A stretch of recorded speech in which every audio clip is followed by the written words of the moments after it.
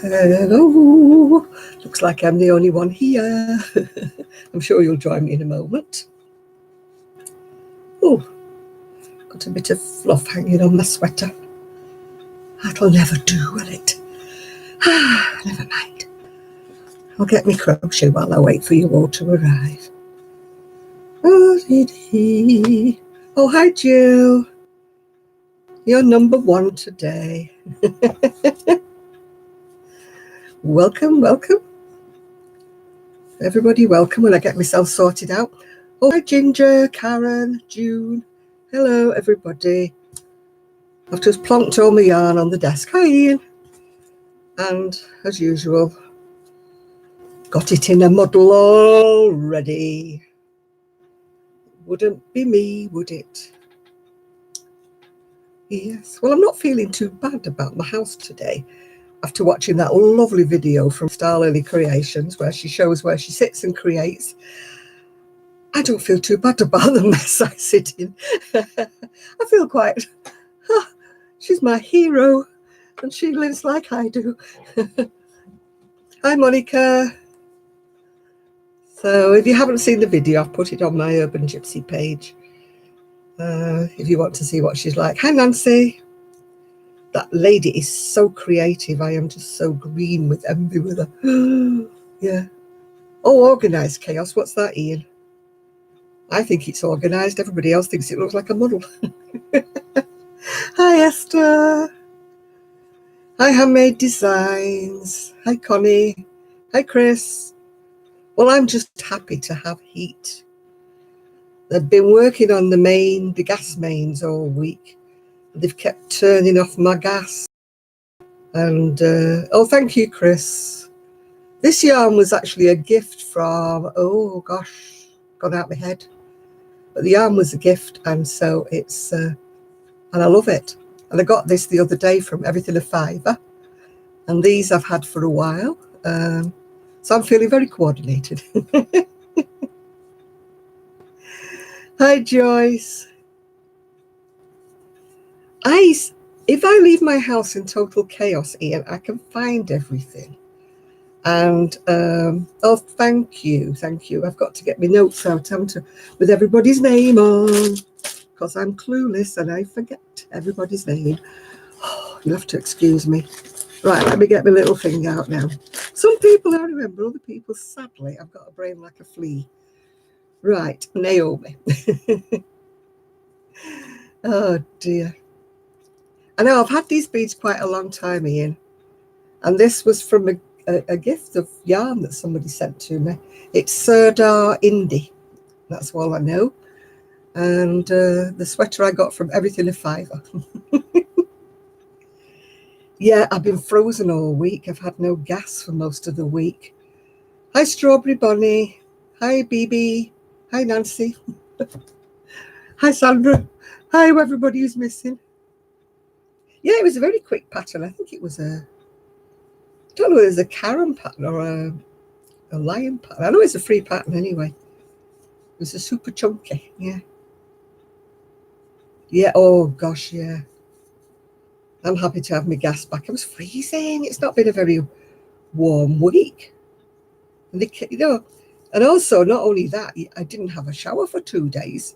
I was feeling really grubby. There's only so much you can do with a wet wipe, isn't there, But they came about 8 o'clock in the morning, so I didn't, you know what I'm like about getting up early. And I just didn't have time to have a shower. How long did it take? It didn't actually take that long because the weather was nice and I was actually sitting out on the deck when I made this. So it took me a lot less time than it would have took me anyway. Yeah. Hi, Nathan. What am I making tonight? I'm making, those like wrap over cowl things. I've got one made up already. I'll show you. It's got to be in these colours. That's the hat. I've already made the hat. That's another hat I've made. And it needs buttons on it yet. It's one of those multi-textured, if you can see the colours, they look a bit, what's it there, don't they? Multi-textured scarf things with fringing on. It needs, oh, what's happened there? It needs buttons on it yet, yeah. I've got my buttons ready to sew on, some of them, but I hadn't got around to sewing them. That's what I'm doing tonight, yeah. Hi, Jane. Oh, thank you, BB. It's a discontinued colour, actually, by Serdar Indy. Really nice colour. Yeah. But sadly, they don't do it anymore. So I'm really glad with a lady party with some of her stash and gave it to me. So I was so happy. And I just about squeaked this cardigan out. I think I had about 2 yards left over when I'd finished. I doubt we'll be seeing Kelly today. She's been poorly all week, bless her. I've barely spoken to her because the poor girl's been in bed. She's had some kind of a bug thing. And I spoke to her, well, via the web, you know, the internet. I spoke to her earlier today, which is about the first time I've really spoken to her. And she is feeling a little bit better, and she managed to eat a dry chapati. And that's all she's been eating. No wonder she's feeling weak. Oh, hi, Laurel. So I am hoping that she's feeling better. She said she was going to bed when I spoke to her about 6 o'clock. I think she said she was going to bed. So I don't know. I somehow don't think she's going to pop on tonight. She may do, but you know, she may wake up and decide to pop on.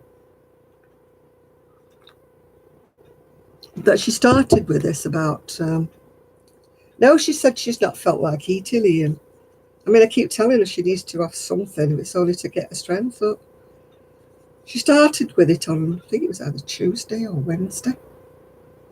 Oh, hi, Christy. So the poor girl's just been in bed practically, apart from taking the kids to school.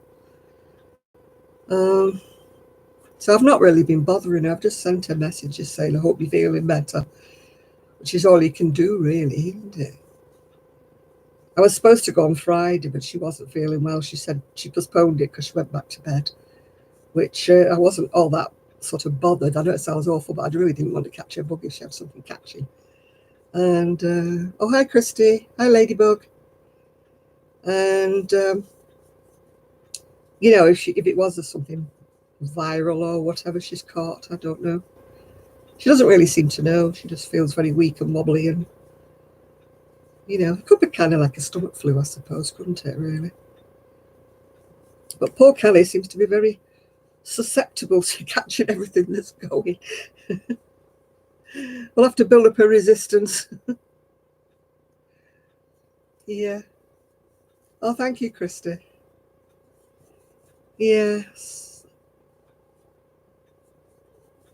Yeah, I don't think Kelly's is sinuses. It was more like, you know, I hate to go into this when somebody's eating, but she was throwing up, yeah.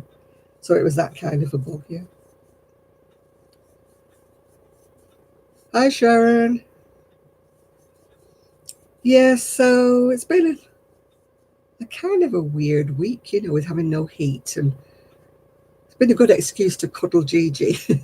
Gigi and I have been wrapped in a shawl in front of the halogen heater. And he's been watching all these people going by, people up and down the drive, digging holes with these digger things that's going shaking the whole house. Oh, thank you, Laurie. Yeah, I'm feeling okay, yeah. Feeling okay. I was feeling very cold and fragile this week without my gas, but apart from that, I'm fine. There was nothing wrong with me. I was just feeling a bit sorry for myself. Yeah, I had a heat pad on as well, yeah.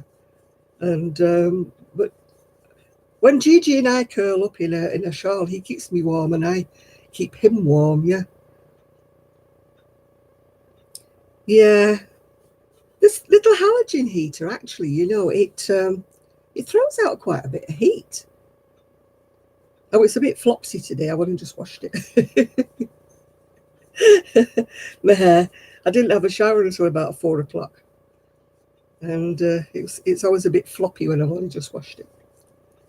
Then I had to go out to the chip shop, of course, because Friday night is usually my fish night, but I couldn't get out because I was waiting for the man to turn the gas on. So I had to wait in, and he didn't come till 7:45 in the evening. So I was so glad to see him. Makes you wonder how we used to cope in the days before. Well, yeah, I used to have a gas fire, I suppose, in the days before I had central heating. Yeah, Friday night was supposed to be chippy night, but I had to wait in for the engineer coming to switch on the gas, and that was more important than than my fish night. Hi, Ethan. Yeah, I've just been watching. Oh, what's she called? Yarn to Yarn, is she? She'd gone to London, and it's been years since I've been to London. So I was watching her videos. I'll put them on my Urban Gypsy page in case anybody wants to watch anything from London where she went. She went to the Hanging Gardens or something? She went. And she went into Tribe. It's a wool shop somewhere in Richmond, I think. Looks very expensive. It looked very nice, but it looked very expensive, yeah.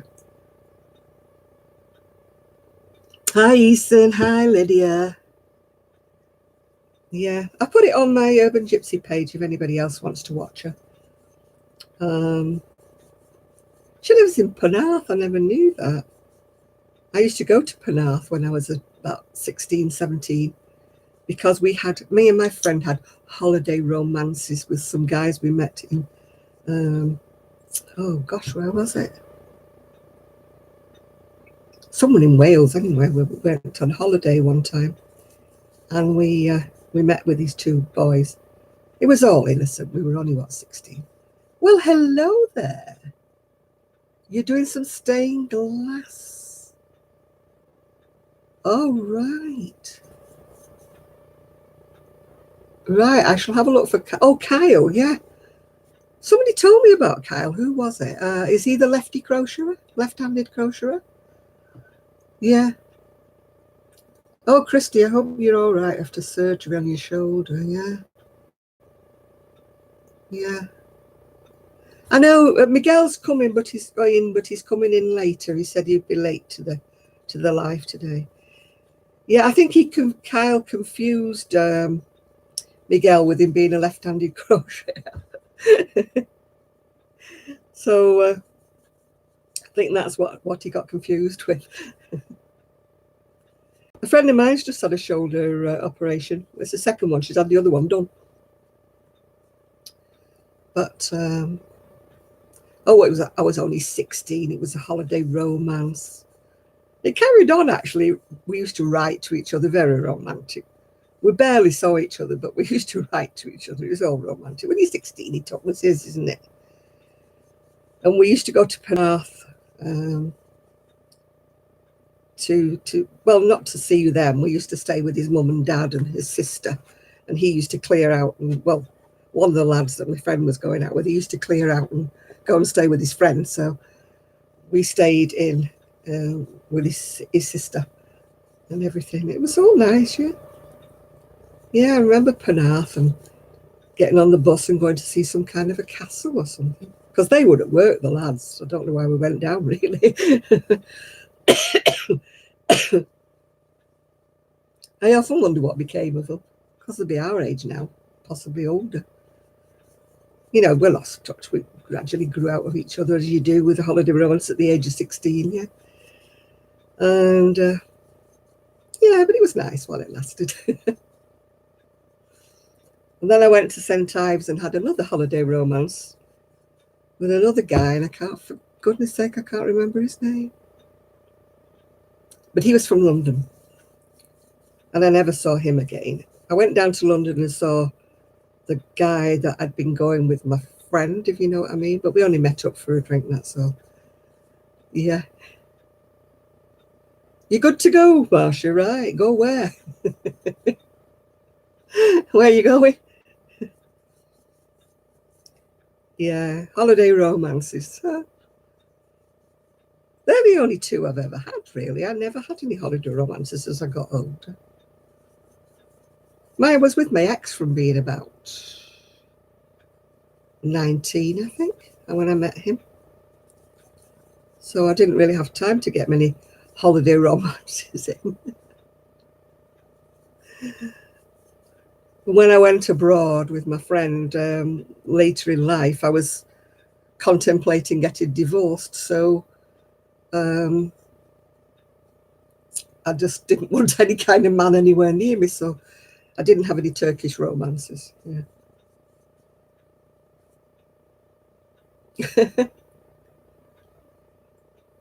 It wasn't that bad. It's side to side, so I suppose it could be a bit tricky for a beginner. You're probably better sticking with a more basic design if you've not crocheted a garment yet. Yeah. Oh yeah, 1830. I never went on an 1830. I don't think I would have wanted to either. 1830 holidays, no thank you. I was far too prim and proper for that. I didn't drink until after I was married. I just wasn't a drinker at all.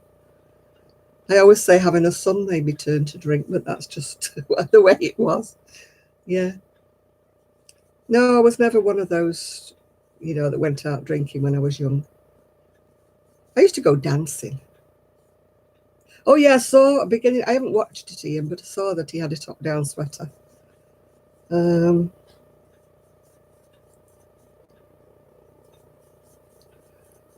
Oh, I have lots and lots of crochet books.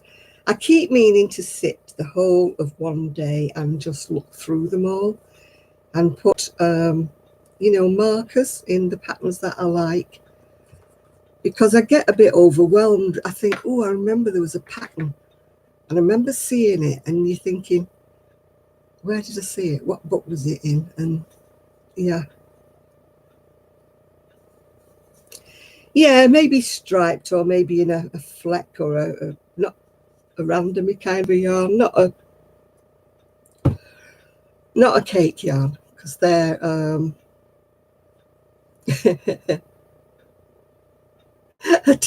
it's a tutorial. I think that was a slip of the tongue. Oh, good morning, crocheting around New Zealand. Oh, do you know, I'm getting hot in this sweater. Ooh, I didn't have it on until I just started this video. Oh, now I'm too hot. Oh, oh gosh, I think you must have the same thing that Kelly's got, Enid. Yeah.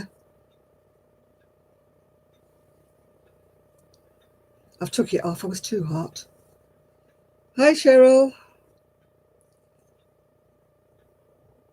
Yeah, I think that's what Kelly's got. I think she's got some kind of a bug. Yeah.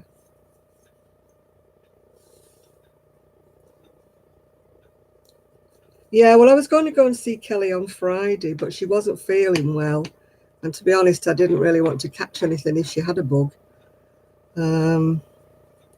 Yeah, Kelly's a bit on the sort of, everything seems to whack her one. Yeah. She catches anything really quickly. I don't know whether she's a bit run down or what, but she is a little bit. Oh, this is good. 9:20 and I'm yarning already. She's a little bit susceptible, yeah, to catching anything like that. Yeah, I'm a bit of a hardy creature. Yeah.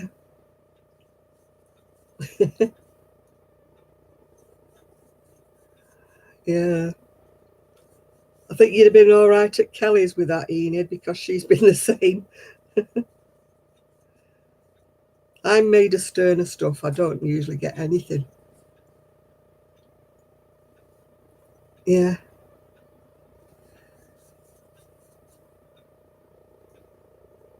Oh, I had my flu shot about a month ago, I think. Yeah. No effect. It never has any effect whatsoever on me. I don't know whether that's a good thing or a bad thing. I don't know whether that means I won't get the flu or whether it means like It doesn't work on me. I really don't know. Other people say, oh, I feel grotty, I feel this, I feel that.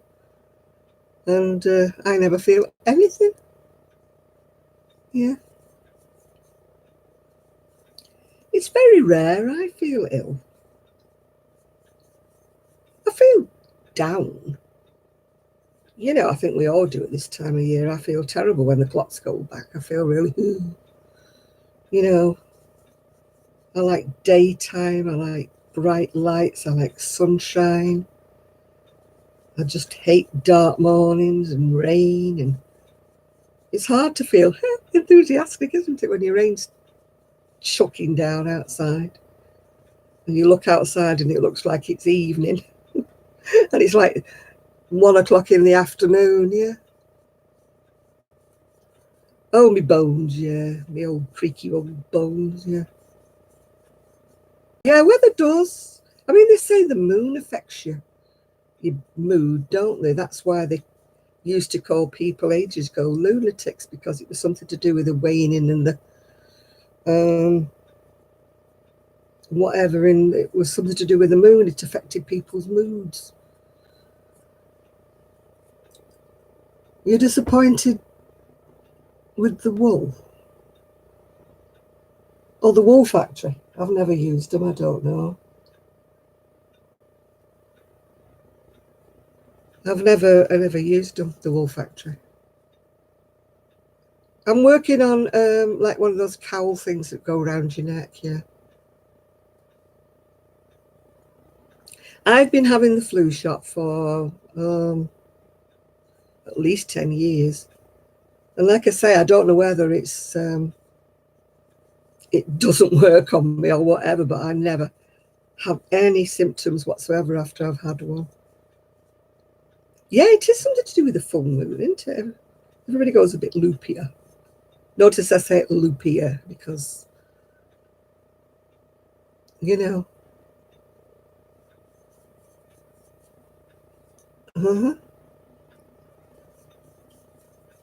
You have escalated with PayPal.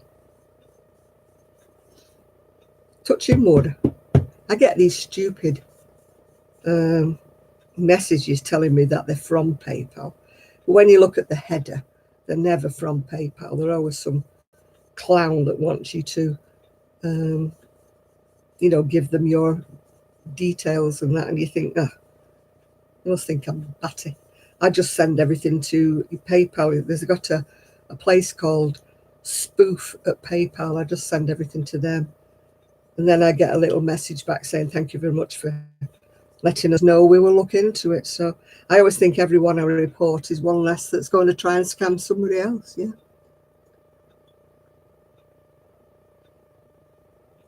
At the moment, I've got the one that says my visa is being charged £600 unless I press number 1. And I'm like, oh, yes, really.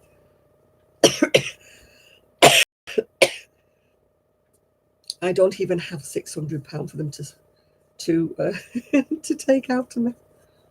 Oh, Amaris, you're working on new designs. Yes.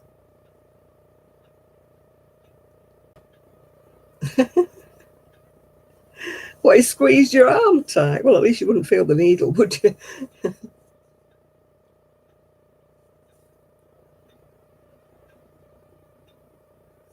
Oh, dear. Never mind, Enid. Maybe you'll get them off somewhere else if you don't get them off them. Oh, I wish it was a gold watch. Yeah. I've been getting lots of scam calls lately. I'm getting really fed up of. There's a program, actually. If you're in the UK, there's going to be a program on Thursday. I don't know what channel it's on, but it's on at 8 o'clock. And it's saying how to deal with scam callers. So I'm going to be watching that. I've got that. I'm going to be watching that. Have you not tried Amazon, Enid?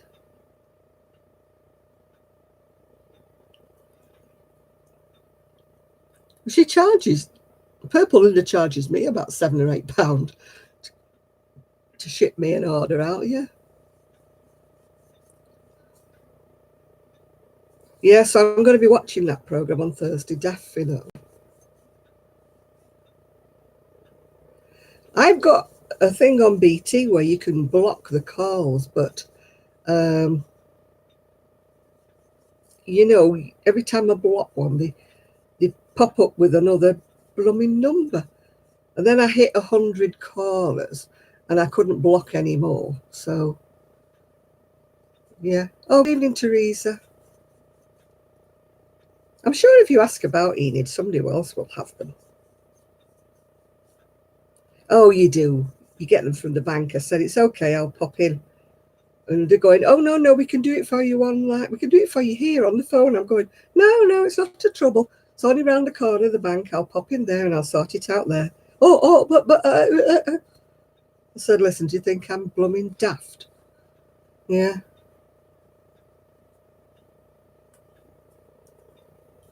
I don't know, Enid, because sometimes they won't ship, will they? Oh, they come. You know, they think. I think they must think because of my age, I'm stupid, you know. Yeah. I won't have nothing to do with them. One of them says, don't yell at me. I'm only doing my job. I said, well, it's time you got another job, isn't it? You know, you don't like being yelled at. I mean, they must be desperate to take these jobs. You know, trying to con people. They must know they're conning people. I know they probably need a job and they've probably got a family to feed, but don't come acting stupid, you know. Yeah, I feel sorry for the people who are not kind of as with it as maybe some of us are. You know, the older people who don't have anybody to tell them. Oh, hi, Shard. You know, to guide them what's a scam and that. You know, the people who would believe anything that's being said. I feel so sorry for that. They don't have the knowledge. You know, I hope some of them watch this program.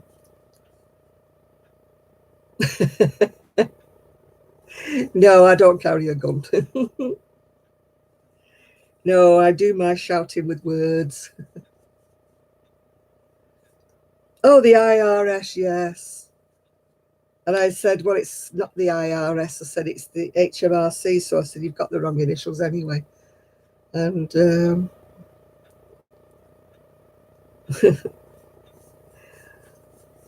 and Social Security, well, that's a laugh, isn't it? Because I used to work for them. So I know damn well they wouldn't be phoning me. Oh, thank you, Handmade Designs. Yeah. I've been sort of, I don't know. I've got such a lot to clear this week. The lovely ladies who are doing my decorating for my bedroom have been in touch. And they are coming round. Well, one of them's coming round to, like, you know, polyfill the little holes that are left. And then on the 30th, they're coming to wallpaper for me. So I've got to sort my wardrobes out. I mean, I'm sure it will come as no surprise to anybody that I have far too many clothes. I hang on to clothes. I keep clothes forever. It takes a lot for me to actually say, I'm not going to wear this again. And oh, I get the ones that say, you've been in a car crash? And I keep saying, well, no, unless it was a taxi. How can I be in a car crash because I don't have a car? Yeah. Yeah, I'm finally getting it done. It's going to be good. I've had some new bedding that I bought, ages ago. And so I showed the lady that came round, Kaz, to give her an idea for colour of what I want. Oh, you're going here, Christy. Bye now. So I don't want it posh or anything. I just want it papering with like that bumpy paper, you know, that you just paint over. Because my walls are so rubbishy. You know, so I don't know. They're doing it for free. out of the goodness of the heart. They're lovely, lovely people. Obviously, I'm going to have to pay for the paper and the paint, so I won't know about that until we actually come to get it. But I won't be looking for anything too dear. Yeah. You know, they said, like, what's your budget? Budget? I don't have a budget. Just like cheap.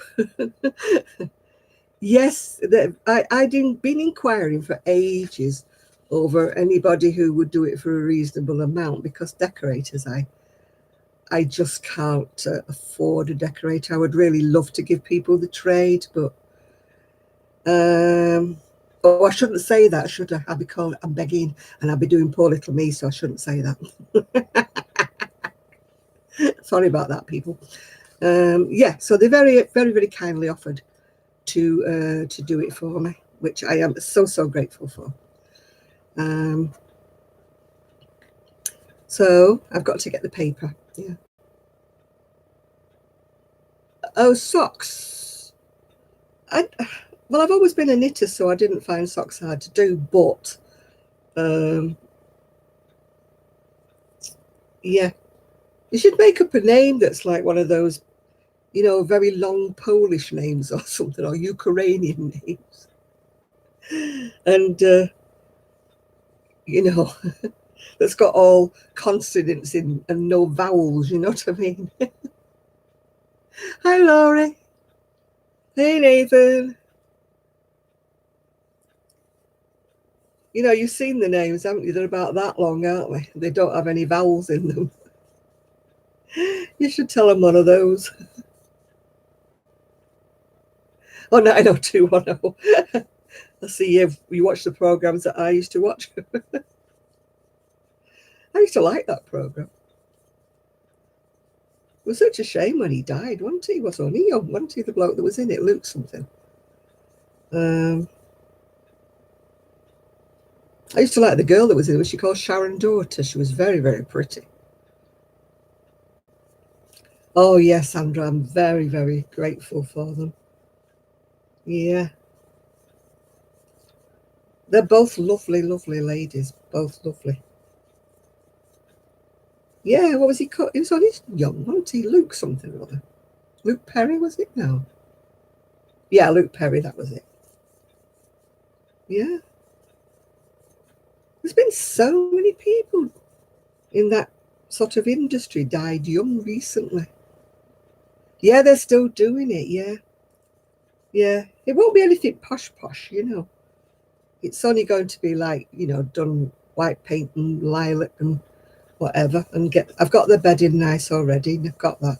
I need to buy some curtains as well as the paint and everything. Yeah, it's sadly a lot of people in that industry have drug or alcohol problems, don't they? It's all right, Laurie. No, it'll be. I've been living for 4 years, would you believe, with the wallpaper stripped off my bedroom.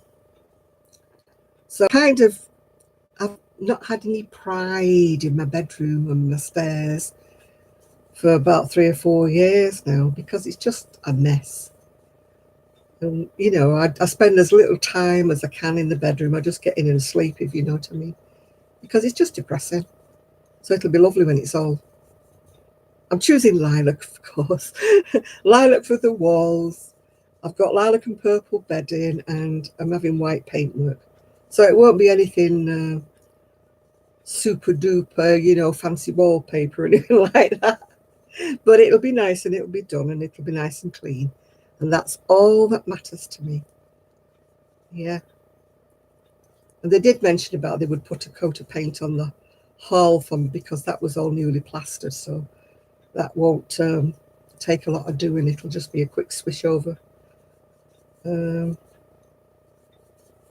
So that would be nice to have that done as well. If they don't do it, I'm not, you know, I won't bother. It'll get done eventually. That's my motto these days. It'll get done eventually. Oh, I get a dislike every time. I don't know who it is. If they don't dislike me, Enid, I wonder where they are. I think maybe they're not well, you know, that they've not watched me that week.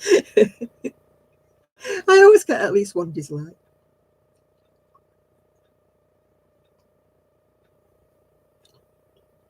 I think the most dislikes we ever got was when Kelly and I did a joint video announcing that we were opening the shop. I think about 5 people disliked that. They were saying, oh, somebody doesn't want us to open a shop.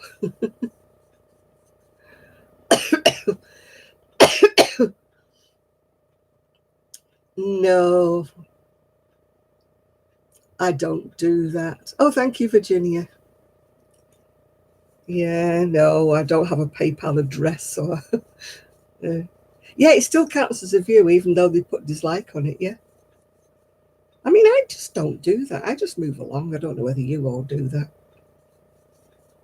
Unless it's something that is really horrible or very hateful or something, I would never put a dislike on anything. I just wander off.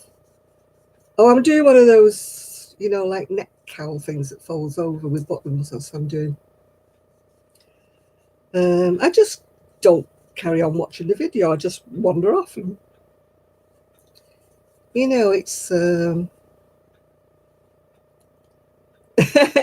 You want European ones? Why is there a big difference in European hooks and US hooks? Would have thought that there was. Do we have any European hooks? Except for the pony ones and things like that. They're very cheap ones. Oh, Rico Design. I don't know what they are. If they're expensive, then I don't get them anyway. I'm fed up with buying hooks, to be quite honest with you, and I can't use them. I've paid a fortune for fancy hooks and that, and then I don't use them. Yeah.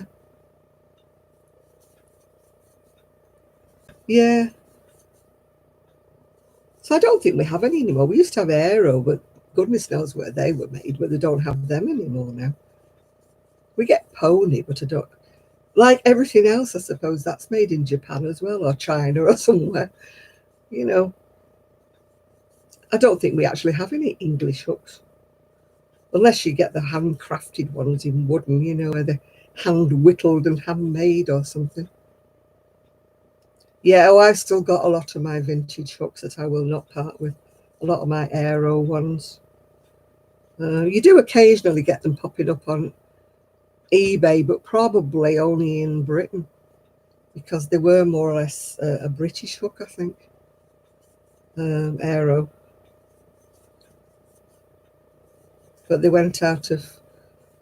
Yeah, the grey hooks made in England, they'd either be Pony or they could have been Aero, where Aero always has it stamped on them somewhere. I don't like a lot of the expensive hooks. I must be a cheap hooker. You know, all these people that rave about furls and things like that, and I'm like, don't like them. I only have one, and I just really don't like it. Yeah. Oh, I've got a very old zip-up thing. No, I've got one furls hook. I don't think it's one of the really, really expensive ones. It's got like a black sort of plasticky handle, but I find it too fat for my hand. It's just not right. I'm a pimp of the hookers. Oh, a cheap hooker, Enid. Really cheap one I am. I don't use expensive yarns unless it's in a sale. And I don't use expensive hooks unless I like them. I've tried a lot of different hooks. I've tried the, you know, the ones that are shaped, those ergonomic, but the way I crochet. I don't like the tulip because the hook's too short. The handle's too long and the hook bit is short. That's why I don't like the tulip, yeah. Doris Chan uses the tulip hooks, yeah. I have to have things that have a long, you know, long sort of crochet hook bit and a short, you know, and a hook. I can't do with the ones where the handle comes all the way up to there. Yeah, I mean, this is a long hook. This is a wooden one, a Susan Bates wooden one. And yeah, I like the long throat bit or shaft bit, whatever you call it, yeah. Now, Kelly likes the Clover Amour, but I really don't. Yeah, it's all a matter of personal choice. And it's also boils down, I think, to the way you hold your hook. I mean, there seems to be about 10 different ways that people hold their hooks. Yeah. I mean, I was watching that, who were we talking about before that? Young man, Kyle, I think it is. Is it Kyle? He crochets really weird. Because he's a lefty.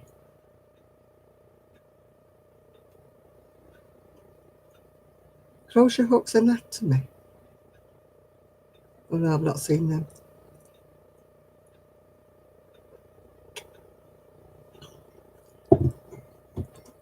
I think you eventually find the hook that's for yourself. Yeah, you eventually find which one you're comfortable with. And once you find that, then I think stay with them, you know. Yeah, this is the Susan Bates one with a, I think it's bamboo handle actually. You know, I mean, to me, it doesn't matter.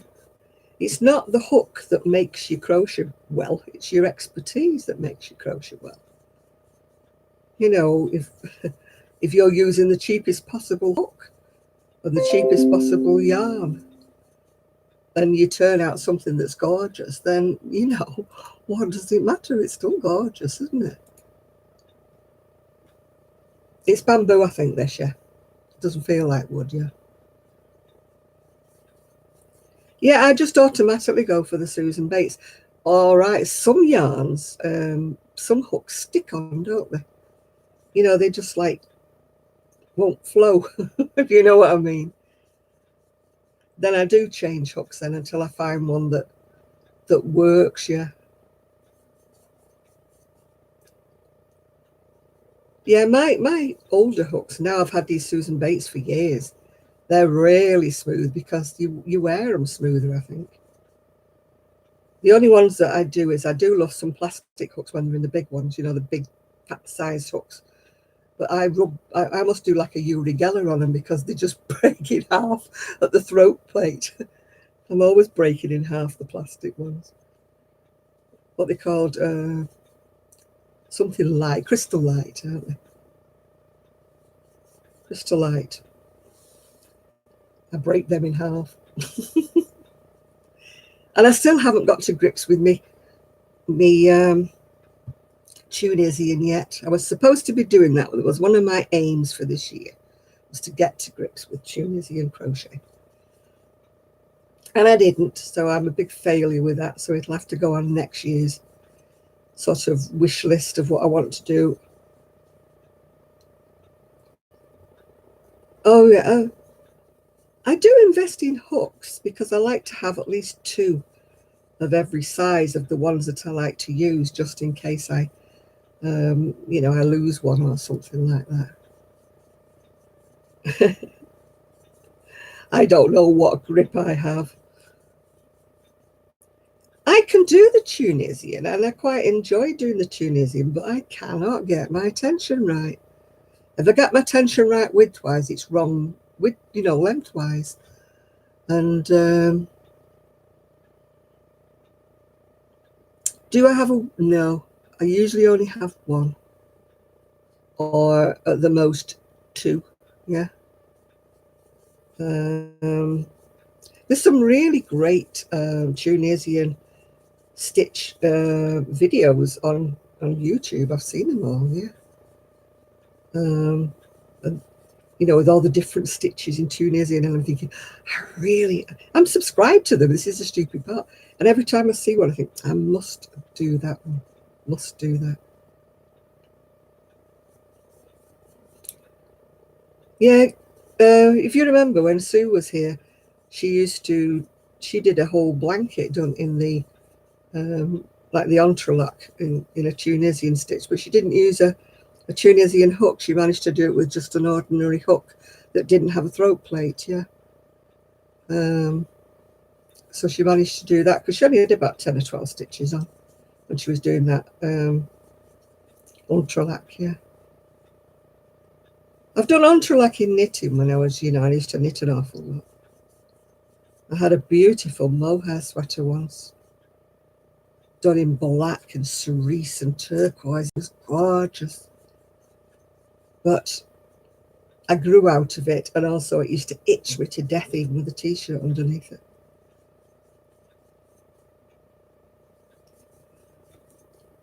Yeah, I bought a nice set of double pointed when I used to make my socks. I got the Knit Pro with it, the silvery ones. People say they don't like them, but I do.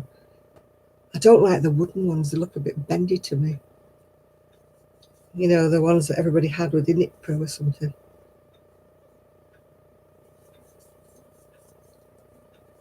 My mother only used to ever knit on plastic needles. She couldn't knit on metal ones.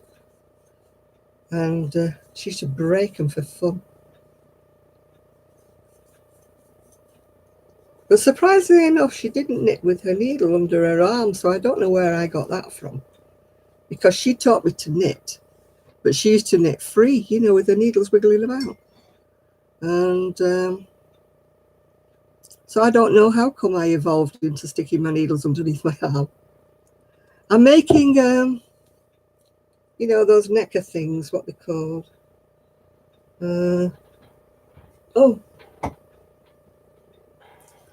These that go around your neck and they fasten with buttons. I'm making one of these. They've got hats to match. Now I've dropped me crochet. I'll reel it in like a crochet hook. Yeah, cowl. It isn't a cowl because it's not stitched. It's probably a cowl because it's got buttons down it. No, it's not an infinity. It's not. You don't sew it together. It's I think they call them a neck warmer or a cowl or something.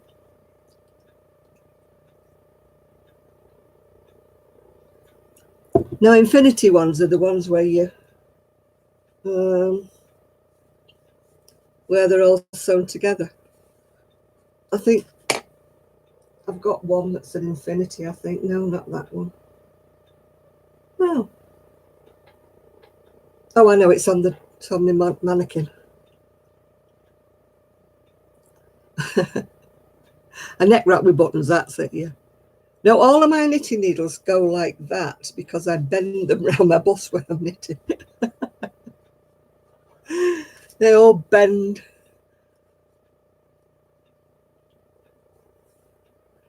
I don't... I've still got 3 things to make for Christmas for my sister-in-law and my 2 nieces. I mean, goodness knows where I'm going to fit those in. I'll be pulling a few all-nighters, I think.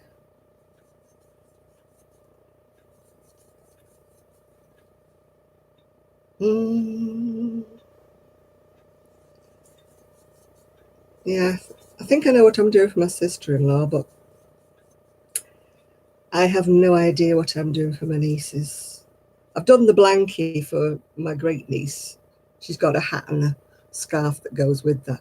I still need to crochet the little unicorn motif, yeah. I've done that. I've done the Harry Potter style blanket as well for my great nephew. So that's 2 presents done. And I've bought a couple of presents. But I'm still a bit late this year. I've usually started well into the presents by now.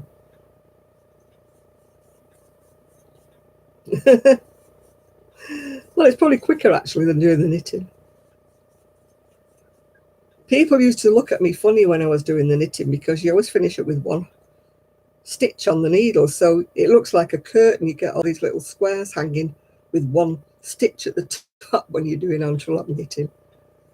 People say, what on earth are you doing?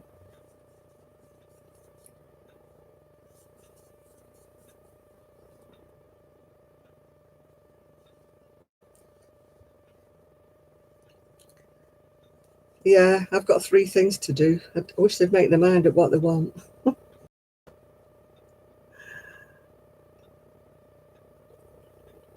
Oh, I don't really. The last one I went to, the last craft show I went to was that Stitches thing in Manchester, and it was sort of quite disappointing, really.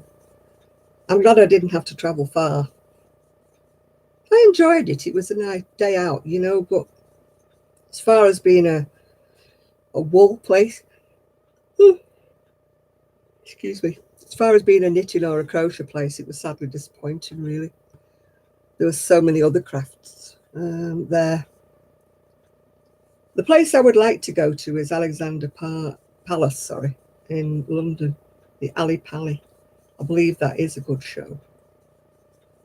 And I mean, the Edinburgh Yarn Festival, we were talking about going to it, Kelly and I, but the time we'd got the train fare up there, paid for an Airbnb and whatever we got, it was just ridiculous, really. Yeah.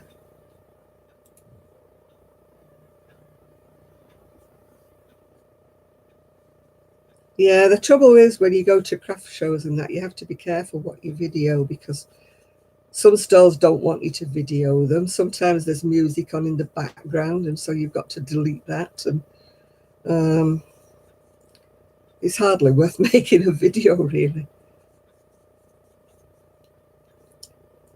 Because if you vaguely point it towards a stall, they're like, no, no, don't film me. I mean, I always ask, can I film your stall? And a lot of people do say, yes, carry on, doesn't matter.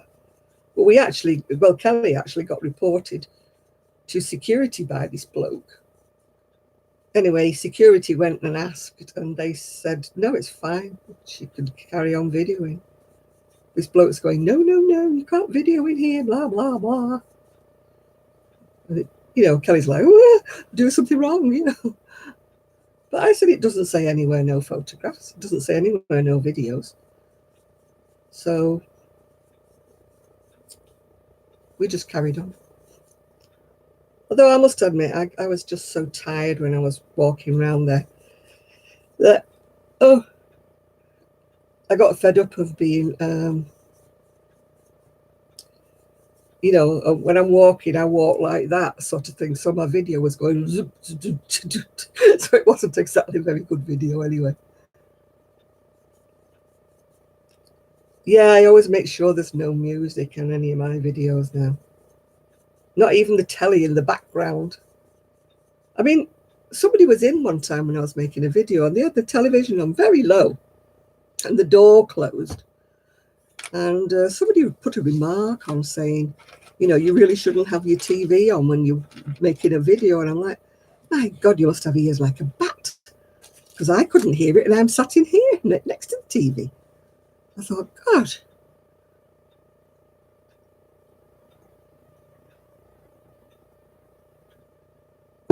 Some people must have finely tuned hearing. I used to have, once we had a TV, and it kept making a very high-pitched whistle. My ex-husband couldn't hear it, and I could. It drove me putty. And I took it back to the shop. All right, hi, Miguel. And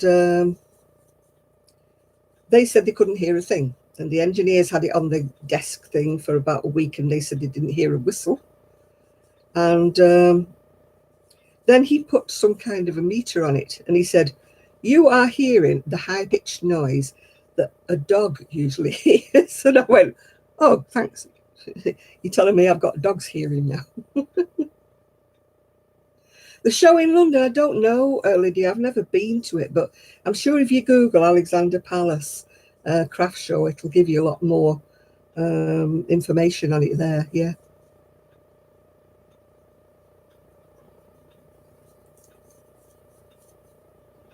Yeah, now it just says, is it adult or what? I mean, my videos are watchable by a child, but they're not aimed at a child, if you know what I mean. Yeah, we opened an online shop. It's still in early days yet. It's called Lancashire Crafty Lasses. See, I'm doing a promotion now, and I shouldn't be doing that, but it's still early days yet. We're still sorting it out. We haven't put everything on it yet. Still got loads of things to add. Hopefully it'll be up and running properly in the new year. Yeah, I mean, at the moment you've got a choice, haven't you, on YouTube, of saying it's adult kind of content or it's child content. And if you say it's child content, you could be open to a lot of scrutiny. You know, if you said one bad word in it or something like that, they'd be like, can't say that or something. Not that I usually swear, but you don't know, do you? Oh, hi, Jeannie. But if they said it was family friendly or something like that, or child only, I mean, like the children's cartoons are aimed at children, aren't they, and things like that. I mean, my videos are not aimed at children, but they're not adult content, as in it's detrimental to any child's health. It watches one of them. So I think it's slightly weird, isn't it, how they're sort of wording it. Yeah. Yeah, I interpret it as it's not directed at children. But then when you say it's like for adults only, it makes you people, I don't know, I wouldn't like to think that people thought it was an adult channel, if you know what I mean. Because my my videos are certainly not adult at all in any shape or form. You know, I wouldn't like anybody to think that's what they were. Well, they'd be sadly disappointed anyway. Yeah, well, mine's not attractive to children. I mean, you might get the odd child who likes to crochet. But really, you know, my videos are not attractive to a child, I wouldn't have thought. But I know some children do watch it, because there are some children who watch with their mums, and older children that, you know, that are into crocheting and crafting. They do watch with their mums, yeah. And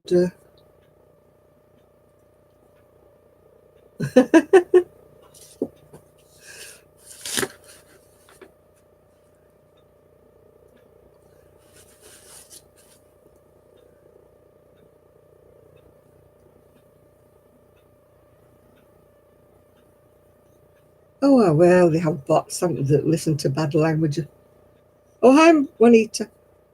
They have bots that listen to music. They have bots that listen to this. The whole world is under scrutiny. I always figure if I'm not doing anything wrong, then, you know. It's like people who object to being watched by cameras and stuff.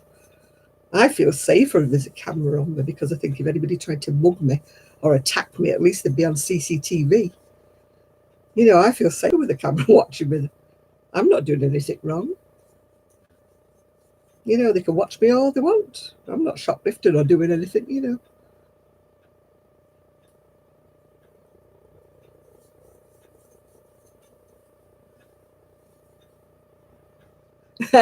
Yeah, that's what I mean, Jeannie. The bloke who came to reconnect me gas said, I hope you don't mind me asking, but why do you have a mannequin over there dressed in a pair of shorts and a top? He said, why is she in your dining room? I said, well, there's a story behind that. So people do find it. Oh, hi, Jenny. How are you doing?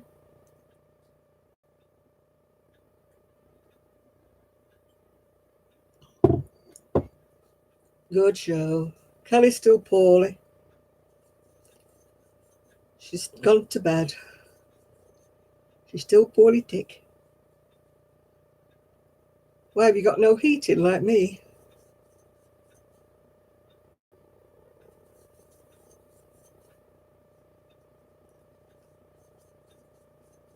Oh, Kelly, oh, yeah. I'm going to have to build her up.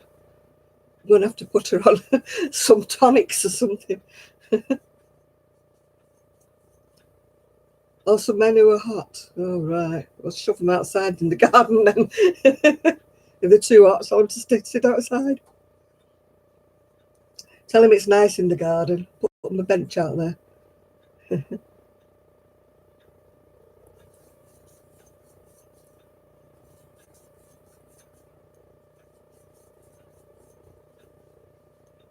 Oh, we bought the new chairs. Well, we'll stick them all outside then. If they're telling you they're too hot, stick them outside while they cool off. Oh dear.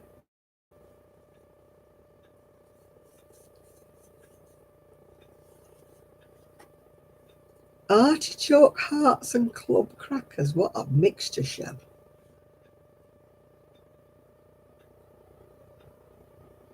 Oh, you've won. You've chucked them outside, have you now? Good show. Throw them out. That's where men belong, outside on the deck. Oh, you're almost home, Miguel, right? Yeah. You can tell I don't have any men in my life, can't you? Oh, you finished a virus? I haven't done a virus show for absolutely ages. I over-virused myself, and I made so many that I was fed up with them. But I haven't made any for about 12 months. He's on his way home now, Jill. So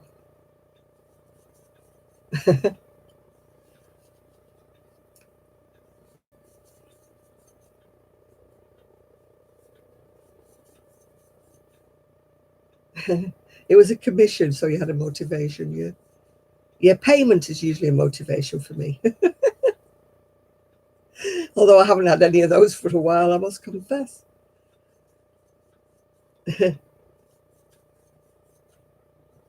I've been having a bit of a slump recently.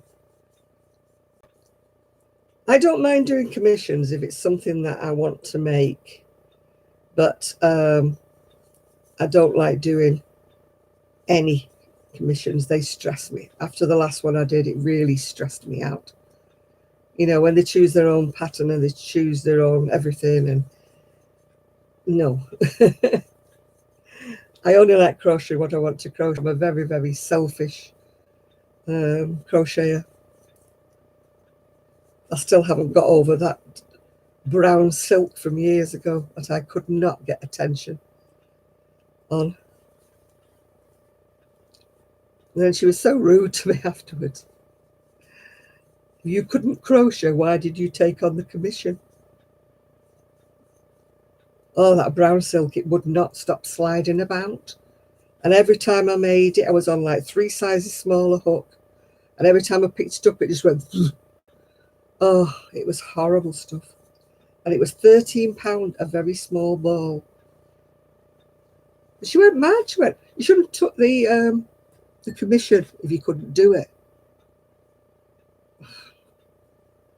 I didn't know I couldn't do it. I didn't know it was going to be that ridiculous when I said I'd do it for her. No, I don't think we've got any snow forecast, Nathan. I think we've just got rain. But that's nothing fresh, is it? Just rain. And more rain.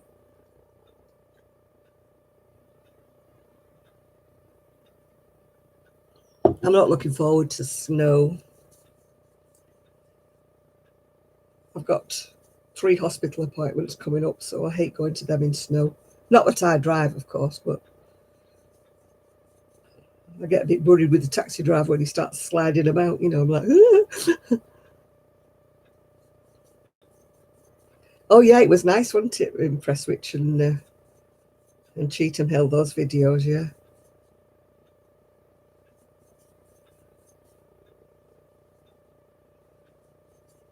Makes the bed cozy, what snow does.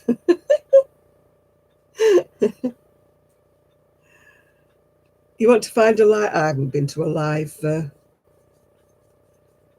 live craft thing for years. I can't find one that I can get to easily without taxi fares here, taxi fares there. And when I get there, they've been more like knitters. So I haven't found one that I really like going to. I used to like going to the one at the King's Arms in Manchester, but that was when my friend ran it. But then she moved miles and miles away, and then she had 2 kiddies, so she never came back to that particular. It was only any much good when she was running it. I mean, I went down a couple of times and there was nobody there, and I thought, well, I've wasted taxi fares, you know, to go there and back, and there was never anybody there. Or they used to use the pub sometimes for filming, and you'd go there sometimes and it'd be closed for filming, but they wouldn't tell you, you know, on the Facebook page, they wouldn't tell you it was going to be closed, because half of the time we didn't know until the first person got there. Yeah. Yeah, there's a couple of crafty type groups where I live, but I know I'm old, but they're mostly old ladies, you know, who do toys and things, you know, for charity. So they're not my kind of people either. You know, they're like, oh, you crochet? Oh, right. Oh, and what do you make? Oh, do you not like crochet toys for charity? No. Oh, well, oh. So I thought, oh, this is not my scene. Obviously not one of the crowd. So there's two groups near me, they're both the same. Well, they weren't uppity, it was just that they don't understand that you're trying to do something to make a bit of extra money for yourself. They just do everything for charity, and they only make little toys and, you know, little baby hats and things like that. That's all they do. Wow, you crocheted a cardigan. Woohoo!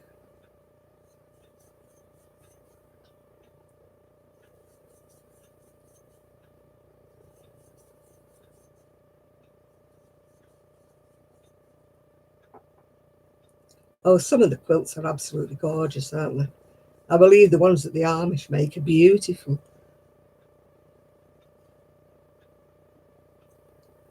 I've stopped watching the unboxing and the giveaways for Bag a Day. It's not that I've gone off the lady, I think she's lovely, but I can't get the yarn over here in the UK. And so what's the point of me watching the, you know, the unboxings and stuff?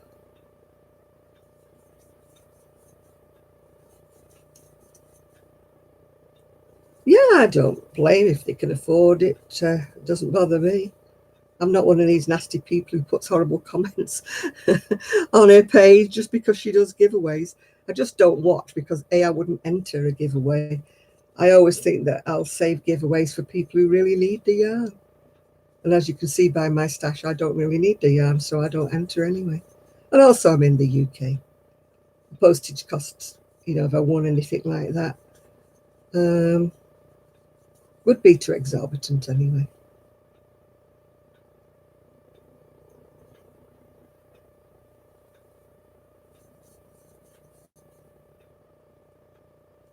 The weather, it's usually raining. Yeah, so, yeah, Holbein says they've gone out, but have you read that they're now going to be selling through Amazon? And also they said at the bottom of that email, we will see you all very soon. Kelly's got this idea they're going to just rebrand and come back at us with a different sort of whatever. Also, how can they be going out of business if they're going to be selling through Amazon? Yeah. I ordered from Hobium. There was nothing wrong with the yarn. It's just that I found the web page a bit difficult to negotiate. You know, it didn't immediately sort of grab you what was on it, you know, and I didn't find them particularly cheap. Oh, they've been in business for quite a long time. I mean, I shouldn't call Hobium because I got a lovely box of free goodie things, but that was only through another friend of mine who lived in Turkey. And she went there and was cheeky and asked them to send me something. Yeah, I got emails from Hobium saying that they were closing down. But then they said they were selling through Amazon. So, you know, what they're going to do, just sell the residue of what they've got through Amazon until they've finished? Or are they going to rebrand and come back at us with something different or what?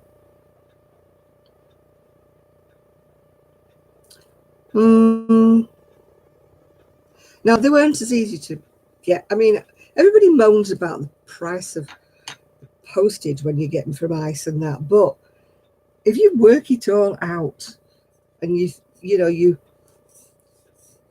say how much it would cost you for something similar. I mean, I don't know about the US because I don't know exactly what you pay for things.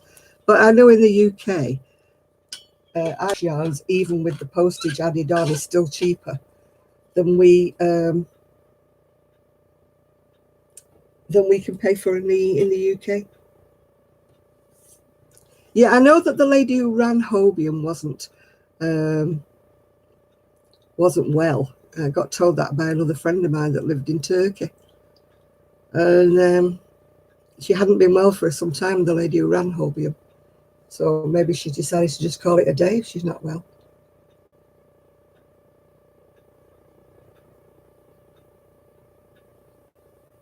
I don't enter giveaways at all for yarn. I've got enough. I always think people who need it more than I do can enter it and win. It's no, I mean, people, and I don't understand when people say, oh, it's not fair. Somebody, such a body's won twice and this, and I'm going, they use random generators. It's all the luck of the draw. They don't just pick somebody because they like them. I mean, when I did one giveaway, I made Sue pick everything names out of the hat. So, oh, that's nice, yeah. Well, I was over the moon when I got that blanket, for my 70th birthday. I mean, it's all on the settee, it's there every day. My only sad thing was that I don't know who made what squares. So I could, thank people individually for their square. It was all like stitched together when I got it, and I didn't know who'd made what, yeah. Oh, yeah, I've still got all the lovely cotton I got from Hobby, and I'm very glad I got it because it's gone up so much in price since I ordered it, got mine. I mean, obviously, I'm not using it at the present moment, but it'll be there, ready for, when the weather changes back again. Oh, I don't have any emails from Furls, thank goodness. I've never bought anything from them. My only Furls hook I got was what do you call it? A gift. Yeah. Oh, I would never pay $50 for a hook. No way. I'd want it gold plated for that.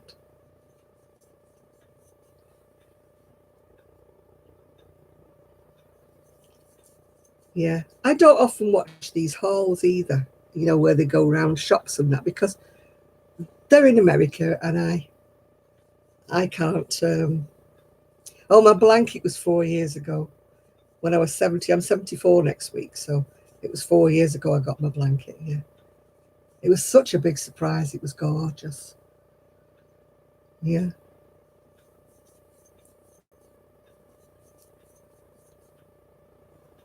No, I haven't used the cones up. They're still there. They're not eating anything, Scott. But they're still in the garage. They will get used eventually.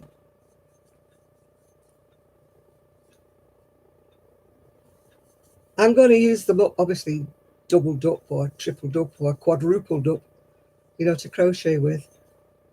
It's just that the garage is so flipping cold at the minute. I hate going in there. And all my oddments, like these sort of things, they're all in the garage. I have to sort of brave and put my coat on when I go in there. The only time I go in the garage usually is to get my scooter out when I go out, yeah. I have got enough yarn to last me. I really, really shouldn't buy it anymore. But it's so tempting when you see something really pretty and you think, oh, I so like that one. Yeah, I'm holding a few. I've made 2 sweaters for myself, but I've only worn one of them one day, the other day when it was cold. But I really should use more of them. Yeah. Have you seen Star Lily Creations front room? Anybody, that video she's put up, it's slow, it's lovely. Mine's not that bad. I feel so good about myself now after watching that. It's like, oh boy.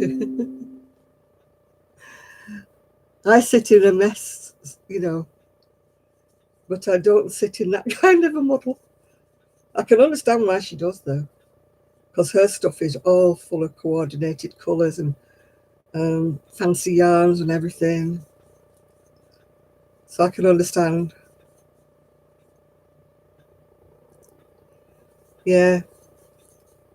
I try to only bring downstairs what I'm actually using, but it does kind of take a hold of me sometimes. And I mean, I brought all the yarn down to make another of those Frida Kahlo style cardigans in the cream, yeah. And I haven't started it yet because, really, strictly speaking, I've got my Christmas presents to make first before I start up anything else for the shop. Kelly hasn't done anything this week, even though she's got an order in, because she's just not been well. She went down on Monday and got the yarn for this commission.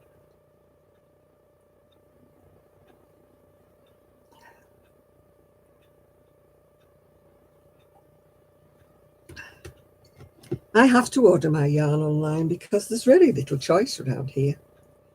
We've got Abercarn, and as Kelly went, and she found some yarn that was suitable for what she had to make for a commission, but it really, really wasn't the actual colours that she wanted, yeah. Well, you've got another pie commission.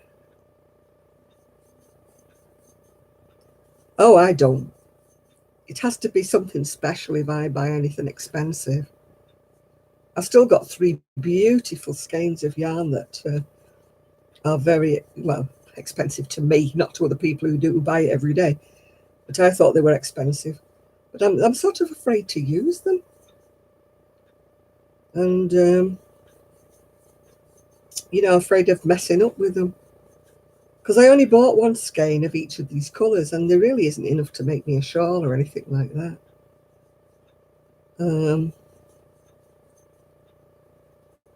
And I'm certainly not making socks out of them. That's just a criminal waste. You know, making socks out of bougie harness, as Jennifer calls it, Jenny calls it.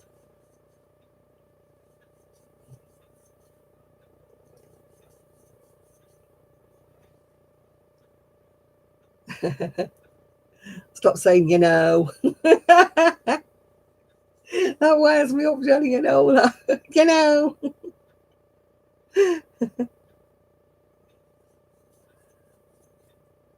No, I just couldn't make socks with bougie yarn. It would just break my heart.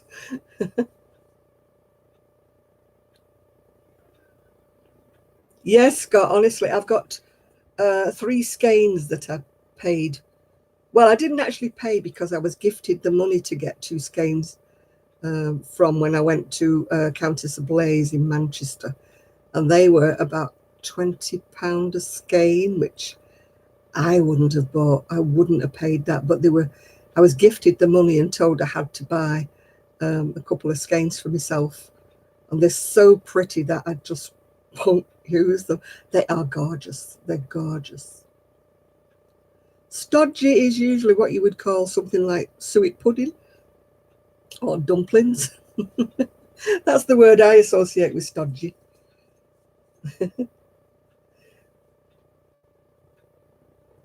No, it wasn't a stash video, Star Lily. It was just showing around the chaos of her living room, how she is when she's creating.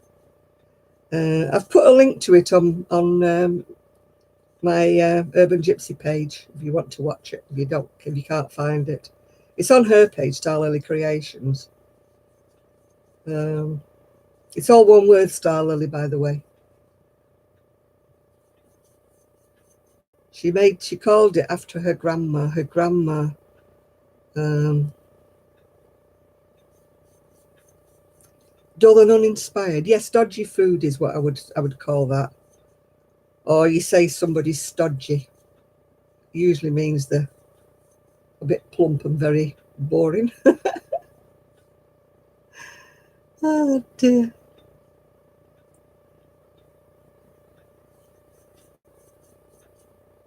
Yeah, it made me feel a lot better about my workspace as well, Jenny. Hi, Marlene.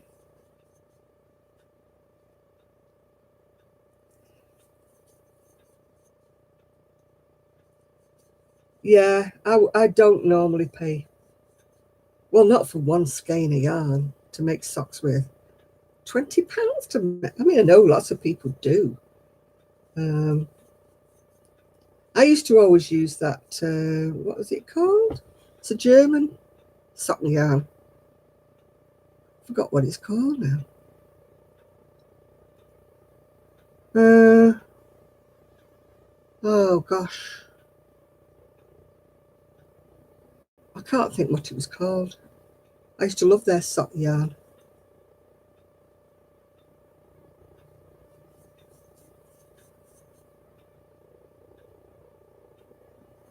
Um, that it could have been Shakameya. No, I don't think it was. It might have been. Everybody used to use it for socks. I'm making like a neck cowl thing that buttons. Um, oh, I can't think of its name. Everybody used to use it for socks at one time till they all got bougie. Regia, that's the one. Regia. I love that for socks. It's really good. Really, really good, that Regia.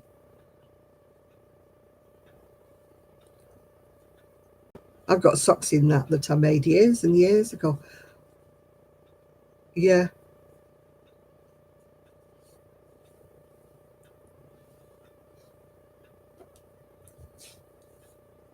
The only reason I don't like Yarnspirations is nothing to do with the yarn.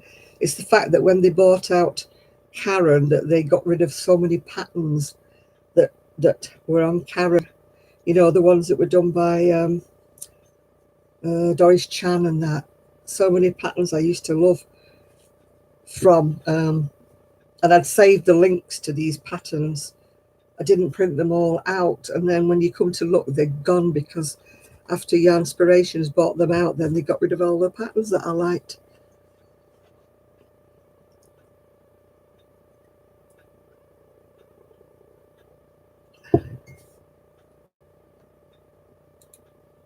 Oh, I never thought about the Wayback Machine. Yeah.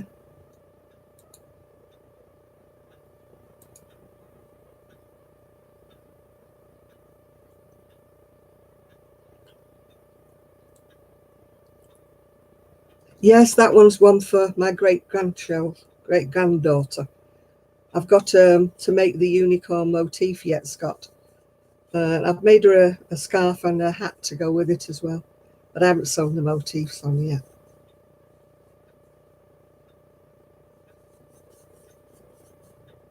Yeah, luckily there was a lovely coat like from Doris Chan, a great long coat that I made. It's almost a full length coat. And luckily I've managed to find a printout of it. So I do still have it. I made one for Sue as well for her daughter's wedding in blue. I love mine. Mine's black, but it's so old now. It's gone a bit fuzzy. I need to make another one. I'm making, the cowl thing, the button things that go around your neck. Yeah. I've got one that's just waiting for its buttons. They go round and they fasten across like that, and you put buttons there. That's what they make. That's what I'm making with a hat to match.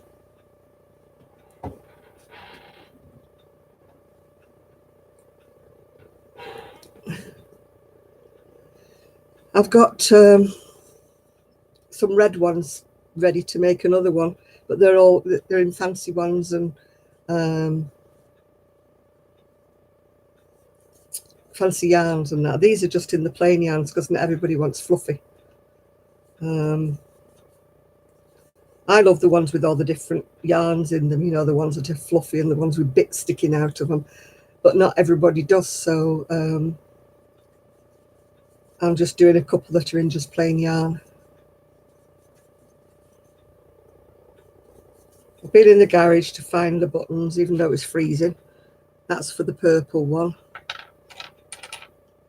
That's for the pink and blue. And then I've got wooden ones. And then I've got green ones. Oh, that's the wrong way around. Green ones. I get all my buttons from China. I know I probably shouldn't, but they're so much cheaper. You know, you get about 100 buttons, sorry, not bottoms. I'll be getting X-rated in a minute, won't I, talking about bottoms. Look on eBay. You get them from China, you get a massive, massive bag full of them for next to nothing. If you go in the shops, you pay about, I don't know how much each. Oh no, China is, yeah. You get bagfuls of buttons and stuff like that. Yeah, bagfuls like that with about 100 buttons in them for about £5 or something like that. All post-free. You have to wait ages for them to arrive, but that's just par for the course, isn't it? Oh, I know, but when you're poor, Enid, you just buy your buttons where you can. If I was to go and buy them all made in England, good grief, I'd be paying more than £1 a button. Sometimes they're £2 a button. You can't afford to put £8 worth of buttons on a cowl that you're not charging that much for. I know, but there's a lot of places that, you know, do all sorts of things undercover that you don't want to know about. Yeah. Oh, sorry, what did I say? You know.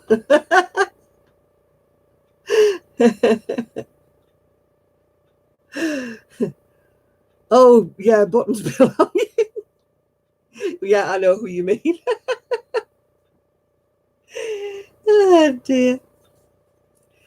No, you don't really see buttons at thrift stores. And when you see them on, when I see them on eBay and they're like from Britain, they've got, it says a button stash or something. There's like 4 odd buttons and they want about £5 for them. And I'm like, no, thank you, no. I mean, I know a friend of mine who goes to charity shops, and if she sees like a horrible sweater, but she loves the buttons on it, she'll buy the horrible sweater and throw it in the bin. But just take the buttons off it. God, I'm sweating.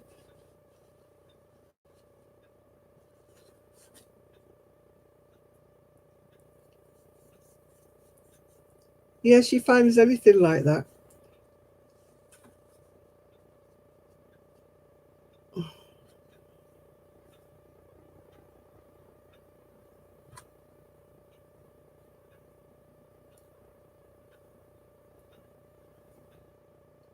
Exactly. Exactly, Chris. So you don't know where you're getting them when you think you're buying them from the US or whatever. My necklace is probably plastic, I would imagine. I don't know. Does it make a sound? It's probably plastic. It's nice. It's a pretty one, though. I like it. Oh, yeah, if I give things away to thrift shops or our charity shops and they've got pretty buttons on, I always take the buttons off and sew some very plain ones on and keep the buttons, yeah. Well, it was to go with my jacket as well, but I was too hot in my jacket. This jacket as well had the colours in it of gold, and purple, obviously. But I was absolutely sweating cobs.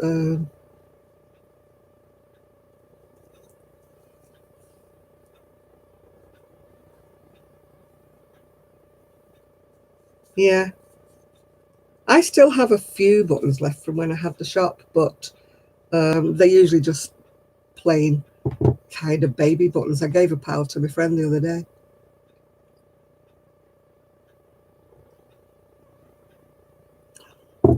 I very rarely put zippers on anything that I make. I used to always make things with zippers on when it was fashionable, you know, zip things. Oh, I didn't beg for anything, Jenny, no. No, sad to tell you.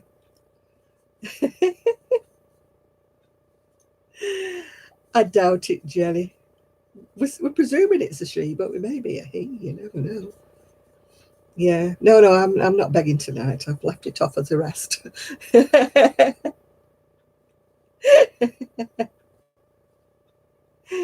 Yeah, I've used up most of them. I had my aunt's, she was a tailoress. I had a lot of her buttons, but sadly, most of them are small buttons now. Um, that I've got left. I've used all the others up over the years. Oh, you got your wrenches ready, have you, Miguel? Just in case. Um, you know, all the beautiful ones that were hand painted and that I've mostly used up over the years or lost them or something. Yeah, I've got a lot of my dad's old buttons, but a lot of them are kind of, oh, it's telling me I'm going to sleep here. Where am I going? Yeah, I refuse to give away things to the charity shop if they've got beautiful buttons on. I really do. If they've got tatty buttons on or something like that.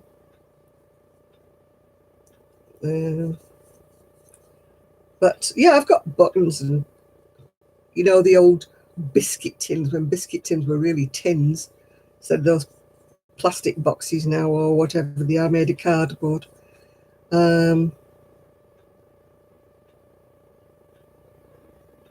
Yeah, I think any animal misses their baby when it dies, don't they? I mean, animals grieve just as much as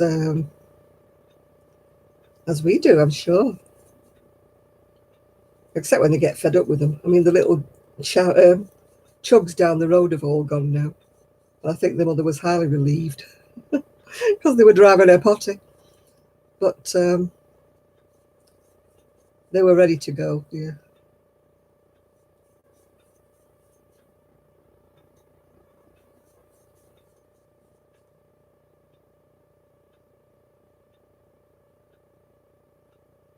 Yeah.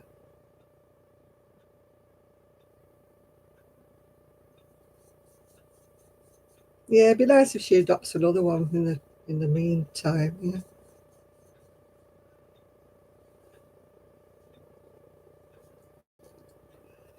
Ooh, why am I so hot? It must be this coffee. If you want to be flashes. I've been cold all week and now the heating's on. It's giving me hot flushes. Woo!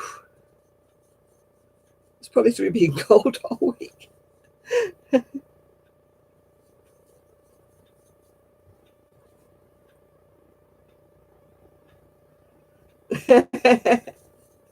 At Chrissy's remarks, yeah.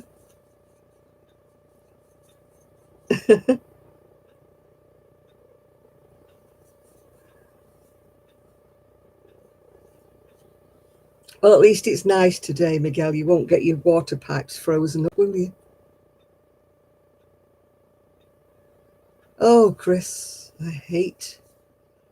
I've got boxes of the tiny little bobbins of very, very fine cotton that I bought, and I don't know why I bought them because I'm never going to use them. If it wasn't so expensive to send them out to Rose in the Philippines, I would have sent them to her because she uses them. And oh, she sent me some beautiful flowers. When I make a video, I'll show. They're very fine, tiny little flowers she sent me in a card. My ex-husband used to throw my patterns out. He used to say I thought it was just waste paper. I used to have to try and go and fish them out the bin.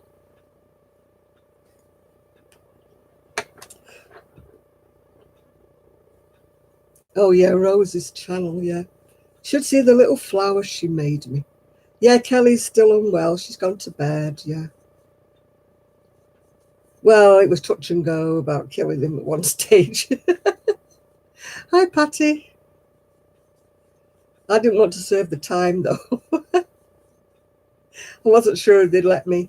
Rosita, she's called Sidi Aki. She's in the Philippines. She does absolutely fabulous crochet, and she never uses a pattern. She can't use a pattern. Shan, she's doing well. I was chatting to her this afternoon, funny enough, on here. Yeah, that's right, Jelly. Sidi Aki. Yeah, she sounded fine, Shan, yeah. Yeah, she's doing fine. I think she was sewing up some blankets for that charity that she sews things up for. What's it called? Woolly Hugs. I think they'd sort of dumped a load of squares on her and asked her if she'd sew them all together.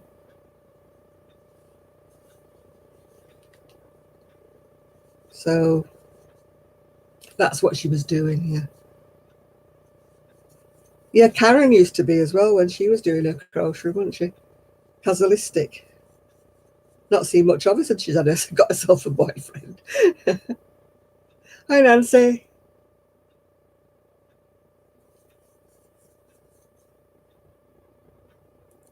Oh, Rose, honestly, she makes me feel so inadequate. She just looks at an amigurumi and makes it. She just looks at pictures. She can't follow patterns. You know, people ask her to do a cartoon character out of crochet and she just does it. She does some fabulous things. And she's been doing those letters out of beads as well.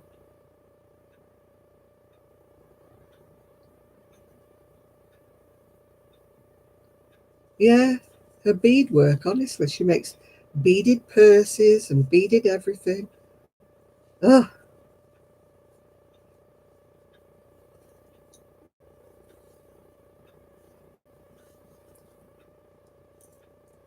hey, I don't know.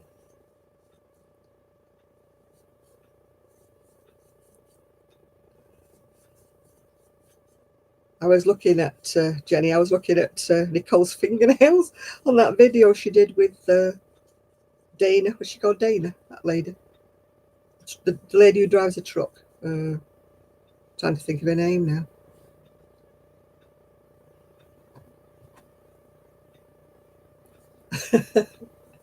Nobody knows the secret of that. How you get to 4,000 subscribers? Nobody knows. Subscribers got a mind of their own. I'm amazed at that lady who makes those like baby crib things, you know, with crocheting. I mean, they're so stiff, don't they? They stand up on their own. She does say that it hurts all her fingers, that it cuts her fingers, that she's always got band-aids and things all around all her fingers. She makes some absolutely beautiful, like baby cribs for newborns.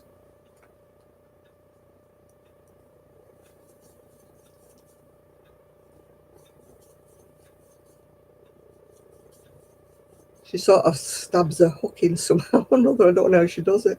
It looks painful. They look very, very pretty when they're done,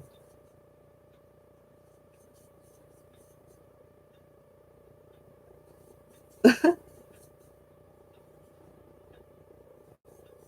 I don't think.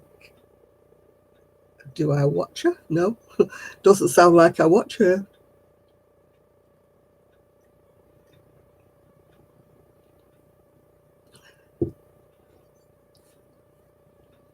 Can you imagine me going out on my scooter, carrying a baby blanket behind me with my name on it?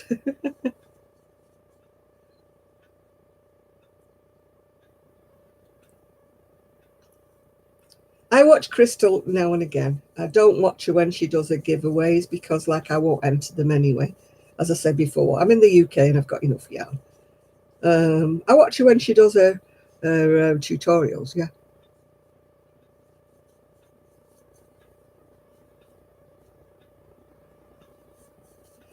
Yeah, Crystal has a lot as well, doesn't she? I'm way behind with Crystal's videos. way. I'm way behind with everybody's, let's just face it.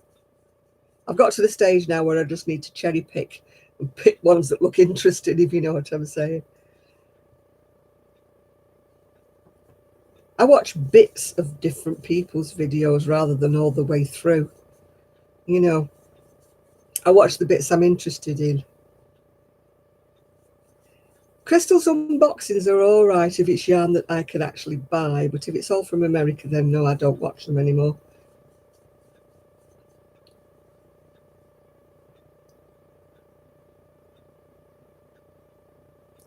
I didn't even know you had a channel, Miguel.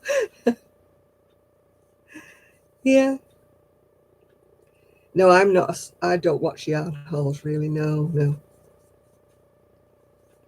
I do if they're opening something like ice yarn, or if it's an English one that I can get the yarn. But I just get sort of bored with the ones that are like all from America and that, and I'm looking at them thinking, what am I watching this for? Because I can't get the yarn, you know. So I don't bother.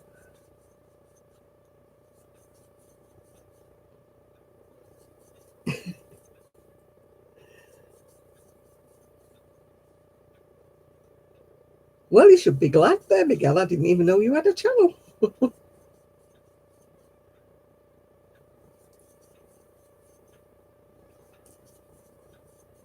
Yeah, there's certain people I watch when I'm, feeling a bit off. Oh, Krista's got such a beautiful room, hasn't she? I'm just so envious. Oh, thank you, Marianne. It's so neat and tidy. She doesn't have this yarn bath everywhere, does she? She has such big rooms, My rooms are so tiny, it's hard to, keep everything tidy.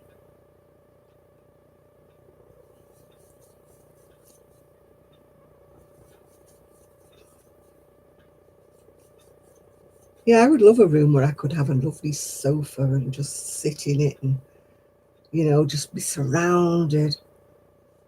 I mean, my craft room's that tiny. You couldn't sit in there anyway. I might be able to squash myself into it in the summer, but I've got no TV in there or no radio or anything. It would be so boring sitting there in silence. Yeah. Oh, thank you. I like watching Little Drops of Wonderful. She's in England, and she does some. She shows the drive to work, and then sometimes she shows places that they visit. Like she went around the castles and the houses and things that Dickens took his inspiration from. When he wrote his novels and that. So I like her.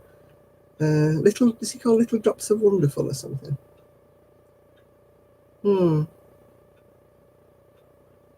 Somebody told me I had a nice voice the other day. Hello. Yeah.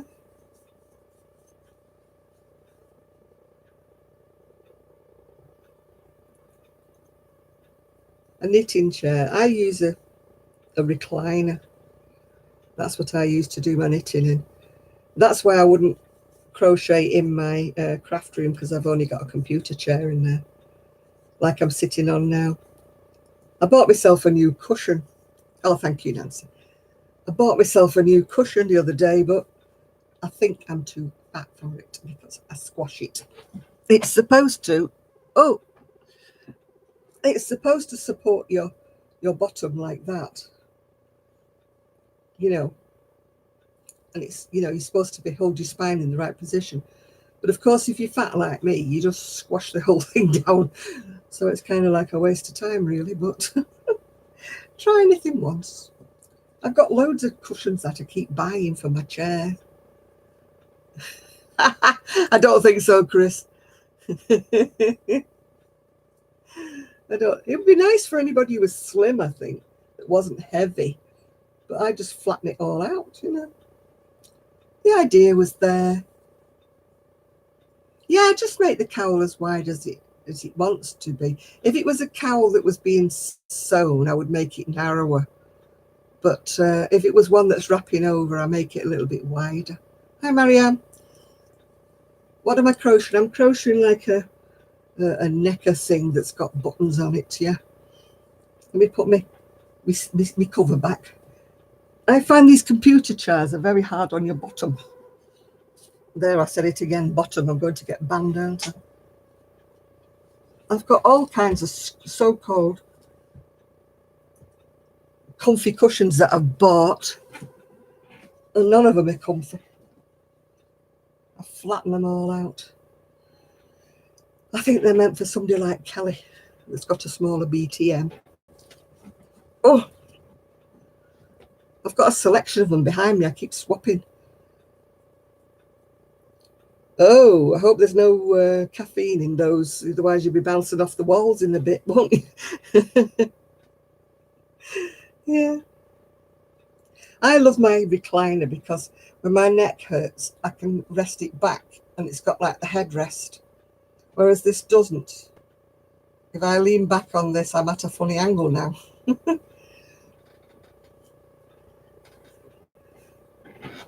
Oh, now I can't get comfy. I would love one of those recliner chairs, you know, where they measure you for them. And they measure your legs and they measure your whatever. And they fit especially for you. That'd be great, wouldn't it?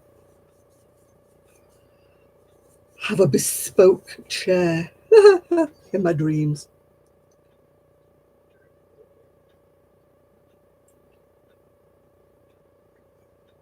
Oh, I dripped. I dripped.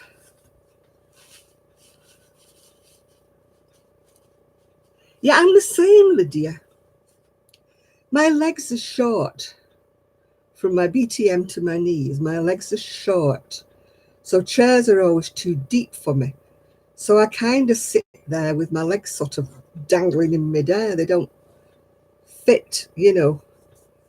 I mean, this computer chair will go up and down so my feet can touch the floor, but it's the depth of it. It's too deep for me to sit right back into the chair. It puts my legs at a funny angle.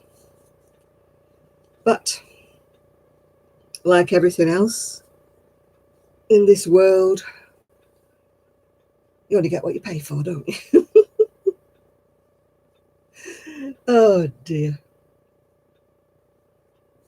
I've tried putting a pillow behind my back. I need to get a narrower pillow because if I put this, isn't this a beautiful pillow? It was a gift to me from one of my friends. Oh, it's upside down and it's got elephants on it. Isn't it gorgeous? But it's too fluffy. No, you're not the only male, Miguel. We've got Nathan here somewhere, Ian's here somewhere, and Trev did pop in briefly. And then we've got Chris. Oh, yeah, we've got Shad as well. There was quite a few. You're not on your own, Miguel. Not on your own tonight. Oh, and you, Scott, as well. Sorry, darling, I forgot you. Didn't mean to.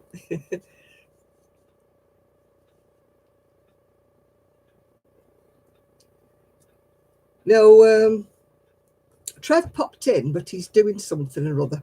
Nibbler is his dog. Nibbler, the dog, wants to go out, yeah. As they do. So Trev was busy doing something. I can't remember what he was doing now. But he was listening, he said. So if you want him, he's there somewhere. And Nathan and Ian popped in earlier. They're probably still there, lurking. Oh, yeah, he set it free, though, didn't he, that turtle? No, I've not seen Motorbike Millie. Oh, you're there. I knew you'd be listening somewhere, Nathan. Yeah. Motorbike Millie. Is she a crochet or just a Hell's Angel? The turtle's in the wild, yeah. Just holler. Yeah, I told you were there. See, Trev's here. You're not the only one, Miguel.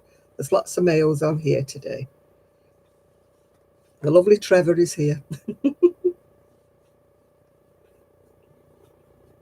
Yeah, it was a wild turtle, I think.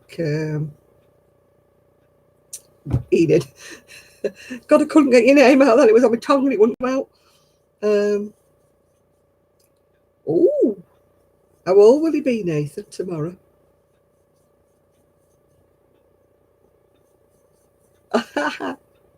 I was teasing Sue about that. She's bought herself a sidecar for her motorbike for when she takes trips to the the DIY store or IKEA or IKEA as they keep calling it on the television. And so she's got this sidecar. So I was teasing her saying she got it for the two dogs to get in and ride around with her. So who knows? No, I said it was for me as well when I would go up and see her. I said we'll be like what would they call those two fat ladies that drove around, the ones who did the cooking. But somebody said Wallace and Gromit, so I don't know which one we would be. Oh, hiya, Faith. How are you doing, girl? Oh, I forgot the name of the turtle as well, yeah. I'm sure it'll come back to us.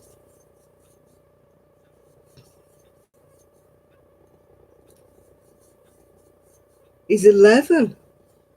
What's the oldest one? Is he about 14 now? 13? Wait, will they get to 51 like mine is in January?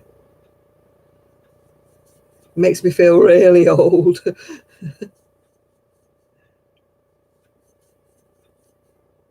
You're chattering away then. They say, how old's your son? And you say 51, and they go, oh.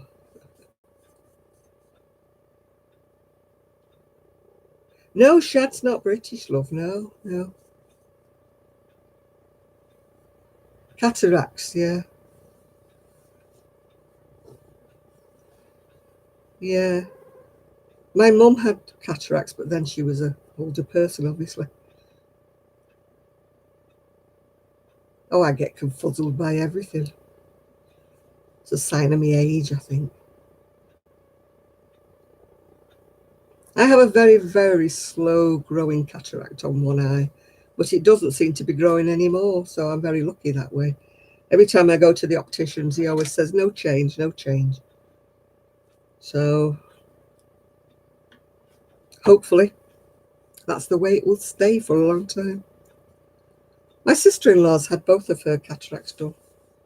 She's fine now. Right, what colour shall I have next? Yeah, my mum had cataracts. She had them on both eyes, so they were really, really annoying.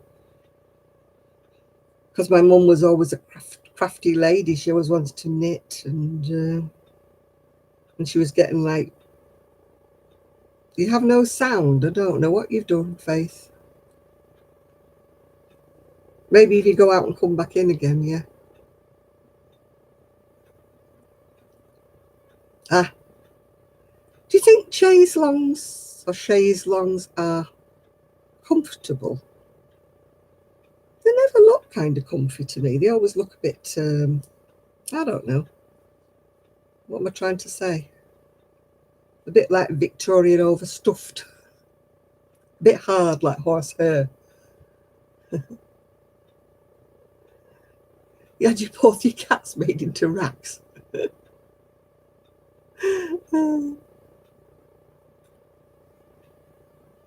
Oh my God.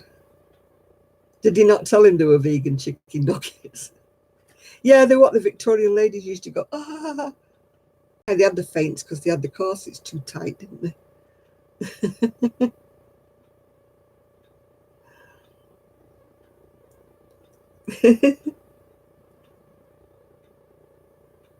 My son has a sour disposition, yeah. I don't know. Don't see him.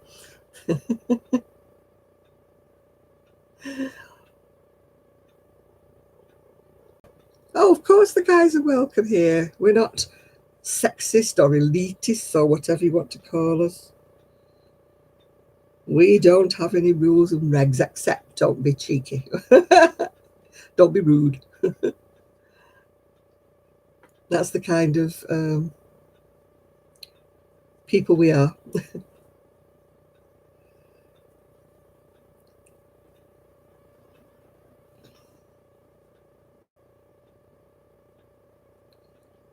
Mm-hmm.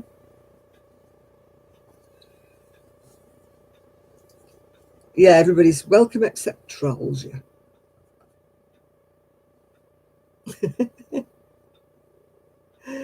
You like guys, do you? All right. Oh, good grief, Miguel. You know you're always welcome. Don't be silly. The only people who are not welcome in here are trolls. That's the only people we boot out of here.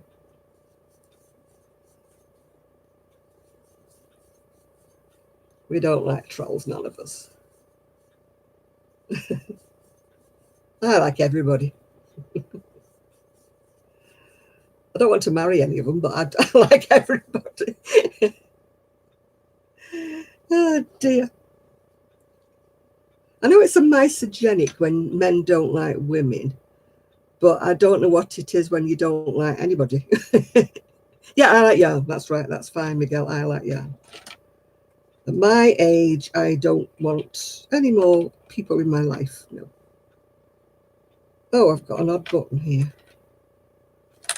I need to change that.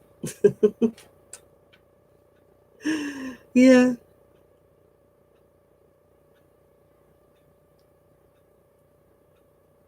Oh my goodness. Are you burning yourself with that? What's it called? That solder stuff or something? Oh, oh, shush, Shad. You're going to bring them in now. We don't want any trolls. Hopefully, they're all having the night off. Yes, I made chicken stew and I was really glad I did because they turned my gas off. So fortunately, because it was already made, I just had to heat it up portion by portion in the microwave. Oh, excuse me. So I was really glad I made the stew. Yeah, because I couldn't put I could put the oven on because the oven's electric, but I couldn't put the hob on because that was gas. Yeah. Oh, hello, Patricia. I got a bit fed up with the stew by the time it was the third time, though. I was really glad to go and get some fish and chips. Well, not chips, fish and peas tonight.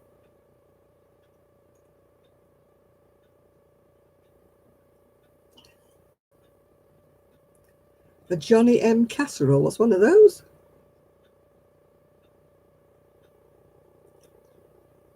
No, they're doing the main, Scott. So, no, I don't have chips now. So they turned all the gas off on 3 different days this week. And it was off for 8 in the morning until about 8 at night. So it was a bit cold for 3 days this week. I had my little halogen heater and I had my woolies on, obviously. And I had little Gigi to cuddle.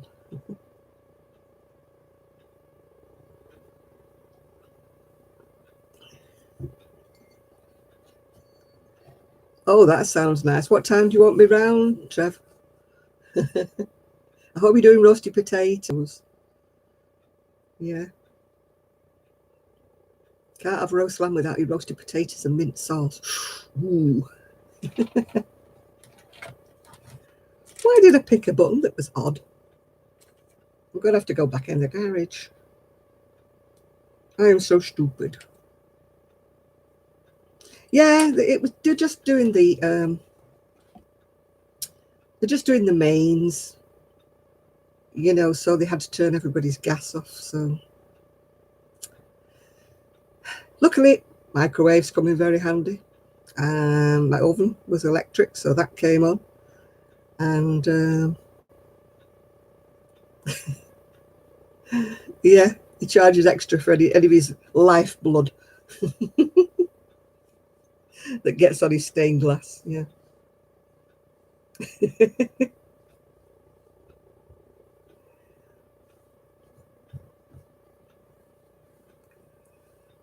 Oh gosh.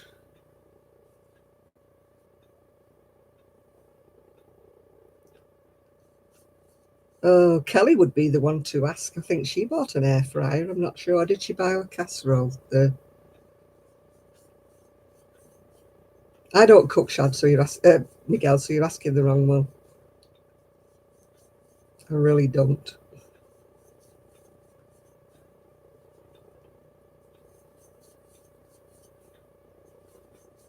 I have very little counter space in my kitchen as well.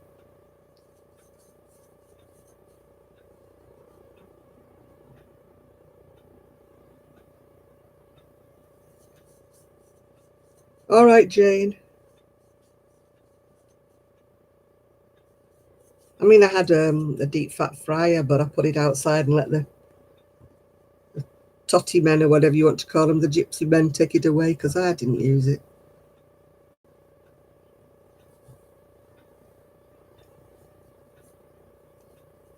I didn't want to make chips, and I don't like fried chicken, so it's a wonder there's any water left in it, Chris.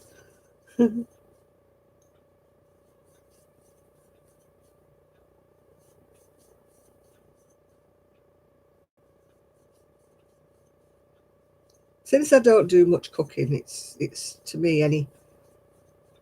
I mean, I've got a juicer that I used about, I don't know how many times, and I put it in the cupboard. I've got a mixer, put that in the cupboard. You know, I buy all these gizmos and gadgets, and then I don't use them. So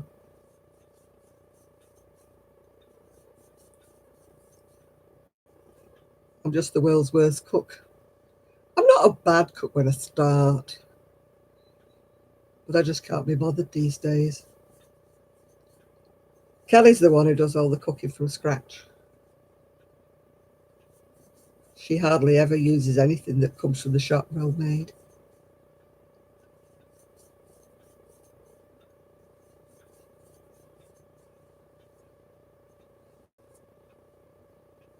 All right, Trev, I look forward to that, love. Yeah.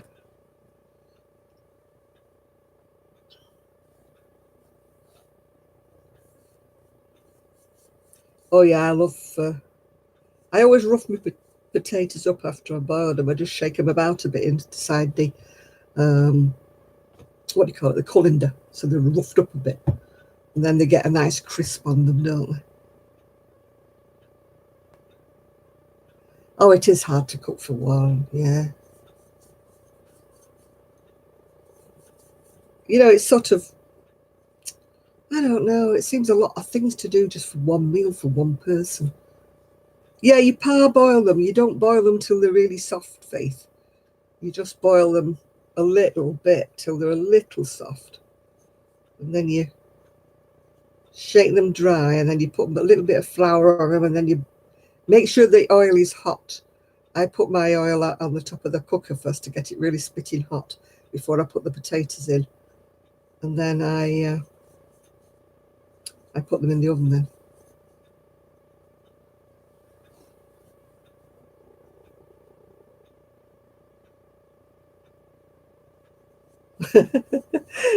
Are you talking about us here, Enid, or what?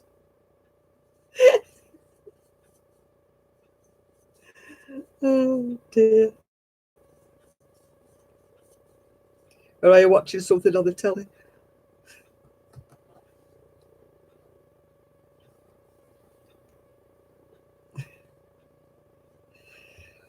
Oh,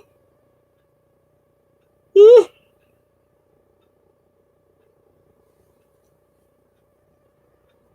Oh, Wikipedia.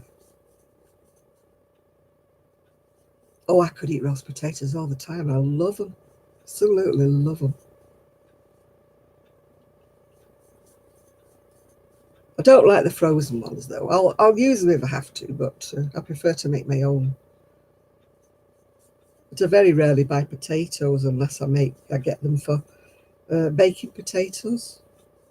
If I'm a bit broke, I'll buy a bag of baking potatoes, and then I'll make them with different fillings to last me for the week.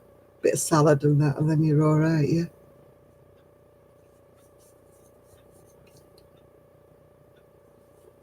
Instapot. I think that's what Kelly's got, an Instapot. Yeah.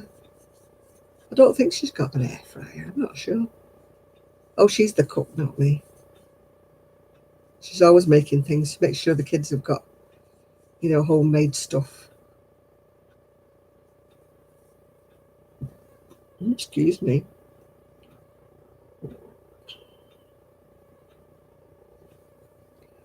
I will use frozen potatoes when I'm desperate. I haven't been shopping this week. I actually need to make some room in my freezer because I'm going shopping to Berry Market next weekend. And so I like to go in the fish and the meat market there. And I need to make room in the freezer to put something in there. So the issue with me in the freezer is I keep forgetting to take things out to defrost.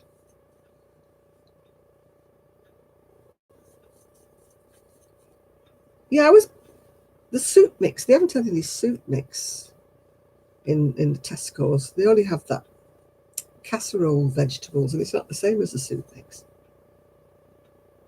Because the soup mix, it's all chopped up smaller.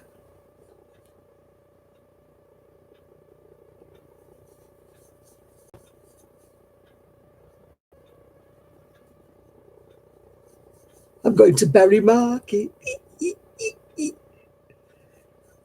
where they have the wool store.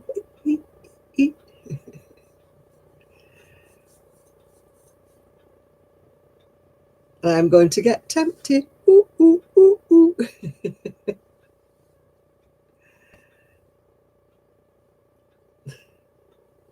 Even though I shouldn't. Ooh, ooh, ooh, ooh. But I'm also going to go to the fish market, yeah.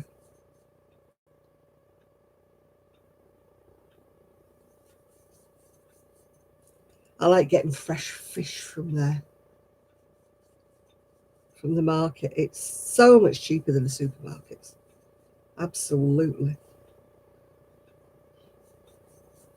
So I normally get different kinds of fish and some chicken and bits and pieces. Not a full chicken, chicken drumsticks or something or other.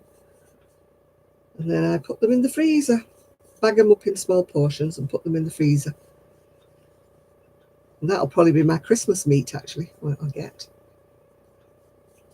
They sell like chicken crowns with like stuff in the middle and everything. Oh, I could spend a fortune in there.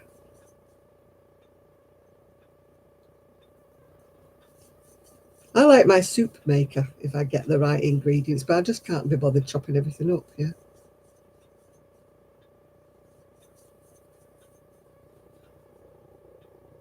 Yes, I did. I did. Thank you, Miguel. Yeah, I did see that. I shall look forward to that. Kelly's got a pressure cooker. She absolutely loves it. But she does make a lot of, curries and stews and lentil things and all sorts of things. She's always cooking, Kelly. I mean, at least she feeds her kids well. They don't eat junk, like some kids unfortunately do. Yeah. I had a pressure cooker once years ago, but it used to scare me.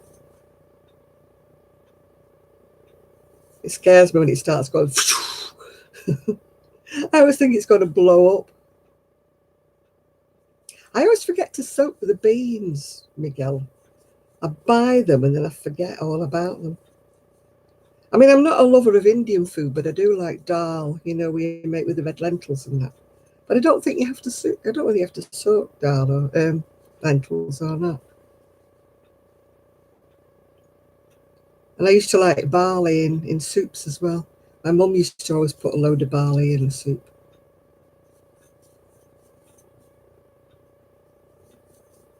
You definitely have to do with red kidney beans unless you buy them in a tin, because they're poisonous unless you boil them up, aren't they?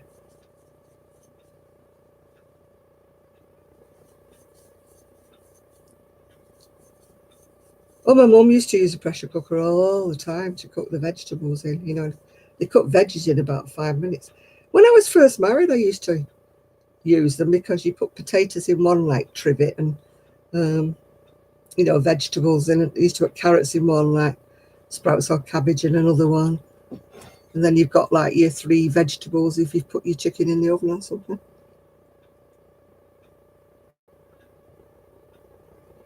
I've got a steamer as well that I never use. It makes beautiful rice. I don't know why I don't use it, but I just don't. I think I just don't like steamed chicken. Yeah, my mum used hers all the time. All the time she used it. And I did when I was first married, but then it broke. The pressure thing went, and they have like a ring inside, don't they? And I just never bought another one. Well, actually, I did buy a much bigger one when everybody was home, and then when my son uh, got married and that, he finished up with it because he was making um, like big quantities of things because there was like 3 kids at home. So I think he finished up with it. I haven't got it now. I think that's where it went. He probably doesn't have it anymore now, knowing him.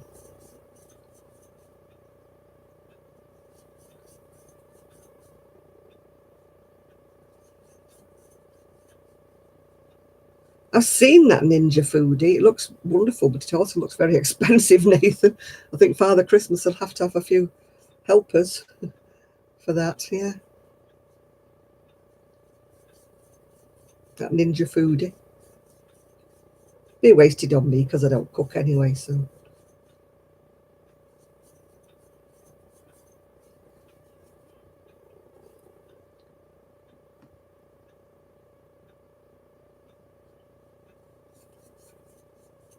Yeah, I know Kelly loves her pressure cooker, but they scare me, so I wouldn't be buying another one. That would mean I'd have to cook, wouldn't it? I'd have to peel things and put them in, chop carrots up and stuff.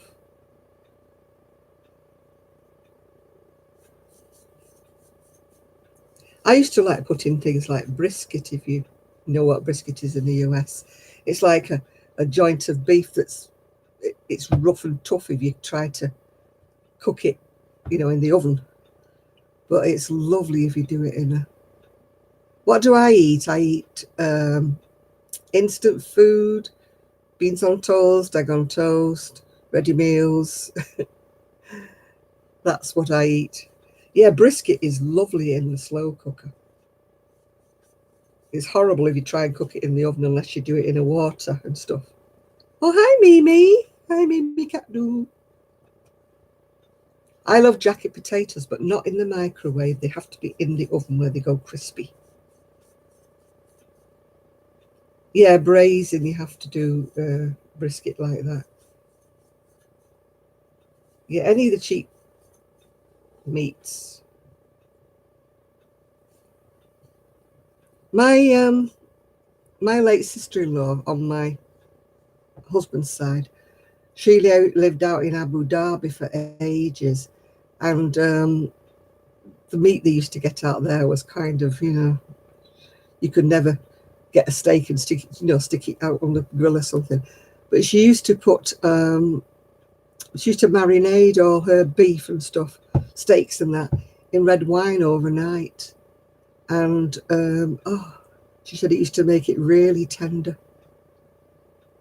Yeah, I'm very well. I'm very well. Very well. Pizza, no, I don't like pizza. Yeah, Worcestershire. Yeah, it's not Worcestershire or whatever. People call it in America. It's Worcestershire. It's like Leicester, isn't it? Leicester, it gets called. Oh, I hate mac and cheese. I don't like pizzas. I really don't. They give me heartburn anyway.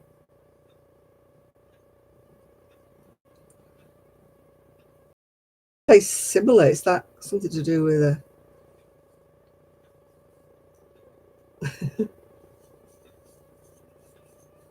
I don't like fried chicken either. I'd rather have my chicken roasted. That KFC chicken tastes weird to me. That crispy. Um, oh God, that sounds absolutely revolting. That honestly, cheese pizza for 25 years. Well, there was a documentary one time on people who had food fetishes, and there was one bloke who'd eaten baked beans for years. Can you imagine? I mean, I like baked beans, don't get me wrong, but I wouldn't want to eat them every day for years. So I wonder he didn't turn orange.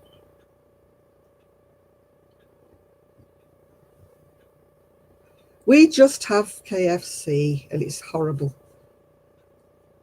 It's not nice at all. But I like a nice barbecue, you know, proper.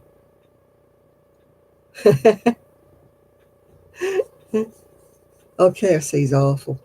It really is awful around here. And we have McDonald's, but I don't like that either. It's bleh. Really don't like it.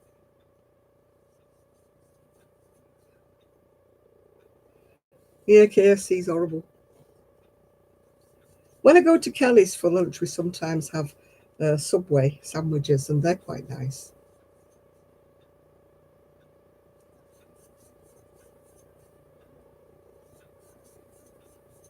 No, I don't eat KFC.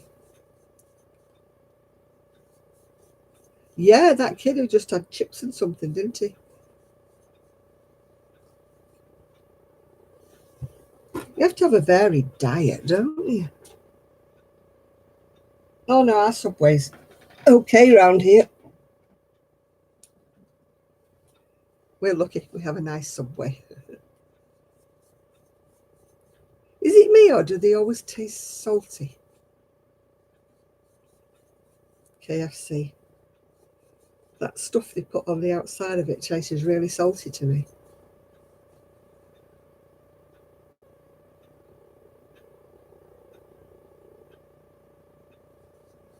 My dad used to call McDonald's like air sandwiches because he said they were made out of like puffed up air. They're made specially that when you've eaten them, you've forgot you've ever ate it.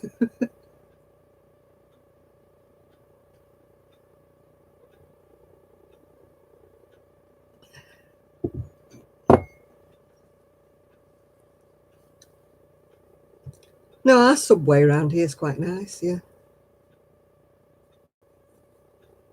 Oh, I'm really, really lucky. I've got a gorgeous, gorgeous fish shop just up the road from me. He cooks it all fresh. When you go in, you have to put your order in and then he cooks it like in front of you. So it's absolutely, fresh and gorgeous, yeah. I can't believe how many fast food restaurants there are in America.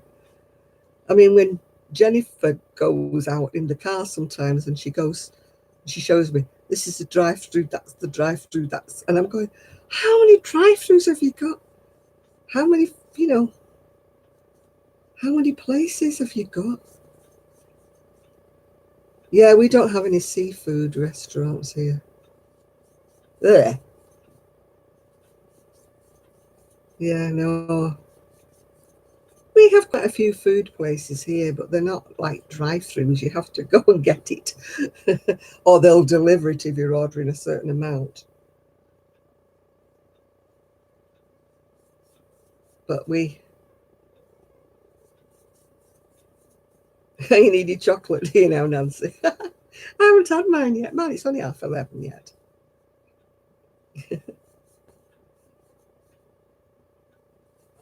We don't have many drive-throughs. We have a drive-through KFC and a drive-through McDonald's, and that's it, really. Yeah. I mean, I can't understand like drive-through banks, drive-through pharmacies. what, what on earth is all that about?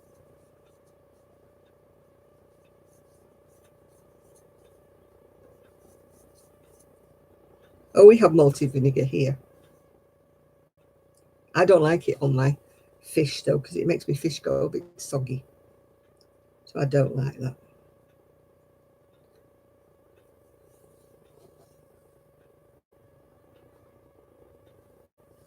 Frozen custard.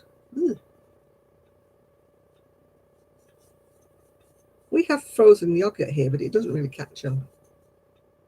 Drive-through alcohol shops. That is like the end of the line, surely, that, Trev. You shouldn't be driving if you're buying alcohol. What's a doggy drive-through? You leave your dog at one end and pick it up at the other end when it's been groomed. Oh dear.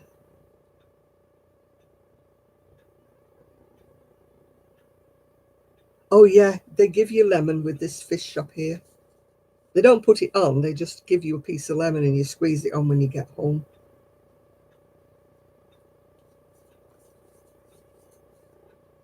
A booze drive-through. Ugh. I can't imagine anything worse. Driving through to get your booze. Ah.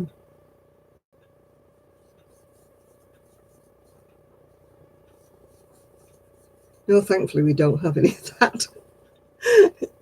In fact, our local booze shop doesn't even have anywhere to park outside of it. They're not encouraging drink driving at all. You have to walk to it.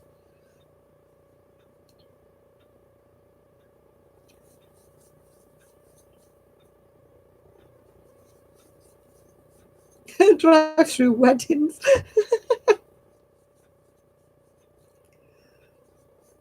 How sort of tacky is that, having a drive through wedding? What, you stop at a window and they say, do you take this man to be your lawful wedded husband? Then you go to the next window, they said, do you take this wife? No. How can you have a drive through funeral? Would you stick the body in at one end and it comes out the other end all cremated or what? No, no, no. Oh, dear God.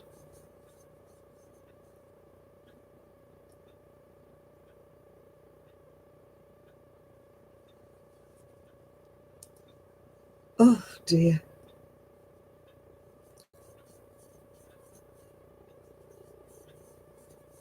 Well, I think we walk more in the UK. We would go to the pub rather than go to the booze shop and buy booze to take it home. Oh, God. You view the body from your car like a cow. How disrespectful. So if you don't like the person, you zip through about 20 mile an hour, do you? That's quite disrespectful, isn't it? Viewing a body from the car, not even getting out to say your final farewells to somebody. That's just, no. I would hate anybody to do that at my funeral. Say, hi, John, and drive past. Oh, no, no. I'd rather they didn't come and visit me.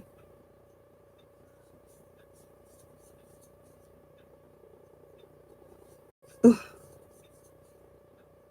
no. I don't want anybody to see me anyway. Ours close at 10. The stores are open all night, but they won't sell you any alcohol after 10 o'clock. I think it is, or is it 11 o'clock? I don't know, because I don't go out specifically to buy alcohol. I need to buy a bit in for Christmas, but, I do like to have a little drink at Christmas. I like to have a little bit of drinking. But usually when I buy a bottle of something, it lasts me nearly all year. But I need to get some brandy, actually. I've run out of brandy, so I need to get a bottle of brandy before Christmas.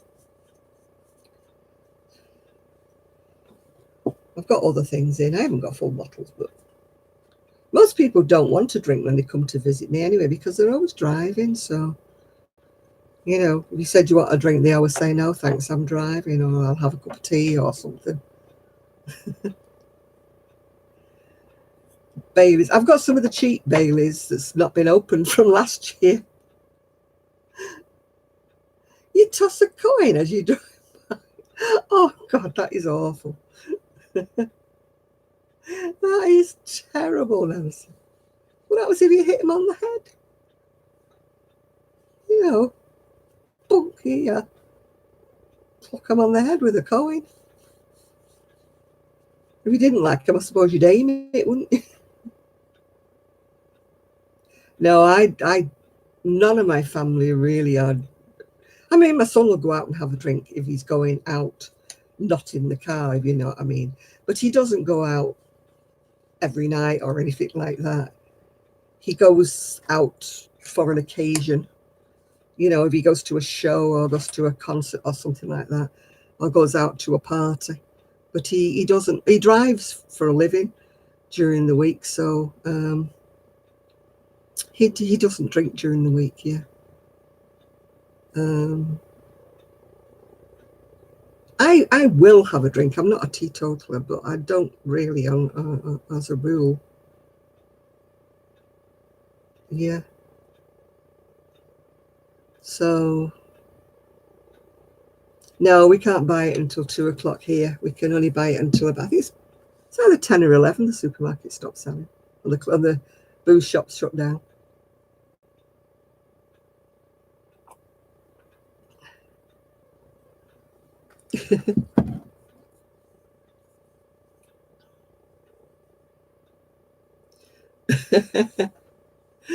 I'm the same, Miguel. I don't have a funeral plan either. They can just leave me stood up in the corner. I have no insurance or anything, so nope. I'll be dead, so I won't care what they do with me. It's not as if I'm planning anything. I'm not one of these that's written all what hymns I want, and yeah.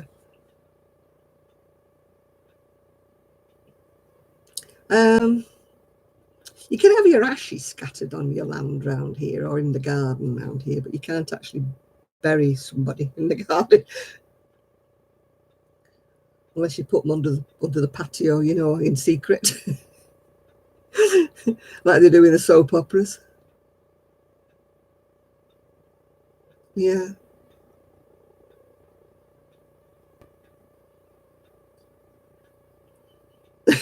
That's why he says your turn next, is it? You're the heavy gal. My son and my daughter-in-law are they've donated their body or something to science or something. Me, nah. I'm not coming back. If there's anywhere to come back from. None of us know until we get there if there's anywhere to go to, do we? I mean, I know it sounds sort of not religious to think that way, but we really don't know. I mean, you know, unless you believe in ghosts or something, you know, nobody ever really comes back. Yeah, well, they'd have a job at all my money, probably be about 50p. Cremations are more common in the UK at the moment because I think all our churchyards are pretty full. You'd have to have a plot already, like a family plot, to actually get buried, I think, these days. I suppose it depends where you live. If you live in town, you know, the big towns are more likely to be full up, aren't they? Maybe if you lived out in the countryside, maybe your little country church would have more room, yeah. So most people go for a cremation here in the UK. Yeah. I would imagine burials are quite expensive anyway. You'd have to buy your plot if you didn't already have one, wouldn't you? Then you've got the upkeep of the grave, and oh gosh, no. Then if everybody dies in your family, then who looks after it? Oh, yeah, no. Nope. When you're gone, aren't you? So, I mean, all these people who freeze their bodies and... What's my snack? My snack is actually hula hoops today. Hula hoops. So don't laugh at the size of the bag. Jenny has hysterics and she says that's not a bag. She said that's a little snack portion. That is the size of our bag of hula hoops. Put it back into, you know, so you can see it. So it looks bigger when I put it near the camera. It's really quite a tiny bag. I don't know how many grams it's got in it. I'll have to have a look with my glasses on if I can find my glasses. I have no idea where I put them. They were there a minute ago. Oh, there they are. No, I don't like flavoured ones.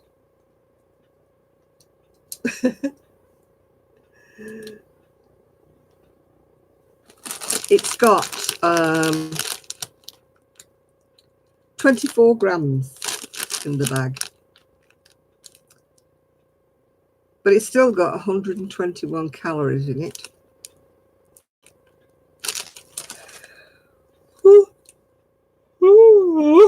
Excuse me. Yep. Yeah, well, I'm a big kid at heart, big girl, so that's why I've got a little bag. Yeah, little ones, little hula hoops.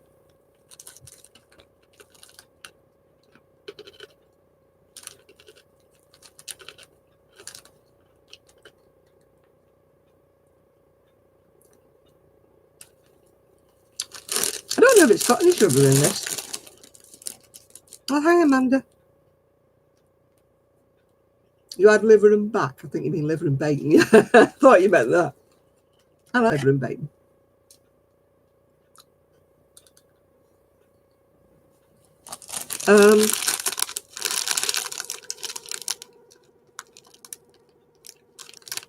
It's got sugar is 0.5 grams. So it's not got much sugar. It's got carbohydrates in it. Obviously, if it's potato, isn't it? I have to be careful where I eat because I've got pain in that tooth at the back still. No,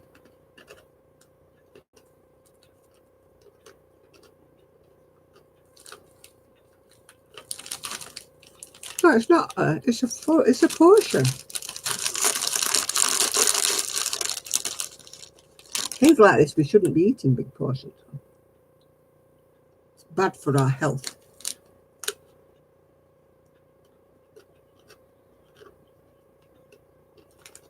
Actually, these are so crunchy, they hurt my mouth when I'm eating them.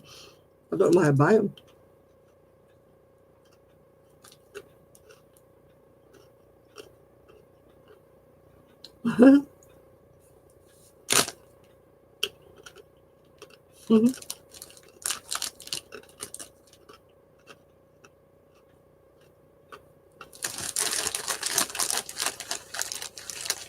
We still have some yarn that's made in the UK. I think West Yorkshire Spinners is made in the UK. Oh, you did you? Trev. Oh, you're going now, Rebecca. Night.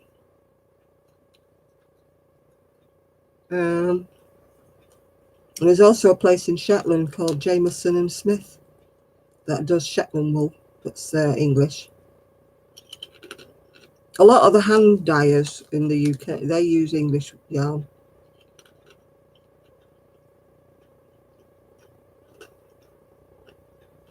But nearly all the big spinners, even like Sirdar and that, if you look carefully, they're always made in somewhere. Italy, Turkey, everywhere.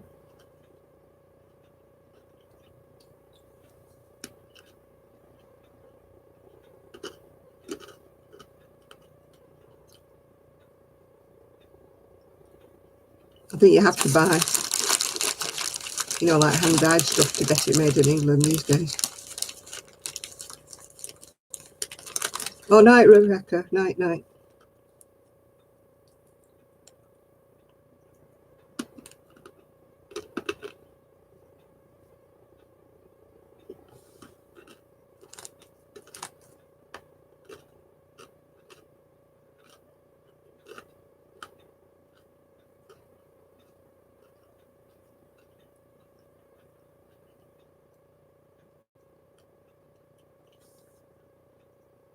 Yeah, hand-dyed yarn. I paid £22,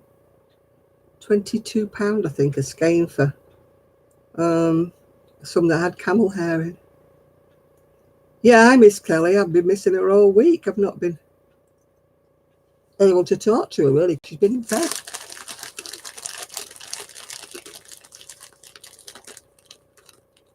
I usually have a quick chat with her over, on Facebook or somewhere every week.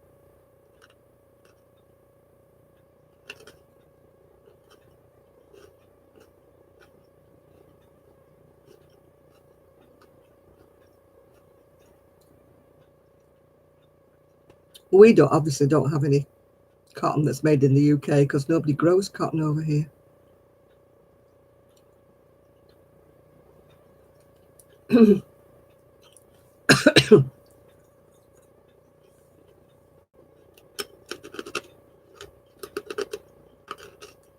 I mean, she spins that came in before Juanita.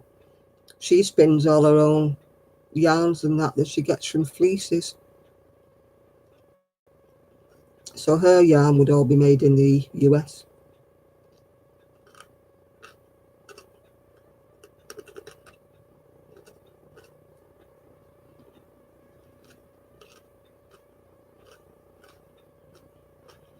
Are you looking up your hens and Abner?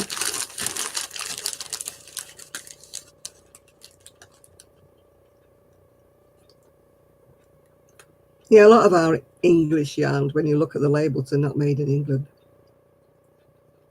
They might be balled in England, they might be dyed in England, but they're not English yarn. Yeah, we're all going out to the chickens now.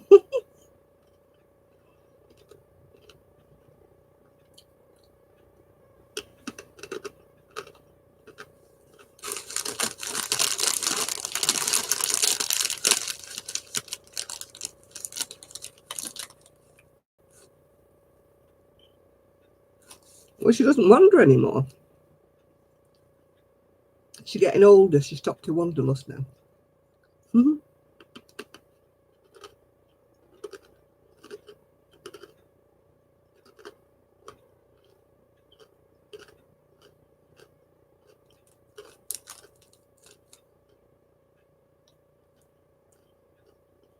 Yeah, the last craft fair I went to, there was only... Was there a stall selling knitwear? I can't think. I think so, but it was more like puppets and different things.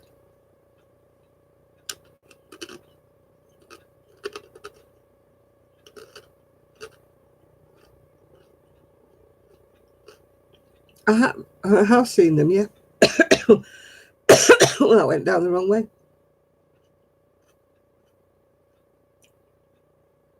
Oh, God, yeah. They do that a lot here. You leave your car in the car park of, a big shopping centre. You take your life in your hands around it because they just bump into them and drive away, or they ram a shopping cart into them.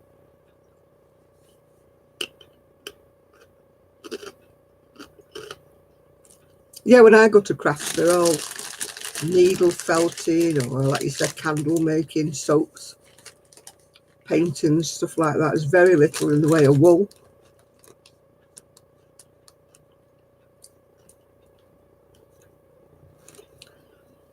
The wool I saw, like I said, they were all knitted puppets. And yeah, the police can check the cameras, but they don't kind of have jurisdiction if it's like a UK, because it's private land if you're on a car park, yeah.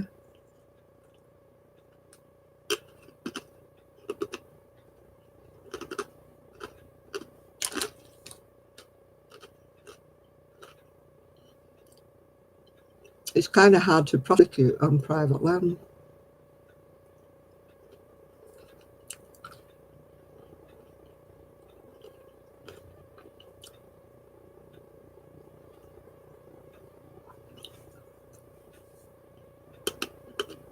Yeah, it might be illegal to drive off without leaving details, but if you're on private land, it must be different then. It's not here in the UK. You've got very little comeback if you're on a private land.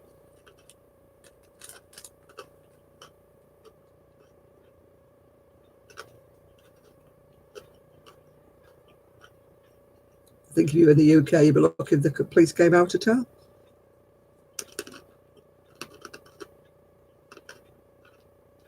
Oh, you are in the UK? Yeah.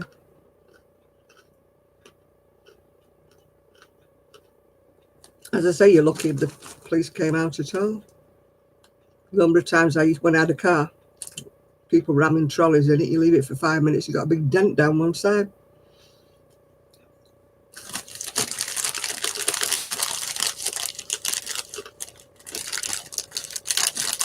Oh, yeah, I thought they wouldn't come out.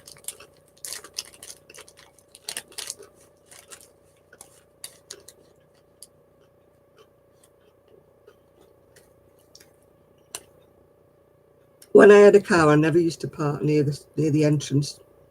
I used to park furthest away, right where there was nobody.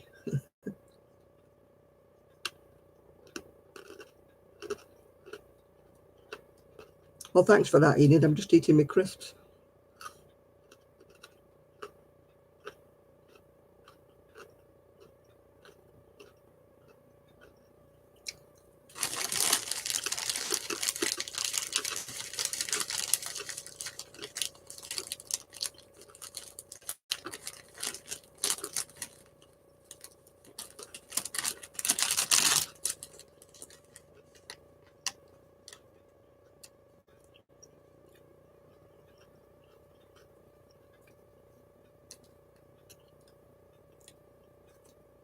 Yeah, bicarbonate soda, baking soda is good.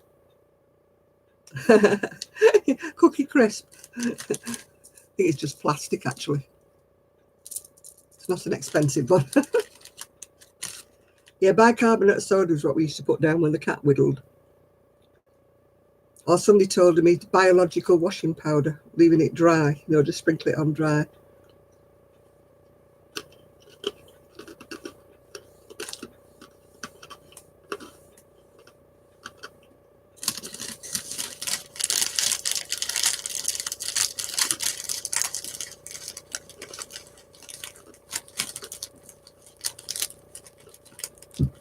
Oh, excuse me.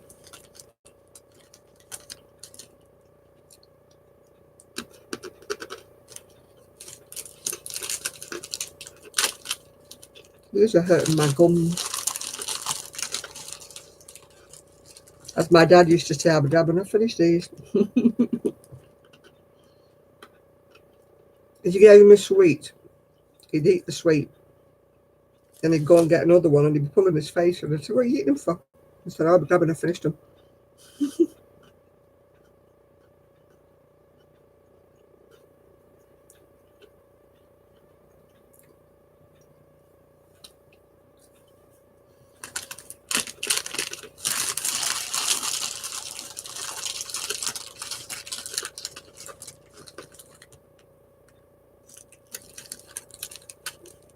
I used to have a boyfriend years ago who was a long-distance lorry driver.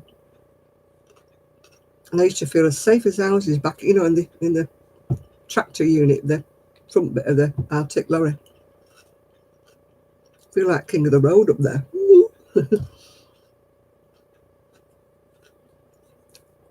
You could see traffic kind of way in front.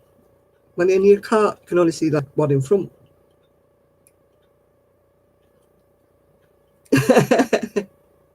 No, I'm not very hungry. It's just a habit. I have to have a snack when I'm eating. So,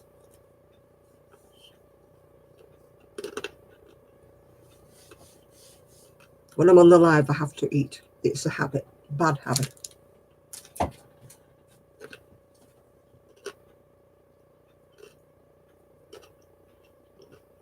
If I wasn't on here, I wouldn't be eating it. Oh.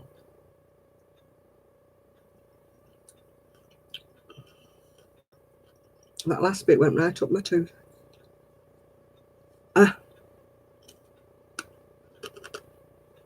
Gosh, it's warm. I'm getting really warm. It's got a filling in it, but I don't know why. It's obviously pressing when I eat something on that side. Sometimes it goes right up. It's been filled. It's supposed to be fine. But I might ask her to take it out, actually. It's been filled now about twice and she still can't get it right. Ugh. I don't like latex either. Yeah, I need to ring my dentist and tell her it's not right. It's not a hole because it's been filled. It's just, it catches me. When I'm chewing on that side, it just catches me. Oh yeah, I've got to take my meds later. Ooh.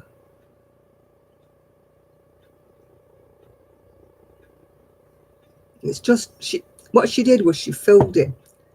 And there's not much tooth left, so I think she's put like too much filling in it and there's not enough actual tooth to fill. So it's become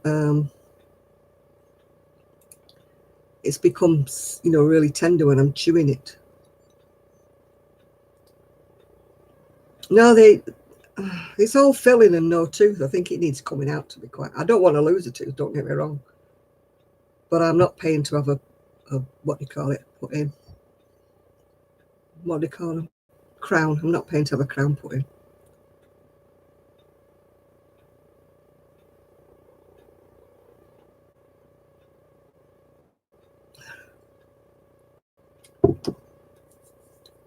It doesn't work as much, that carpet deodorant. When I had a leaky dog, yeah, I'm not having a root canal done. No. I had a leaky dog. It used to be bicarbonate of soda we used to put down. My chocolate orange. I haven't got my chocolate orange for Christmas yet. No. I haven't got. No, bicarbonate of soda is the best thing. No, I'm not having another root canal. I'm not paying, what, £200? Even though I have insurance. I've got to pay for the, what do you call it? The fees for the, I can't think what they're called now. People who make a tooth, yeah. Yeah, well, tell him to get some more. Yeah, 266. Yeah, no, I'm not paying that. I pay insurance, and it just annoys me that I've got to pay for these.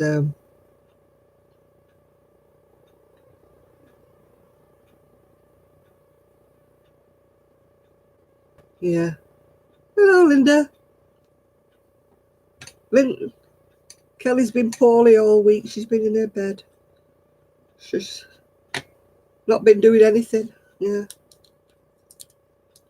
No, I mean, I'll give her a due, the dentist. She's tried to save it. But I think it's got past the point of no return. I think it's time. Even though I don't want another tooth missing, but still. Hi, Linda. As I was saying, Kelly's poorly. She's been poorly all week. She's been in bed. She's not doing well at all.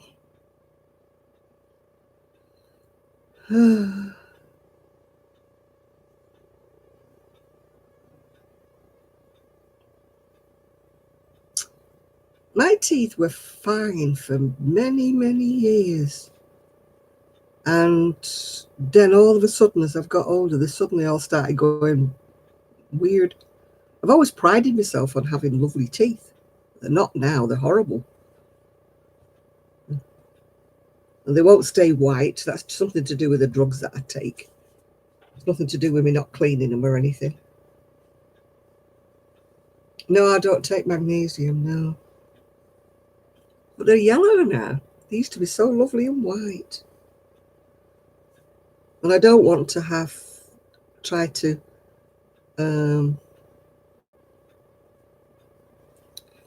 yeah, I'm supposed to take calcium, but I don't like them, so I don't often take them, yeah.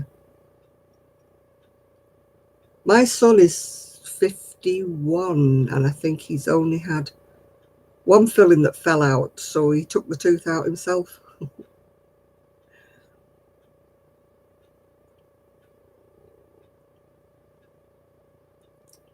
But these are going yellow, and it really annoys me. I've tried all kinds of whitening toothpaste and stuff.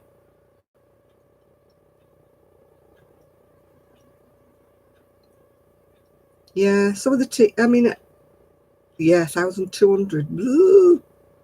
Don't know. I dread to think how much dentures would cost. If you ever see me gumming without any teeth, you'll know. You know that I had to have them taken out.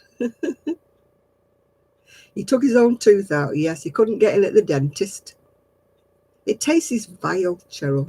It's big. It's huge. You have to crunch it. It's.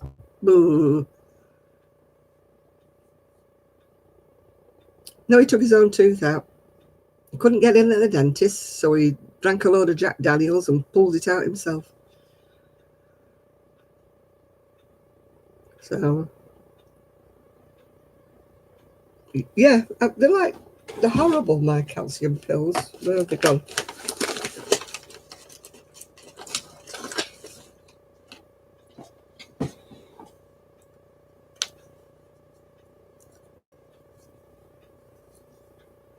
There they go. They're like, look at the size of them. Look at that.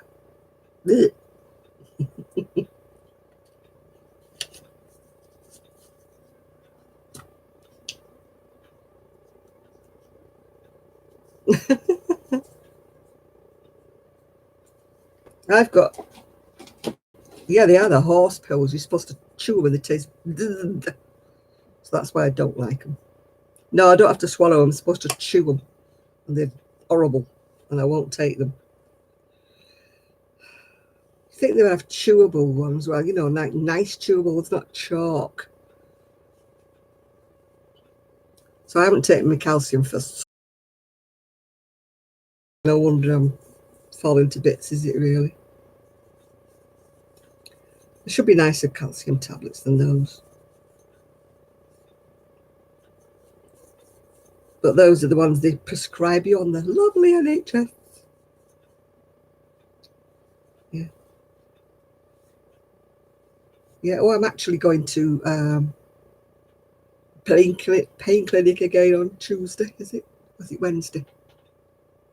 Wednesday, I'm going. See what they're going to do with me. Put me out to grass, probably. And then on Friday, I go to see about what the MRI scan that I had about 3 months ago said was wrong with my leg. It's great, the NHS. Great. You have a heart attack or something, or you get knocked over, they're fine. But anything,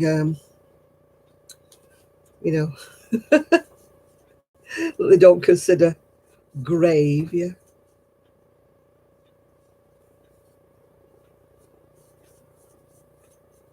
£8,000. Oh my God.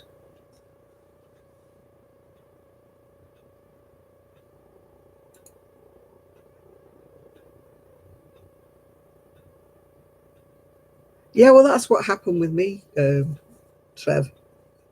When I carried my son, apparently he took all the vitamins and everything out of me. Oh yeah, we get knocked down, yeah, knocked over. Oh, they're great if you fall, if you have an accident in the street, they're there right away. You get woof straight to accident and emergency. It's great, it's fabulous. But if you got anything wrong with you, it's like a creeping thing, you know. Then you have to wait and wait and wait and wait. Yeah, I had a load of pain in it this morning. It was like this morning. So I was like, oh, please tell me you're going to do something. But if they are going to do something, I'll have to wait till probably about January or February before they actually do anything, because I'll be on the waiting list. You know, it's lovely. As I say, it used to be a lot better, the NHS, but it's like everything else. There's no money. There's no money to pay, and nurses are leaving because there's no money. There was a thing I read the other day saying, like, the MPs and that are giving themselves massive rise, like, and that the nurses got like 1% or something. That's the trouble, you see. These kind of non-jobs at the top of the pile, they get all the money. Oh yeah, it's free as long as we don't die waiting for it. Yeah. You know, if you're really ill, then they're fantastic. I'm not knocking them for that. But if you just got something that's like ticking over, it's hopeless. Hopeless. Hopeless. I won't have anything more done now unless I have to. Temperature's dropping, is it? I don't know what it is here. Let's have a quick look what it is here. In the house at the moment, it's 22 degrees. I've got a very warm house.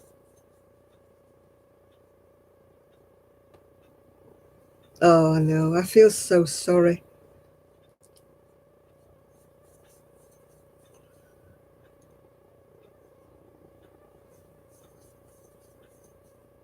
Yeah, I read somewhere about another lady who'd been making stained glass with, like lead and that. They have this lead trimming thing, and she got very, very poorly. But she hadn't been wearing a mask either. Oh, I don't know what 22 degrees is either with Fahrenheit, yeah.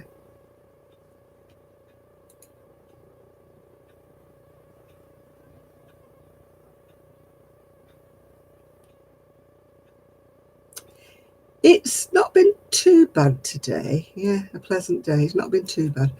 I'll tell you what it is outside now in a minute. Let me just have a look what the weather's like. Oh, it takes so long when I've got a video going. Weather.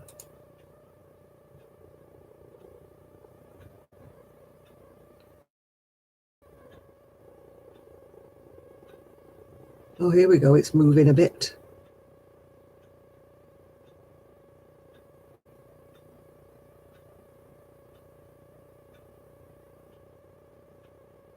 Oh, for heaven's sake. Ah, it's moving at last. As I say, when I've got YouTube going, it takes forever any other thing. It's 43 degrees F outside, and cloudy. Tomorrow it's going to be 47 degrees. So 43 degrees is, oh gosh, 6 degrees centigrade at the moment outside. Is what it is. So there, yeah, you've got both.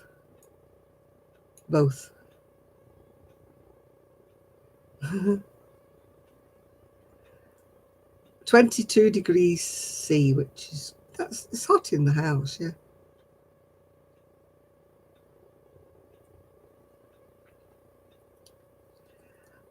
I did try copper bands for arthritis. I honestly didn't find them any difference, really. I stopped wearing them. All that happened was my wrists went green. I never found that any benefit from wearing copper. There was a big sort of rage, wasn't there, one time, years and years ago, about everybody wearing copper. Yeah, if I had to pay £4,000, I'd be sucking me dinner as well, cheeky. Hey, Trev, I would be putting everything in the baby grinder thing and eating it all with a spoon.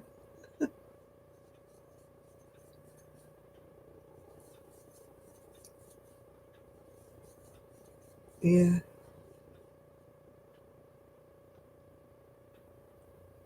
Magnets. Yeah, mine had magnets in, but I never found that they did it. I never felt any different. Yeah.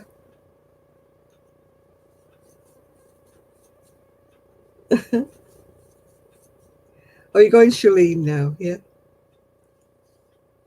The only thing I've got that's got magnets in is like my neck thing that I wear. Sometimes it's got magnets at the back and I wear it. But I wear it more to keep my neck warm, actually. I don't think the magnets do anything. They're supposed to make me feel better or something, but really don't.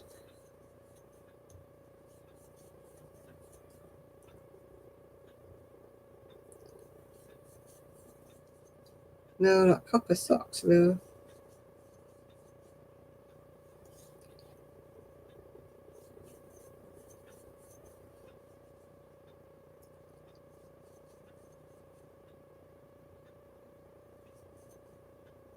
I don't know what Chris was. Paratrooper, was it? Paratrooper?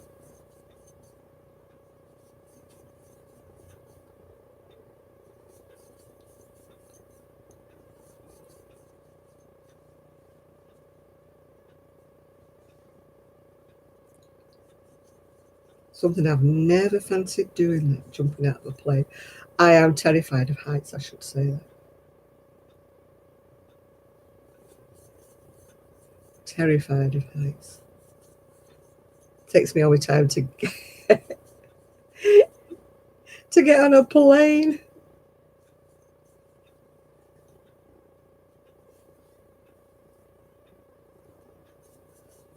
My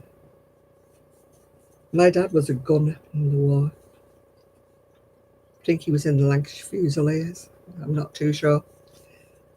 I had a picture of him and somebody blew his cap badge up and said they thought it was the Lancashire Fusiliers. I suppose I should know, but he never really talked about the funny things that happened because I was only a child. And he would never tell me the awful bits, obviously, when I was younger. And then when I got older, he wouldn't talk about it, so. Hey, BB.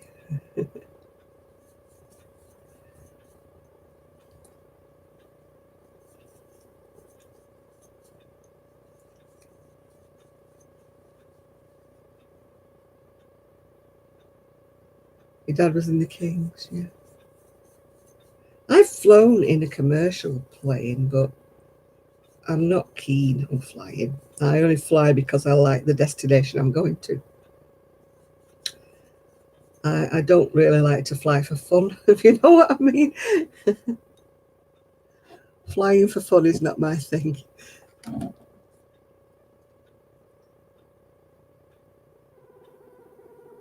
They used to advertise little trips sort of in a helicopter or in a light aircraft on the sands. I think it was at Morecambe.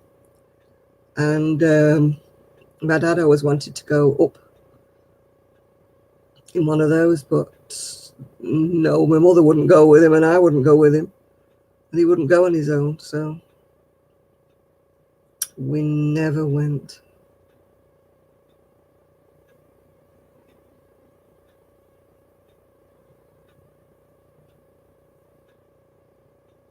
Oh, you come and go, do you? Right, okay, baby. Most people do that anyway, dear. No, I like I said, I love holidays abroad, but I really don't like the flying bit. Yeah. I've got better as I've got older. I used to be dreadful when I was younger. I used to be gripping the seats and everything. I was taking off. We're all going to die. We're doomed. But I'm not as bad now. Not that I've been for about the last 7 years, I think. Before that, it was 15 years. So I'm not exactly what you might call a flyer. I'll probably not fly again. I probably won't go abroad again. I would love to, but there's all the kerfuffle.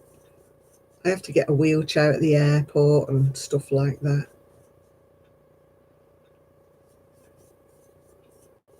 Because I can't walk like that. Oh, the airports are so big that you have to walk miles to get on your plane. And I can't do that. Oh, my friend was in one of the high-rise flats and I couldn't visit her. I couldn't look out the window. No, I couldn't visit her. I went one time and I said, oh, no, I can't cope with this. Shut the curtains. Oh, dear. Please don't want to. And I had another friend who lived in a penthouse flat right at the top, and the lift only went to the floor before him. And you had to walk up the stairs and walk across the roof to get to his flat. Oh, no, never went back again. No.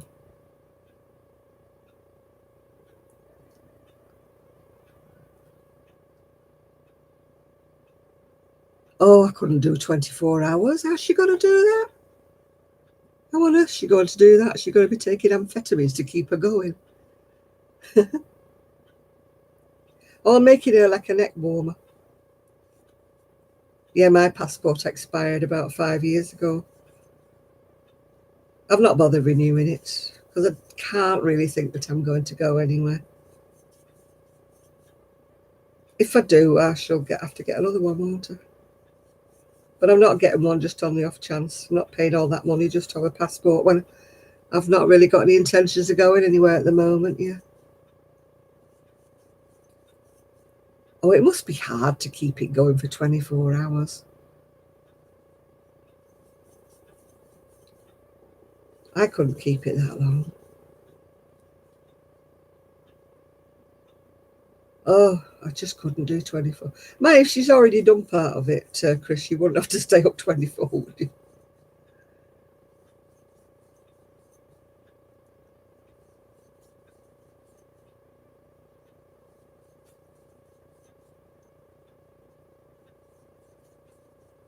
£79 to renew it now. That's £79 I'll pay for me paint. Yeah, me paint for my bedroom. No, I'll let my driver's license expire because I've got no thoughts of ever getting a car again. Even if I won the lottery, I wouldn't get a car.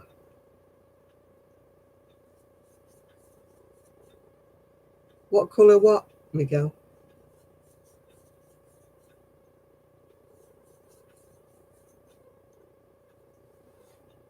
Oh, thanks, Chris. Yeah, the squirrel bus is probably watching Madonna.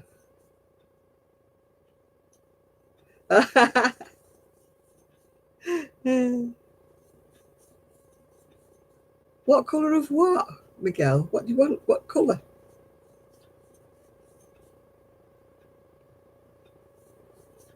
Oh, what colour paint? Oh, right, lilac, of course.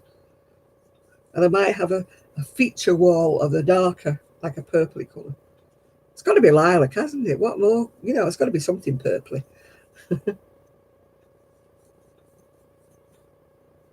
Oh, the hexagon cardigan, yeah. Oh, yeah, it's got to be purple. I've got purple bedding I bought months and months ago that's still in the packaging because I wouldn't open it up and use it until I got the bedroom done. So I've got 2 sets of bedding.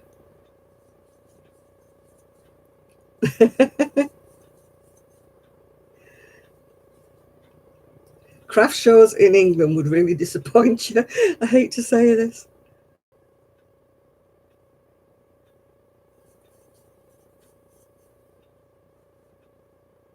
Oh, don't be worried if you've got a legitimate reason to do a PayPal complaint now.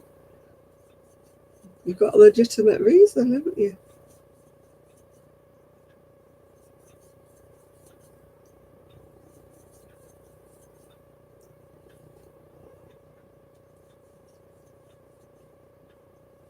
I've only had to do a couple of complaints, really, but that was mostly about things that never arrived.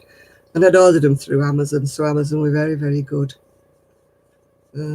They just refunded everything. The gas main haven't gone yet completely. I've still got a big hole uh, outside the garage. But he's put covers across so I can go over, don't go down the hole.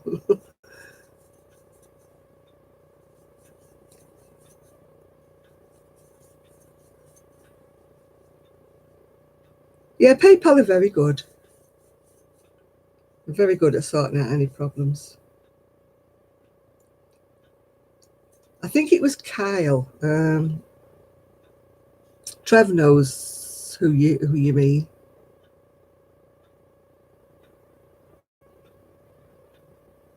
Hi, Crystal Lynn. Hi. Now they've got to come back and make good the holes that they've left in the driveway. I'm sure you'll get it sorted one way or the other, Edie. You probably just get your money back.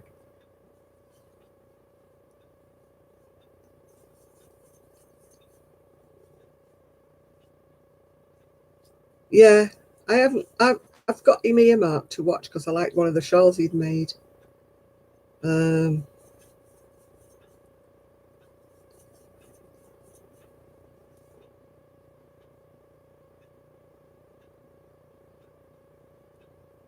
yeah, you may not get the hooks. You've got to face up to that fact, Edith, but you should get your money back at least.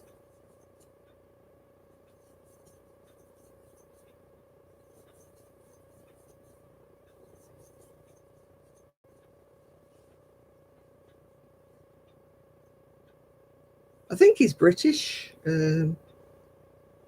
Miguel. Kyle Crochet, I think he's called. He's a left-handed crochet. I think he's British, isn't he, Trev? His accent sounds British anyway.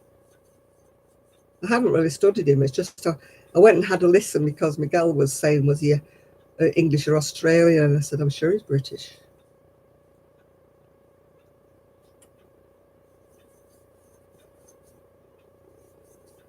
He hasn't shown up on my recommendations. It's only because you asked me about him, Miguel. I went and had a look, yeah.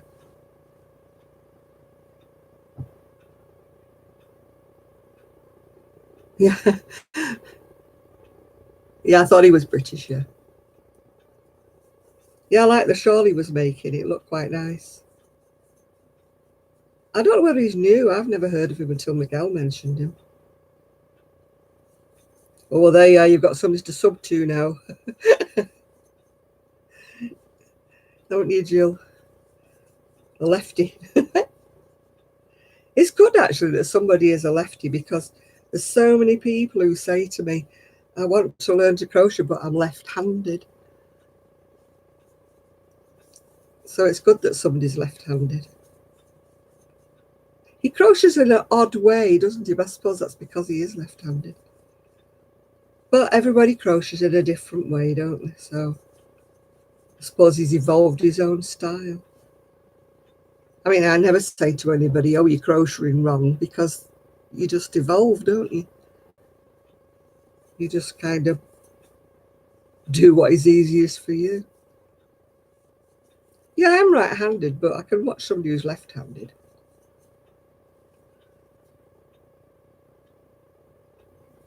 Oh, you're left-handed as well?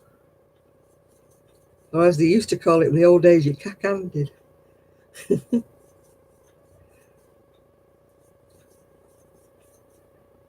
I'm not sure. I've not read, I've not looked at it. I only just sort of went to a video just because you asked me, was he British? Yeah.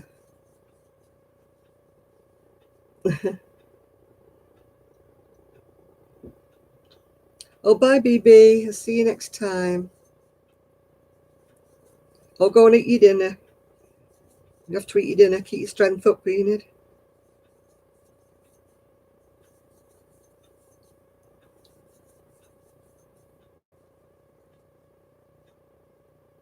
You call it southpaw.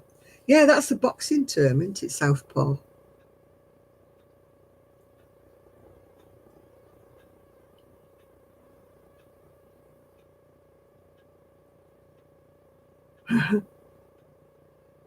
I'm right-handed and left-footed. My son is the same as well. Yeah. I had a friend who was left-handed when she was crocheting, but right-handed when she was knitting. Just the way she got taught, I think, when she was a kiddie. Oh, well, we'll have to boost him up a bit if he's only got 141 subscribers.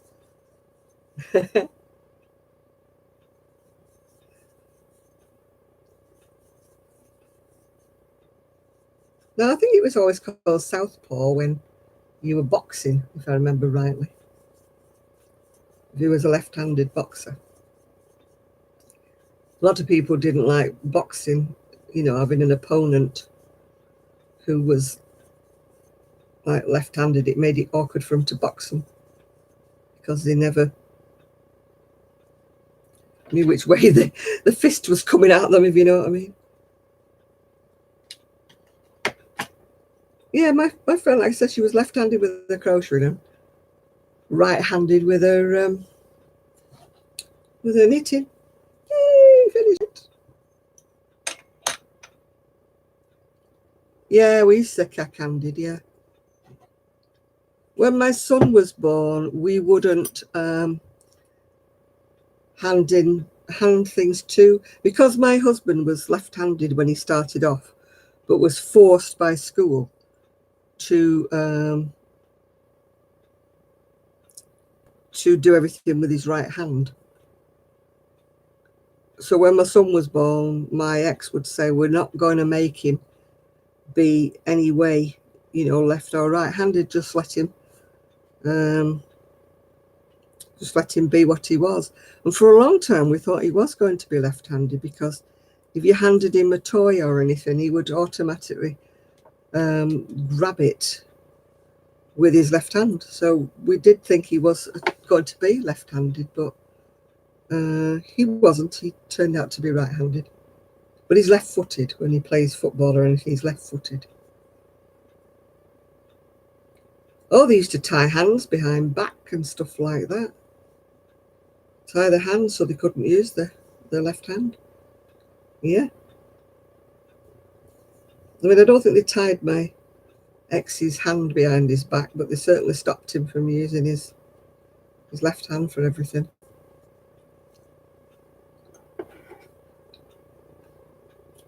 I've never really took a shine to that sockmatician. I don't know what there is about him. I just kind of don't like him. I don't know why.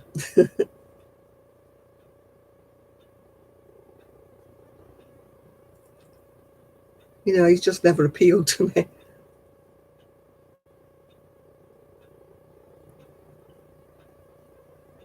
I never liked him before that, though, Jill. No, not Jill, sorry. Enid. I never liked him before that. I don't know what there was about him. I just didn't take to him.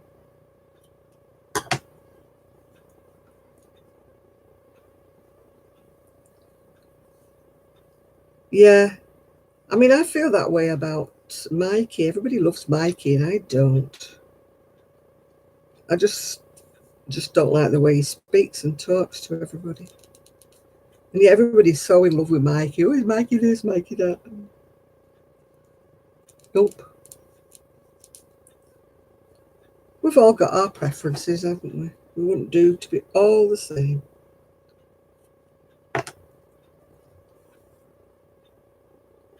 I wouldn't know. I've never watched him. No, Mikey's crude, I think. Yeah. He's very crude. No. I mean, I don't care what sexual orientation people are. I just don't like it when they go over the top. Yeah, like you say, over the top. It's just not, To me, whatever you are in private I don't give a damn. Yeah, he has got a bit big for his britches. Yeah, he thinks he started believing his own hype, and that's dangerous. I'm not saying he doesn't do good tutorials, but I just can't listen to him anymore. He was before he got, like you said, much bigger.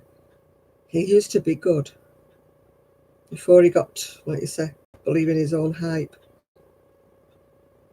Mikey is oh God, what's he called now?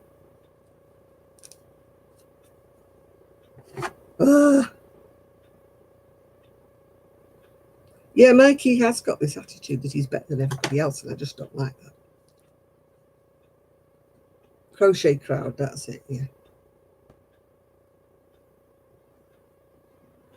Crochet crowd. He's got this big load of followers. Yeah, Stephen West is a bit, yeah. I don't know why they have to be gay. It's just, I don't care what people are, but you don't have to keep flaunting it at people.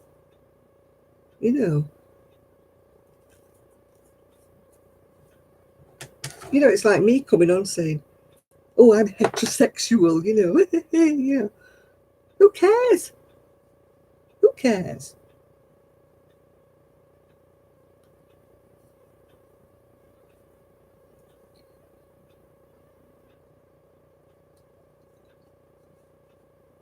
Nobody cares these days.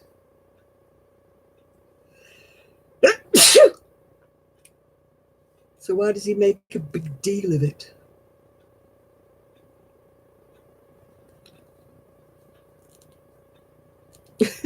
Yeah, exactly. Exactly. I just don't want to know the intimacies of his bedroom activities.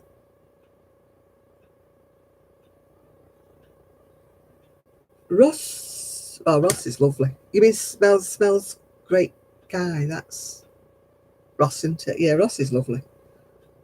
Um,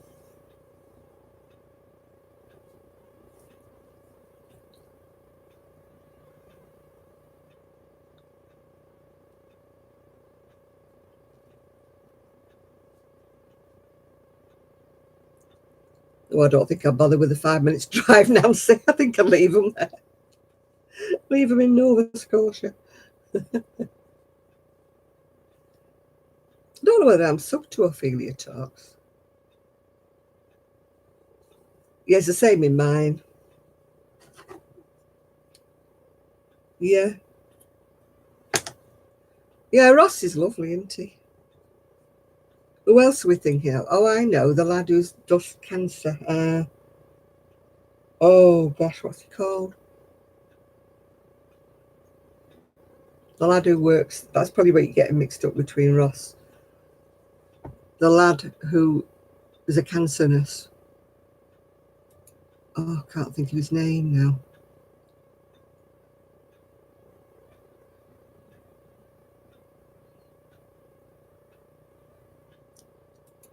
Oh, what's he called? He's lovely, you know. He works with, sadly, with the hospice, like, with the people who are...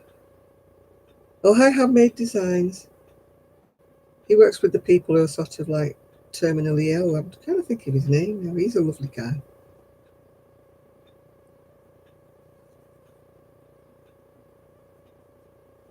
Cody, that's it. Cody. He's lovely, Cody.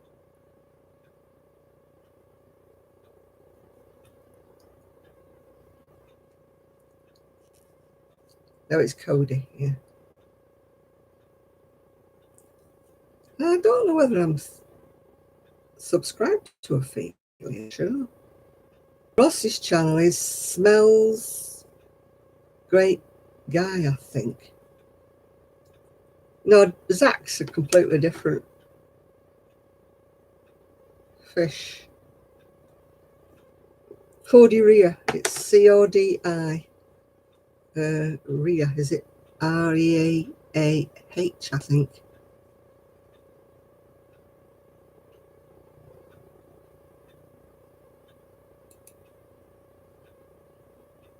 Yeah, smells like yarn, not smells Luke.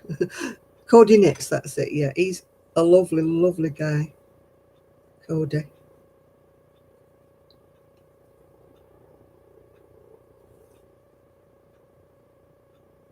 Yeah, Ross is a nice guy. Really nice guy as well. There are some lovely people. Yeah, you have to have a notebook for every time people recommend people. I have a notebook for writing people's names down because you know what I'm like. I forget what everybody's really called. I get me Enids mixed up with me Jills, and I got me people who've got cows mixed up with the people I used to get you and Shad mixed up.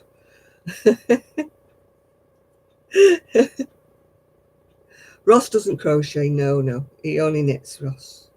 But he's still lovely to watch.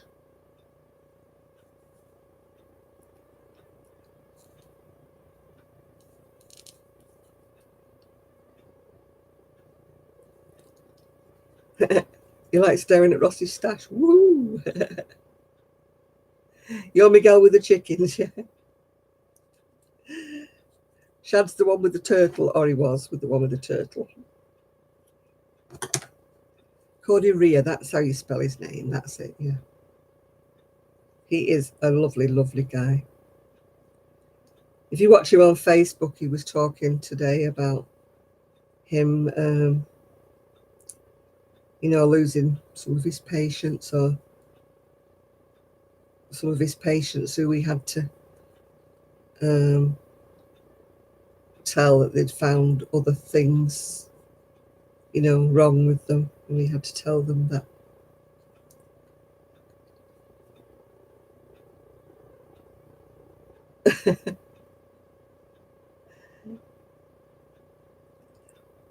I do my laundry. I'm just very bad at putting it all away. Just terrible.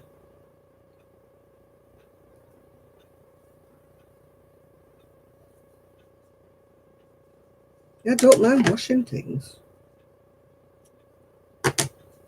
It's just the laundry baskets go to my bedroom to die.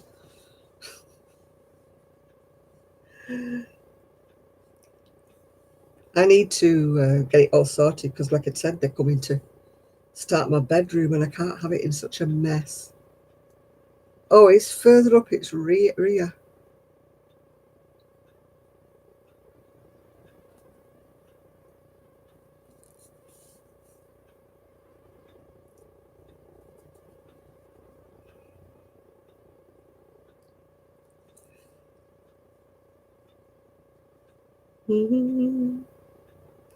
Well, I've sewn all the ends in now.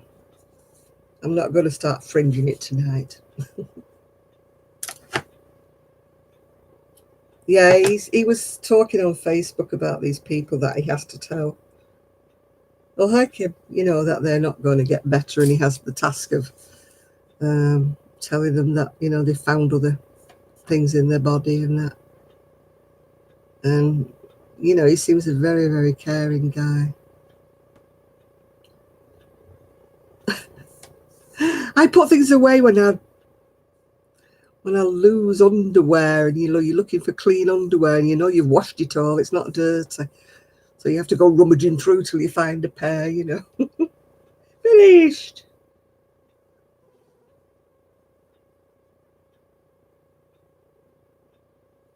You're listening, do you? Right? Yeah. Finished that bit. I'm not done. I'm not doing the, what do you call it? The fringing. Ooh.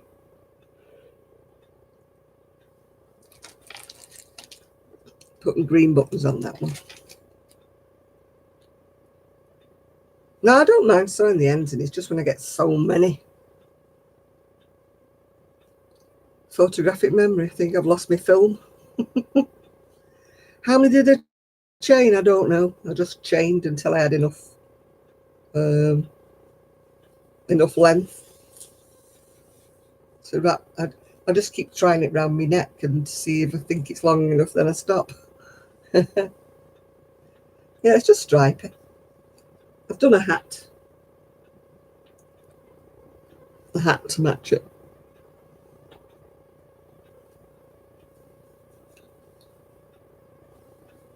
Now I've got to finish them off and do. Ooh. Oh.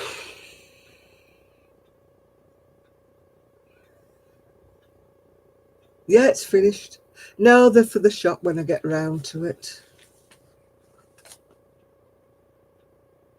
Oh, trolls. We haven't had any trolls. Shh, don't say anything. They'll be round in a minute. Maybe there's something good on the TV. Or maybe they're too busy trolling somebody else today, leaving me free.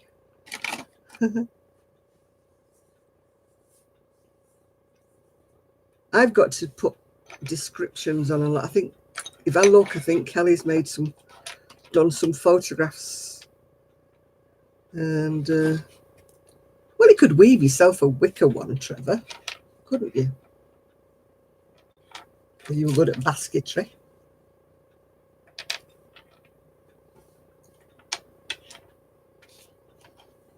Why have I only got 4 of them? And I thought I got 5. Oh, no, I only got 4, that's right. 4 of those. 4 of those. Oh, that should be one of those, that's right. I've reached the wrong one out. A corpse cocoon. Yeah, I want a granny square shroud. We could get that lady that makes those beautiful baby bassinet things to crochet as a coffin. Can you imagine him picking me up? It'll go whoop in the middle, won't it? I'll be like sagging in the middle. They'd have to put something at the bottom, wouldn't they?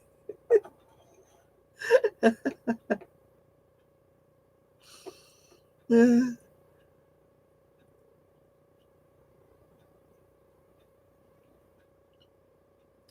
Yeah, that's what Cody does. Well, he's not a volunteer, obviously. He's a nurse, fully qualified nurse.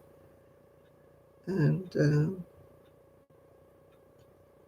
well, I won't care. It's just whoever's got to pay for me, because I've got no insurance.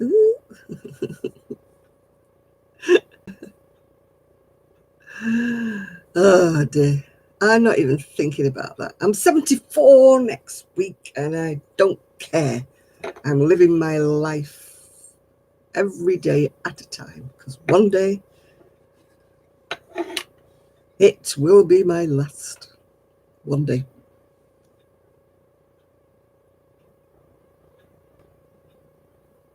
I don't think I could do it. When's my birthday? Oh, it's next week. Is it next Sunday? I think it's next Sunday, 25th. For it. Yeah, my dad used to say he wanted. Oh, is it next Monday? Right, okay. So I don't even know what day it is. It's so remarkable. No. Yeah. I have got 2 cards already, though. 2 cards. I got a lovely card from Denise Deer, and I got a lovely card from Rose in the Philippines. And I got a lovely card from my insurance company, which I don't have anymore. I think they've realised I'm not there anymore. So I got a happy birthday from... Oh yeah, next Saturday we'll have a party. I need to get a cake, don't I? Yeah, I'm going out with my niece next Saturday. She asked me what I wanted for my birthday. Oh, hi, Sharon. She asked me what I wanted for my birthday, and I said, just take me up to Bury, because I get out so little that it's a really treat to me to get taken out for the day type of thing. Or, well, not all day, but, you know. So she's taking me up to Bury. She's buying me my lunch. And then she's letting me have a moochie about the market and the actual precinct, whatever you call it. Supermarket, not supermarket, shopping mall. Yeah, that's where I should be going. Yeah, I've caught up with Denise. No, I haven't caught up with Denise's. I'm too behind with Denise's. My niece is absolutely fantastic. Honestly, she is. Don't know what I'd do without her. She's great. No, I said I didn't want a present per se. I said just take me out to lunch and, you know, like take me up to Bury, and I'm happy. You know, I'm not avaricious or anything. You know, I don't say, right, I want this, I want that, I want the other. I mean, my daughter-in-law's birthday is before mine, and oh right, okay, Miguel, get in touch with me through Facebook. Yeah. So I'm just going to give her some cash. She wants a winter coat, my daughter-in-law, so I'll just give her a contribution towards it. Obviously, I can't afford to buy her a whole coat, so she'll just have a contribution. I mean, she's got daughters and stuff like that, so she will no doubt get contributions from them, so maybe she'll have enough to buy herself a coat. You know, she wants a winter coat, so they're quite expensive if you have a good winter coat.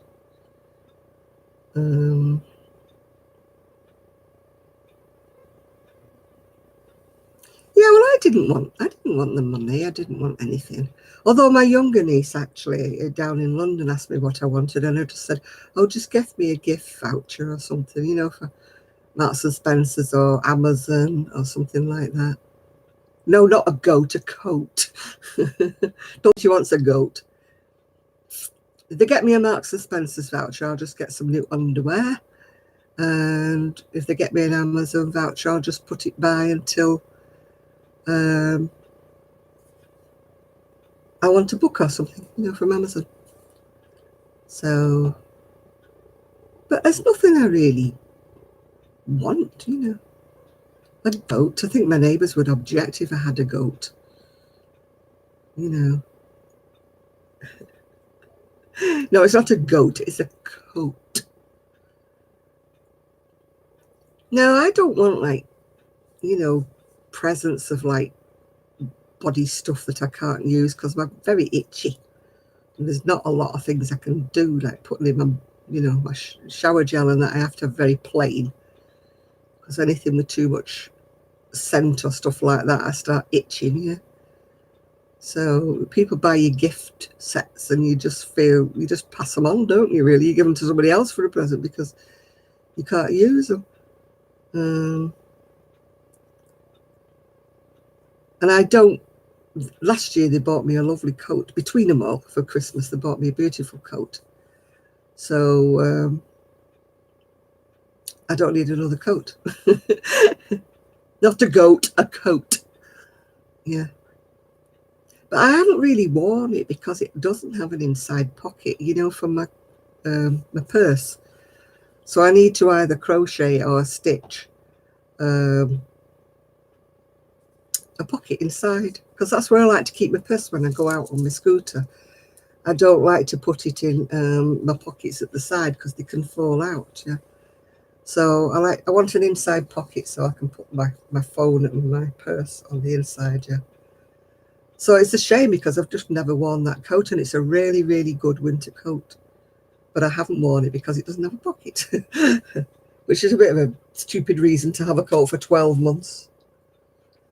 If you mention that crochet cactus one more time, Miguel, I shall make you eat it. Oh dear. I really do not. Was the coat a sheepskin? No, it wasn't a sheepskin. It's just a normal padded Anoraki kind of jacket with a zip up the front. It's a lovely jacket, but because it doesn't have a proper hood and because it doesn't have an inside pocket, it's never been worn. It has one of those hoods, you know, that you zip out the collar, you know, those little flimsy hoods. But I like a warm hood that keeps my ears warm when I'm on my scooter. But Kelly knitted me a lovely hat last year that I haven't. Oh, yeah, an anorak. Oh, pickpockets, yeah. My purse is always firmly I don't carry a handbag or anything. No. They'd have to frisk me to get to my inside pocket. No. My auntie had her handbag slashed in Bury Market. They slashed the outside of it and got a purse, and she didn't even realise it wasn't there until she went to buy something. I will not wear a rosy wrap, thank you very much, Nancy. I might wear my crown if I can find it. I don't know what happened to my tiara. Yeah.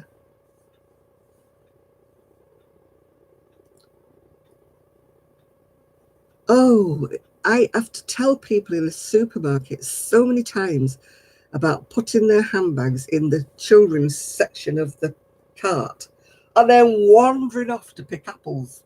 And I go, please don't do that. You know, they must be dumb. I'm one of those who has my bag is either inside my coat. I just don't. I always treat everybody with great suspicion. You know, don't come near me. You're not having my money. When I used to go shopping with money back in the old days, I used to wear like a body belt thing with your money, a money belt around my waist. And if I wanted any extra money out to put in my actual purse, I used to go into a ladies' changing room with a sweater or something. I didn't used to bother, trying the sweater on. I just went in really to unzip it and get some money out and put it in my purse and then zip it up again. And then I used to go out and put the sweater back and say, no, it didn't suit me or something, yeah. No, it was an actual money belt I used to wear. They're flat. They're not like a bum belt sticks out, so you look like you're pregnant if you wear it underneath your sweater. But the money belts they used to sell them a lot for people who went abroad and that used to wear them under your shirt. They're just flat and they've got a zipper on them. They're made out of fabric usually, and they've got a belt on them that you put round you. I still have one upstairs that I used to use when I went to town. I mean, nowadays you pay for things with cards, don't you? So it's not the same thing. Oh, you can probably still buy them, yeah, for people who do still walk around with cash. I mean, me, I'm not the queen. I don't carry any cash. I have to carry bits and pieces, in case I go to the chip shop or something. But a bum bag, you call them a fanny pack or something like that, I think. They fit round your waist. They're like a handbag that's on a long string that fits round your waist.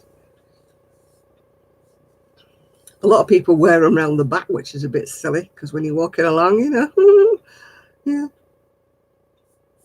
It's like I would never put if I had a rucksack or a handbag that fitted on the back, I never put my purse in there because people can zip it off when you're in a crowd, can't they? Yeah, if I have a cross bag on, I usually fanny pack is hilarious to us because you've got visions of a fanny pack being like sort of between your legs, if you know what I mean, because that's where we have them in different places. With you, a fanny is your backside, but with us, the fanny is your front bum, if you know what I mean.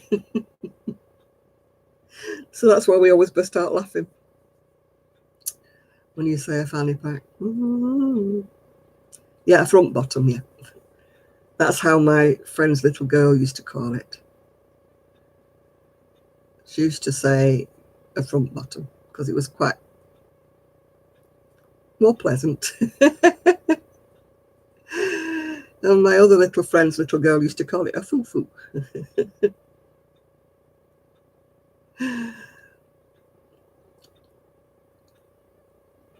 I always remember my friend's little girl. I went in to have an operation and I had a hysterectomy.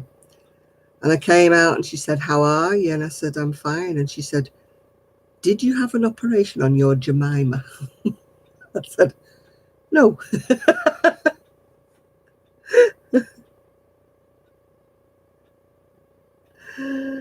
Oh yes, we're off the topic of conversation. It's talking about going shopping. That's what it is.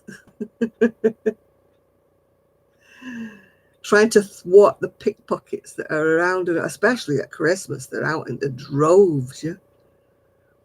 We sadly have a lot of Romanian pickpockets here, and I'm not being whatever, but they do tend to be, when they appear in the courts, they're all from Romania. They go around targeting. But they target old people, and it's so horrible. Yeah, we get pickpockets, yeah, especially in the markets where it's crowded and places like that. If you're unwary and you carry your wallet in your back pocket of your trousers, no, don't do that. I always used to make my ex take his wallet out of his back pocket and put it in his jacket inside pocket. I said, "Don't muck about with anything in your back pocket." I said, "They'll have it away." You don't even know they're doing it. They're so sort of good at it. I would hesitate to call them gypsies. I think they're just scum, really. Yeah. But it's got worse since we had this influx of people from other countries. Yeah. The pickpockets are experts. They really are. This is why I'm always like over the top. I'm always saying to my niece, "Put your handbag away. Put your handbag under your arm," when we go out anywhere. And she's going, "What's wrong with you?" And I'm going, "There's too many people around, yeah." Oh, they do. They distract you. They poke you kind of on your shoulder, or they bump into your shoulder, and you're that busy with the sensation of somebody poking your shoulder, you don't notice that they've got in your pocket. They're very, very good at it, yeah. Very. Oh, they do it in 2 and 3 people. Like, one will take your purse and then it's gone, it's in. It's gone. They've passed it on to somebody else and it's disappeared, Yeah.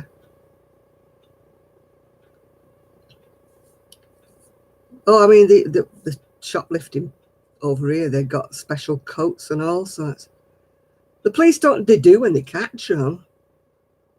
I mean, it's a lot better now we've got CCTV. They can actually see a lot more people that's going on. I mean, this is why I don't mind being on camera. A lot of people are going, oh, it's my personal freedom, it's liberties. I don't want to be on TV. I don't want Big Brother watching me. I do. I'd rather Big Brother was watching me. I'd rather somebody was sitting in a room or somewhere watching what's going on. Yeah, they slashed my auntie's handbag, just slashed it. She didn't even feel them do it. They must have done it with a Stanley knife. Yeah. Oh, they have special coats, don't they, with pockets in where they put things in. They've got like double pockets and oh,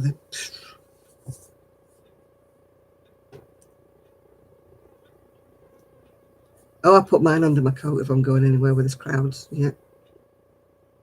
It's a horrible.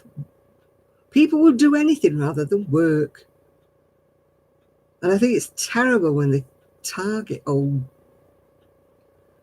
dears, because they're so innocent, these old people. They lived in a generation where people didn't do all this sort of thing. And they're so naive when it comes to having handbags and stuff. I mean, in Italy, they ride past on mopeds, don't they, and snatch handbags. I mean, my friend, she was in Italy once and she had this gold chain round her neck, you know, a big gold chain, flash, Harry. And somebody went by and snatched her chain and it didn't break because it was such a good chain. It didn't break. And they dragged her along on this, made a right mess of her. They finished up driving off without her chain, but they'd ripped all her neck with this chain and she was all mess, all her arms and her knees and everything. And it ruined her holiday. Oh, night, Nathan. But that's what they do sometimes. They go past on a scooter in Italy and grab your jewellery. I'm glad I don't. They can have the plastic jewellery if they want. They can have it, yeah. I don't have any gold around my neck, so. Yeah.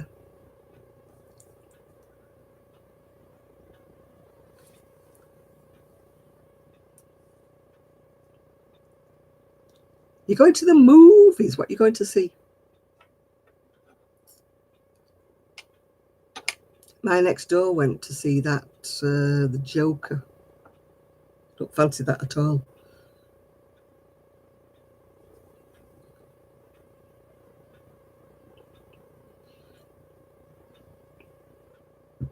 Oh, a car racing movie.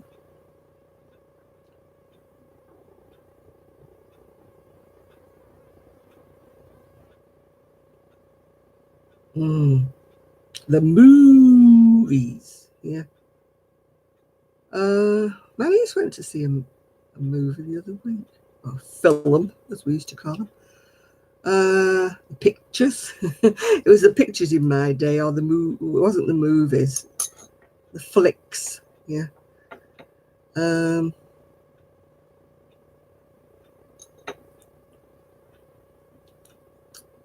Well, you will crochet with a little hook and tiny thin thread, Chris. Oh, you can't beat the Italian job, can you? You know what I mean? The first one, not the second one. I can't remember when I last went to see the flicks, when I last went to the cinema.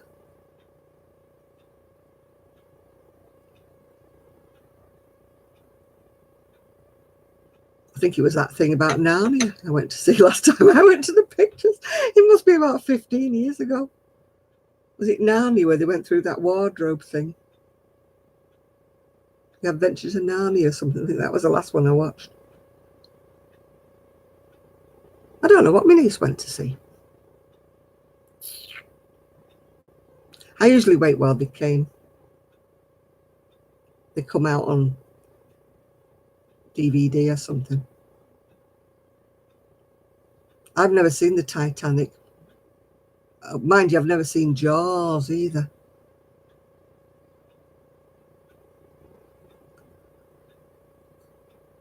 Chris is making something in very, very fine cotton and very, very... Oh, the cinema would go bankrupt if they relied on me going there. Just don't go. I get fidgety. I can't sit through things. I just fidget about. Then I decide I want to go to the toilet, disrupt everybody because I'm usually in the middle seats. And I go, excuse me, excuse me, excuse me. And they're all round me. No, I'm not a movie person either. It has to be really, really good to hold my interest.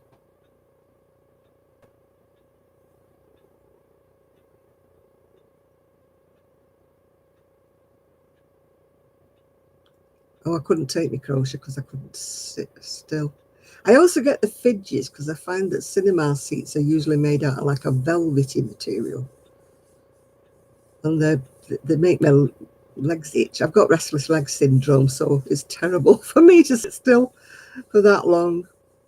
I have to get up and walk about, and yeah, so I'm better off watching them at home where you can stop them. Oh, my head torch. Did you see that photograph of me with my head torch?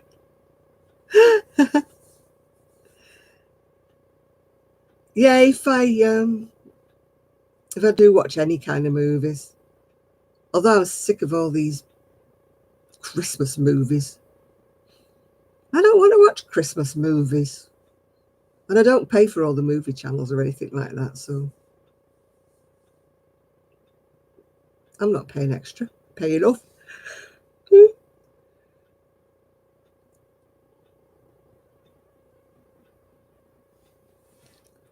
Or just give her some dry toast or something like that. Kelly's eating a dry chapati today. She needs to eat because she's going to be so weak if she doesn't eat something. She hasn't really eaten much since about Tuesday. She was making something for the kids today. She nearly fainted because she was that weak and wuzzy. She's going to have to get something inside her. I would do if she didn't live miles and miles away, Trev. Yeah. If I had a car, I'd have gone round and seen, made sure she had something to eat or something. She worries me at times. She does, honestly.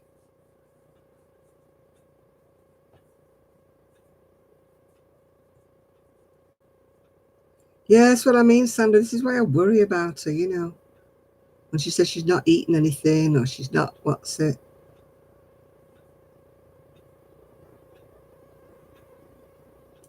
I know it's hard to get somebody to eat when they don't feel like eating and they keep throwing everything up again. She's sleeping all the time at the moment. She's gone to bed now. She spoke to me earlier on and she said, I'll be back in bed. She said, I won't be on tonight. I'll be back in bed again. So she does worry me. But I'm not a mum. I can't tell her what to do, can I?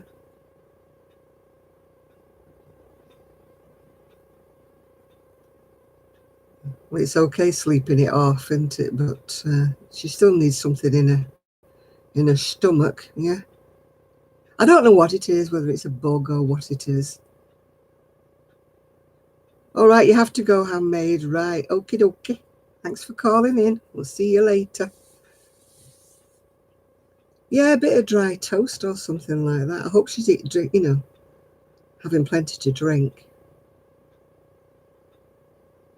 Yeah, I mean, I can only give her my advice. I can't. I don't think I need to starve her, Trev. I think she's starving herself at the minute.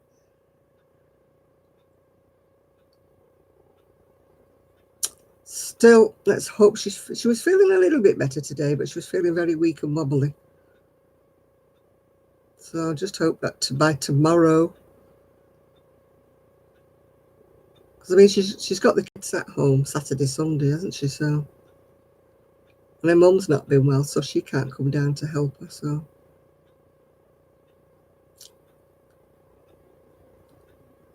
yeah, I don't know what she's drinking, Trev. I wish I knew. Yeah,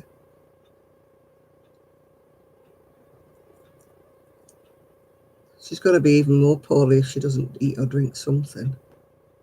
I know you don't feel like it when she hasn't been going to college. No, she, with all what went on with that other school and with her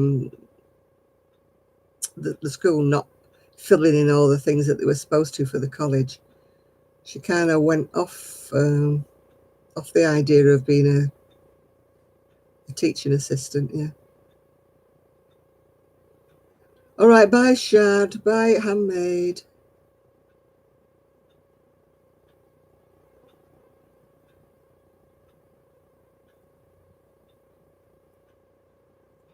Yeah, she has to do the school run still, unless her friend takes them.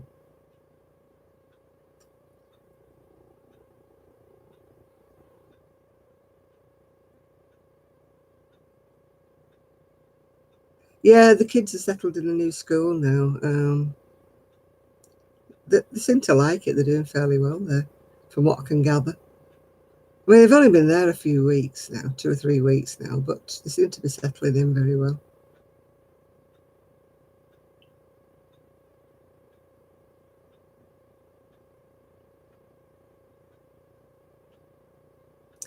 I like toast when I feel off, or I'll eat like dry crackers or something, dry cream crackers.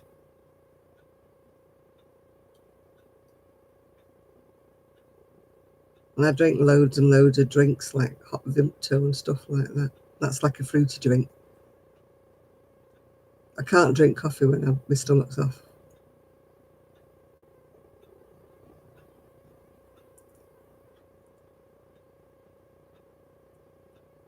Oh, Kelly's always smart, yeah.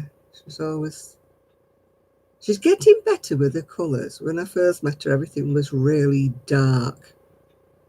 But now she's getting into a little bit more colour. So, I mean, she really suits like reds and pinks and things like that. Yeah, I don't know about milk if your stomach's a bit curdly, but I have crackers and then I'll have something like you said, like a fruit drink or something.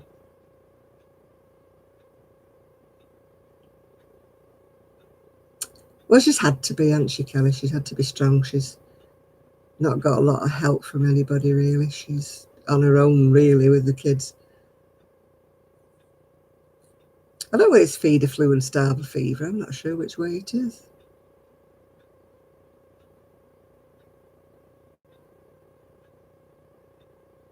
Yeah, starver fever, feeder cold. Is that the way it is? Yeah. I mean, touch wood, it's been a long time since I've been really poorly. So, hello, Anna. How are you doing?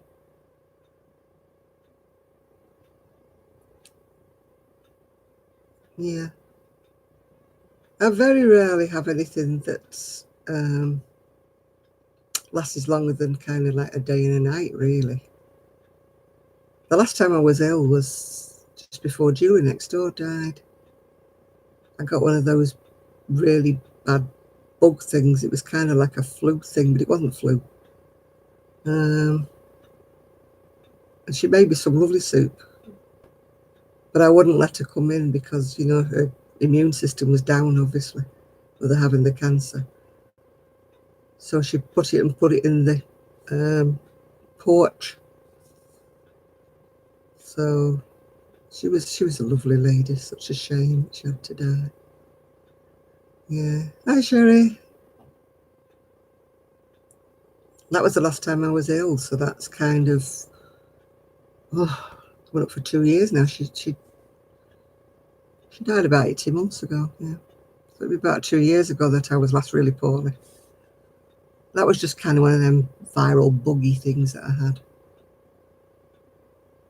Just felt really rough for a couple of days.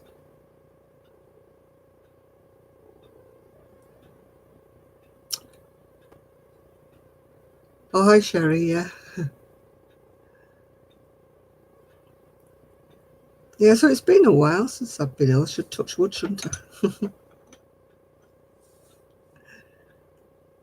Yeah, the Jewish people always have chicken soup for everything, don't they? It's their cure-all. I don't know quite how they make it, but whether it has vegetables in or whether it's just chicken broth, I don't know. I've got lots of Jewish friends. Maybe I should ask them how they make it. Um,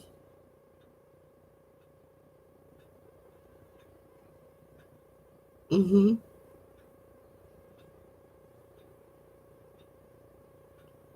I don't know what they put in their chicken soup, but I know they swear by it if anybody's ill, don't they?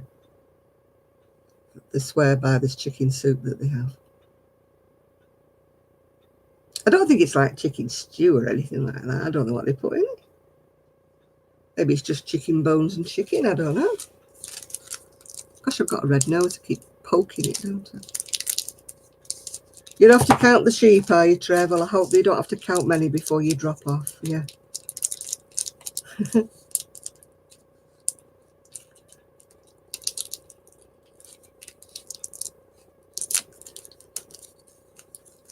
Yeah, as long as you're drinking enough, then, I think you're okay, really. They say you can last quite a few days without eating anything, don't they? But you need to keep drinking to keep yourself rehydrated. Especially if you've got a bug, that's both ways, if you know what I'm saying. I'm not going to say anything because I'm eating me crunchy. Night, Trevor. Yeah, you've got to count them, pet them, and shear them before you can go to sleep, Trev. Look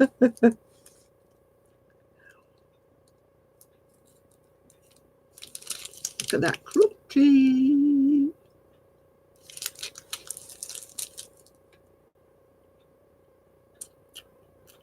No, they don't, those Diorolite there. But they're very good. Hi, Melly.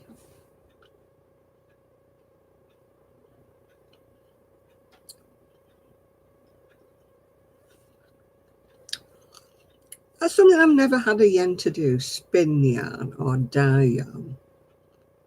Telly dyes yarn.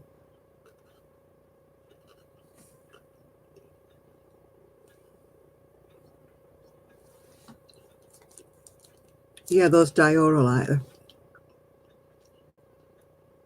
But they do work. Definitely put you back on your feet again. So the salts into that you've got missing. I bet Kelly's not got any of them.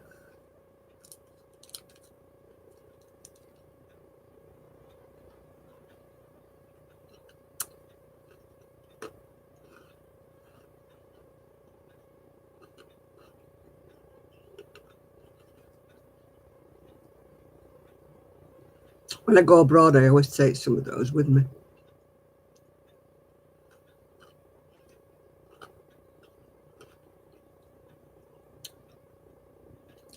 I haven't caked any yarn for absolutely ages. No, I haven't bought any proper yarn. It's on Hanks lately, so I haven't had to use one.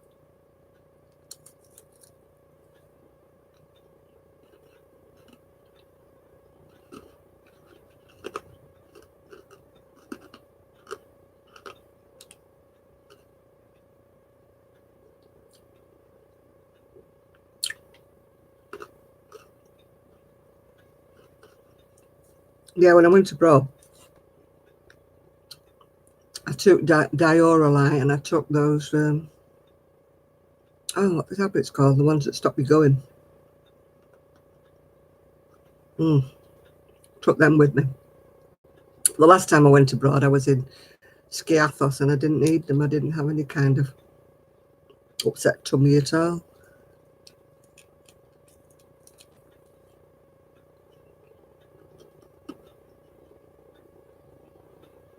I'll give you the munchies. Ooh, crunchy bar.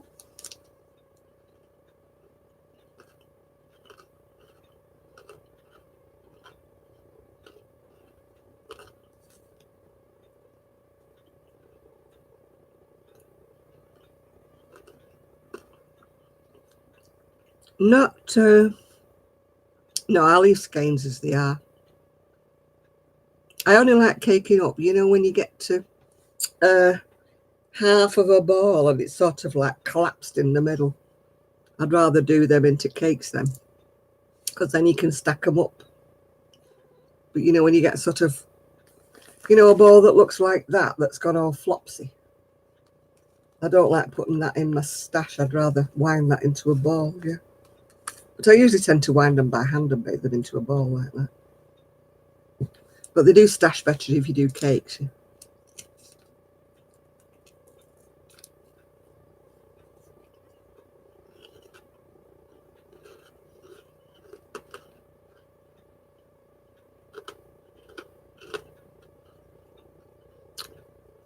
I'd like to do that with all the part bowls and that's I've got in the garage. Then they'd stack better in the totes. Not the full bowls, obviously. I'd leave them as they are.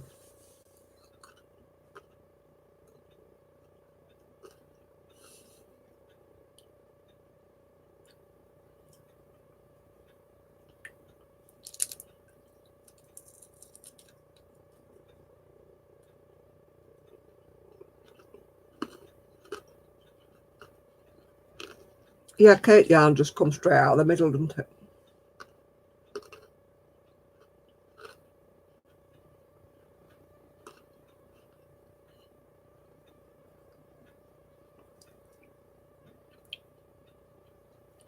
Yeah, I tend to just do part balls.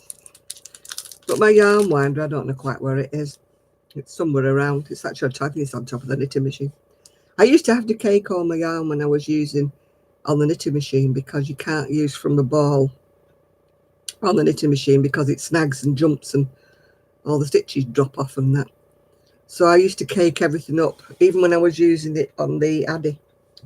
I used to cake the yarn then.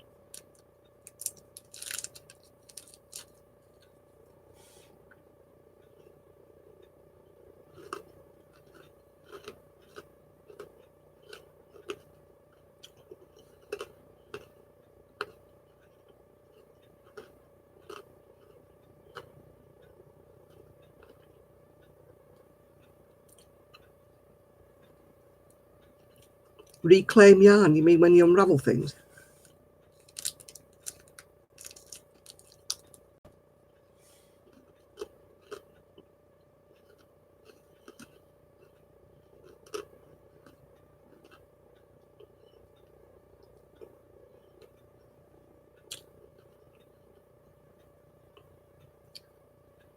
When I unravel things, I do it all by hand.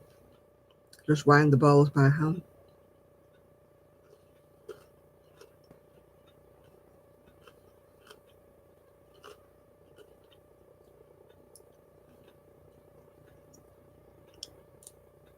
Because it doesn't always unravel smoothly. Sometimes you have to pull it. And if you're doing it on the yarn winder, you know, it pulls and pulls. How do you know where to start? Well, where there's a loose end. You have to unpick everything very carefully and then try and find an end where you cast it off or where you're chained off, and then that's how you know where to start.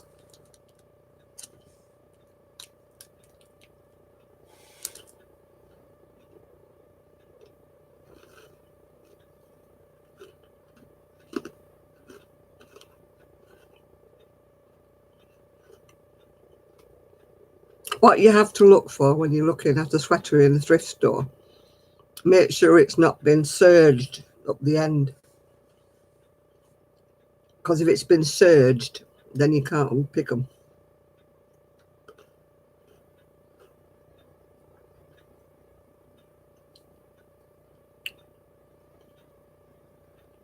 A lot of people say, oh, I'm going to buy this from the, you know, from that.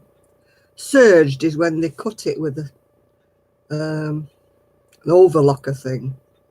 They cut the pieces out for sweaters. They're not always knitted in pieces and sewn together. Serged is when it's like a serging machine. It's like that it cuts it and sews it at the same time. So if it's been serged and cut, then you can't unravel it. That's what you've got to make sure.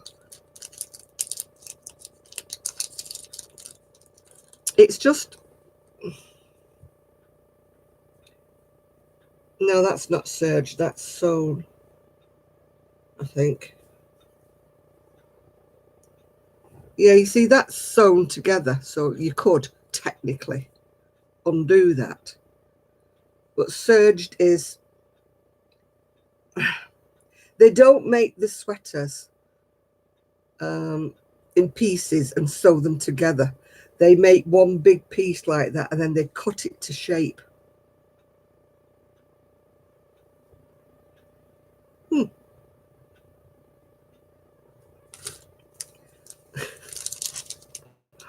Look inside a sweater, Miguel, and it's got zigzaggies down inside a sweater, then it's been cut.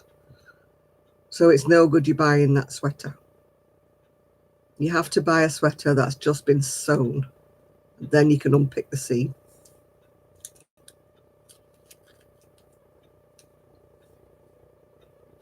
Does that make any sense to you?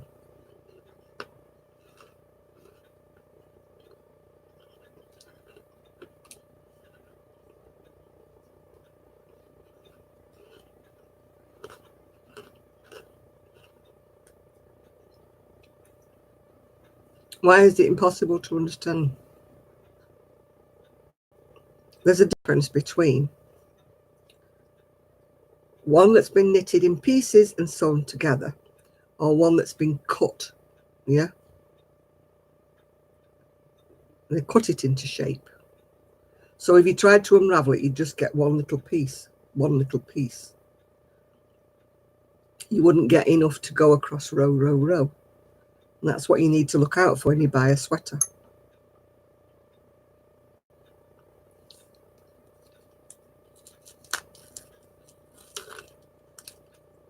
Yes, it can be taken apart if it's not been cut when it's been put together. It's got to have a proper seam at the side.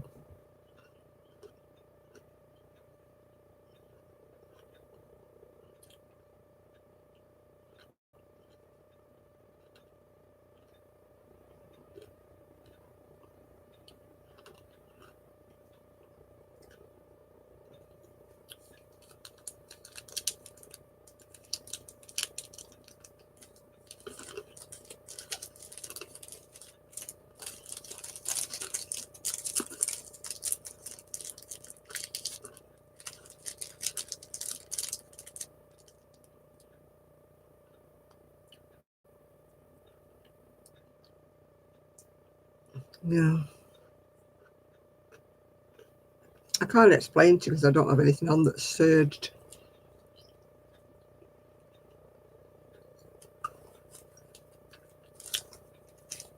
A serger is a sewing machine. When you sew it, it sews it, but it cuts off the excess at the edges. Yeah? So that you cannot undo because it's been cut. Yeah? Can you explain it to any better to Jill? What I'm talking about, yeah?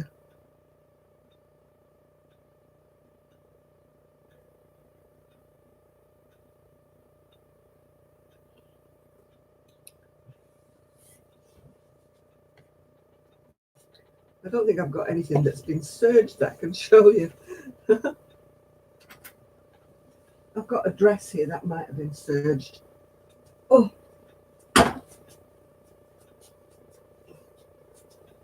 Let me see if this has been stitched or serged.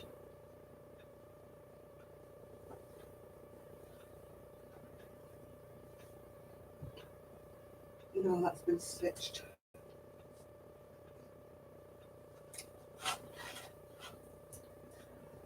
Oh, I was trying to find a woolly that had been serged, but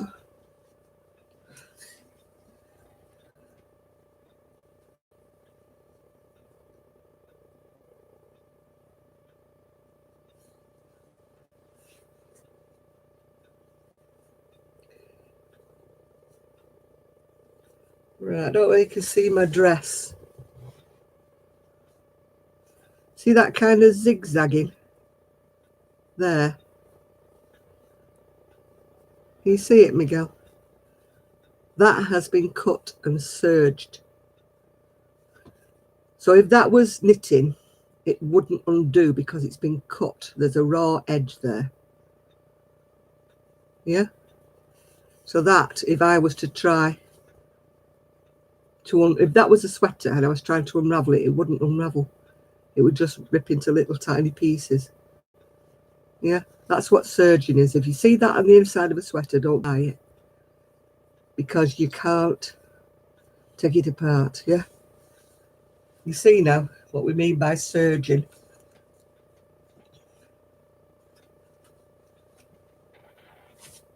If it's got zigzagging like that, it's more like it's been cut. Yeah?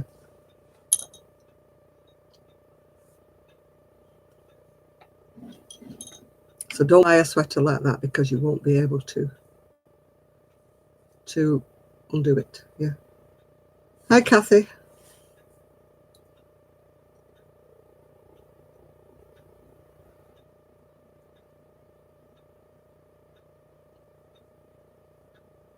Oh, I have no patience to teach crochet. Steeked is when you knit something all in one piece and then you cut it up the front to put the zip in. But because you've cut it up the front, you would never be able to unravel it, yeah? That's what steeked is. I wouldn't dare to do it because I'd be frightened of it unraveling. But people do that, especially if they're making sweaters from the neck down and it's all in colour work or something like that. Then they decide they want to put a zip in it and they cut it right up the middle. I'd be terrified of it coming unravelled. Because they want the pattern to stay the same all the way across. You know. So that's what you do. You cut carefully up this back thing, yeah. Yeah, so you don't have to purl into it. You just keep knitting round and round and round. I've never steeked. I'm too scared to do it. So if you're looking for sweaters, be careful and have a good look inside them before you buy them, Miguel. Otherwise, you could be buying a sweater that you can't undo. I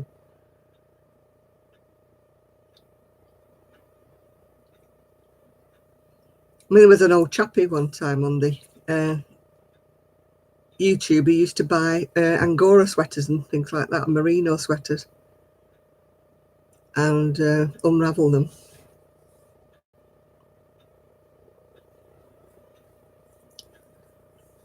No, I've never steeked. I've never had. Well, I don't knit in the round as usual. You know, I don't knit on circular needles going round and round and round.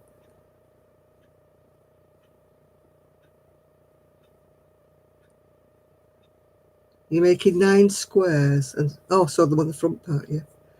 I think she means steeked. I think she's just being amusing, saying gleeked.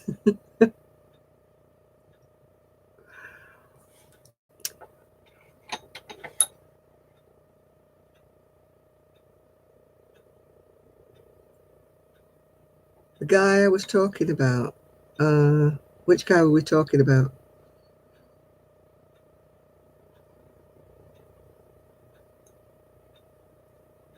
No, I don't streak either, no. They'd come after me and tell me to put my clothes on.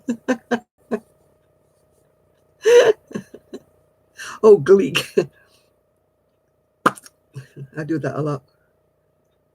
It's more embarrassing when you're having quite an intimate talk with somebody and you spit on them by accident, you know. and they're trying to be so polite as they wipe it off their nose or something. It's very embarrassing.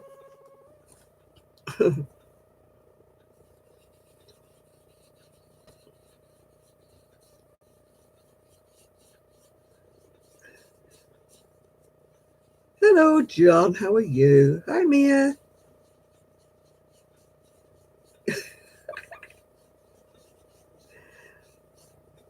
Yeah, they cough and their dentures come out. And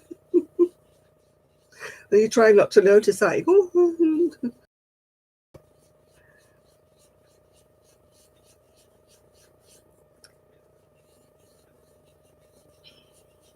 Or when a sneeze comes out of nowhere and you go, and it goes all over the sweater or something. That's embarrassing.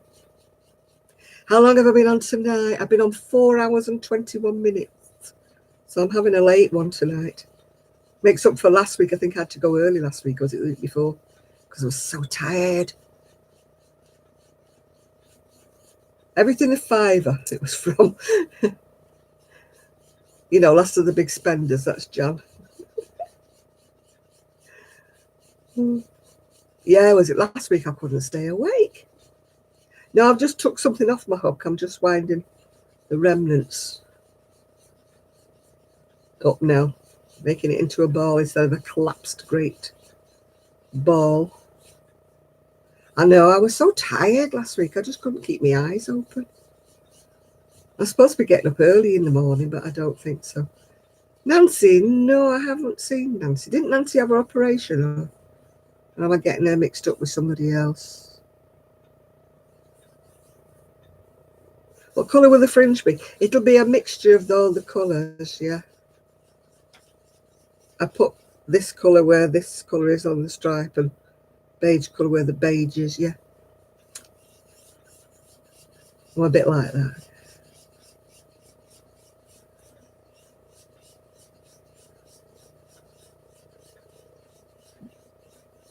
Yeah, Billy had an operation as well, didn't she? Didn't Nancy have an operation? Or am I getting her mixed up with somebody else? Who was the one who had the cataracts done?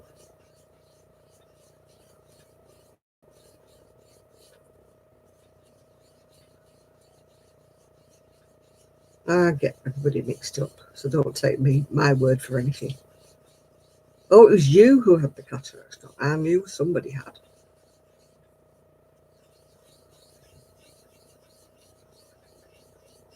I get so dreadfully muddled up. It's my old age. Oh, Maya was a bit daft before that, but you know, it's good when you've got something to blame, isn't it? Yeah.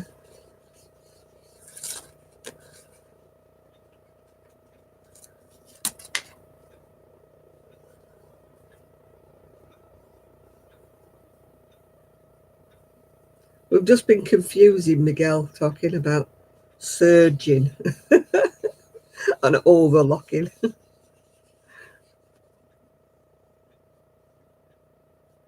The head cold, no, Kelly's got something, a bug or something, so she's not been on either. The only cures I know is like hot drinks and go to bed with plenty of paracetamol. Oh, you're falling asleep as well, Patricia, yeah? It's quite easy to get you mixed up, Miguel. What did we confuse you with last week? It was something you didn't understand last week. I think you led a sheltered life, Miguel.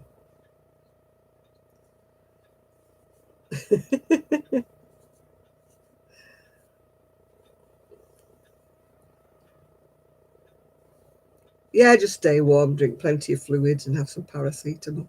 That's what I do when I've got a head cold.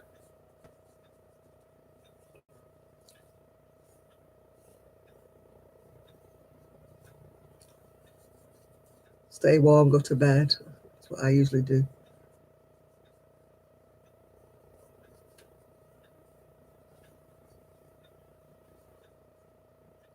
Yeah, keep your head warm. Some people say go for a walk in the fresh air, but that's usually when I'm feeling a bit better, I do that. But not when I'm actually in the throes of the bad cold. They do say cold, you know, go in the fresh air and blow the germs away, as my mother used to say. But when you've got a really banging cold, you don't really want to go out, do you? And it's cold.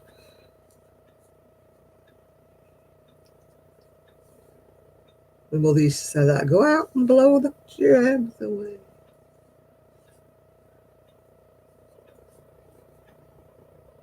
Yeah, loads of Vicks. I like Vicks on my chest. And on my back if there's anybody around. To put it on my back, otherwise it's a bit difficult to put Vicks on your own back, isn't it?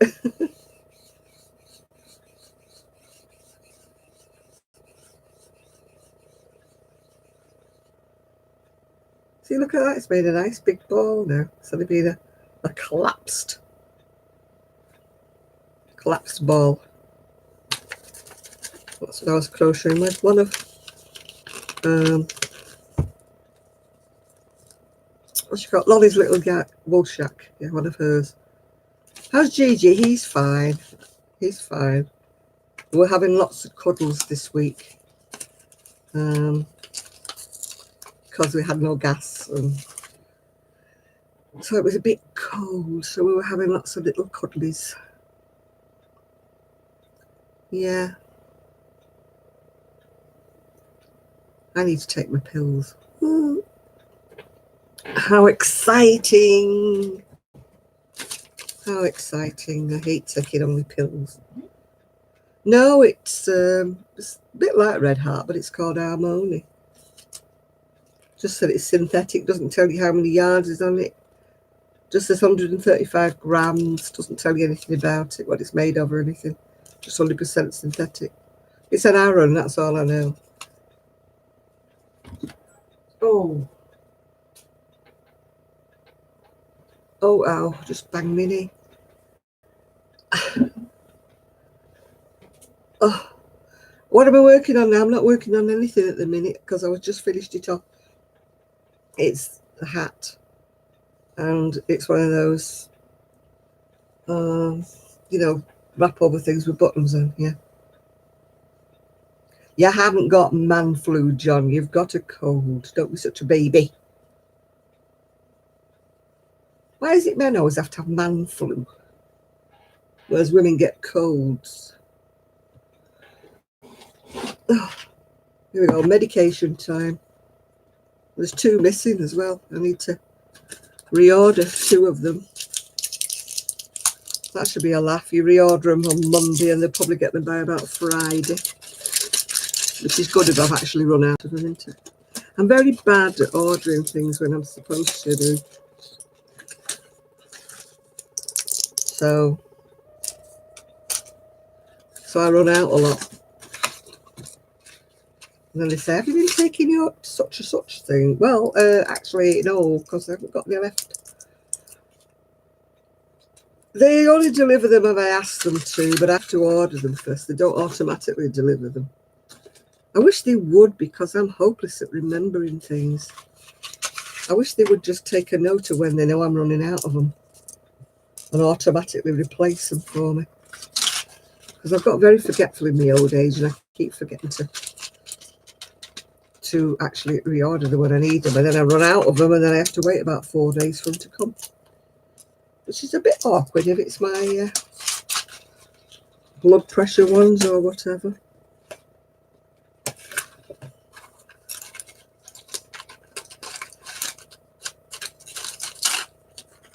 I've asked twice to get them,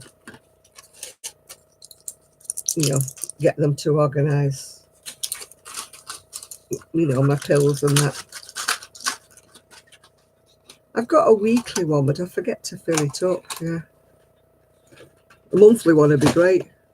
I keep asking the chemist I've seen people who go and get them, and they're already done for them, Oh, gosh. No, there's 2 missing.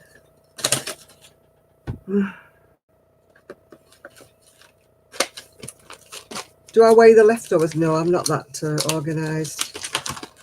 I just look at the bar and think, have I got enough to do whatever I'm doing? Oh, I hate all these blooming pills.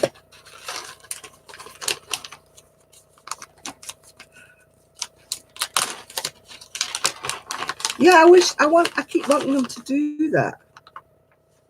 and they won't do them for me. I keep telling them. They don't run out at the same time. That's the trouble. They all run out at different times. They don't synchronise them up for me. Hi, Robin.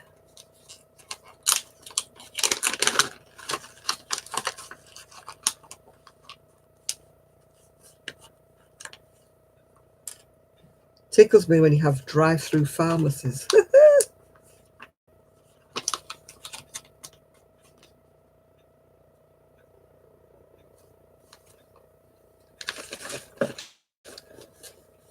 No, it's not too bad. When I actually put my order in, they do send me a text message saying they're ready. Right. I'm still finding pills. Is there any reason why I hate taking pills? I've got 2 missing, and I've got 2, 4, 6, 8, 10. I've got 12 pills to take, and I've actually got 2 missing, so there should be 14. There used to be 15 or 16, but I don't take my painkillers anymore.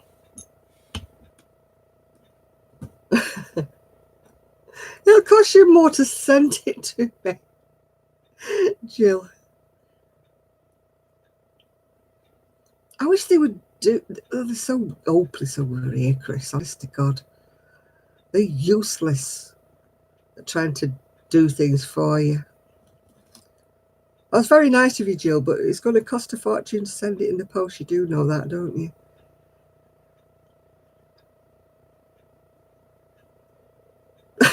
You've not got a deadly disease, John. You've got a cold. Stop such a baby.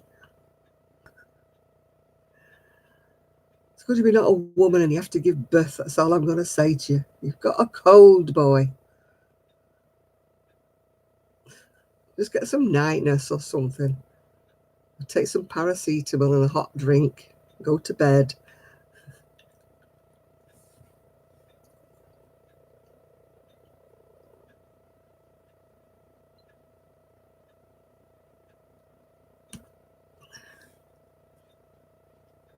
Yeah. Right, you will. I've already done mine. In case you're all worried, I've already done mine. Paracetamol, yeah. It's like, I don't know what, you'll probably call it a drug, a different name. Paracetamol is what we take for a headache or what we would take for a cold. You probably have them, but under a different name, Miguel. You probably know them as such a thing. It's like when you tell me you take such a thing, and I'm like, what? Or is it Tylenol or Advil? Yeah. Yeah, it keeps your temperature down, yeah. That's what paracetamol's for.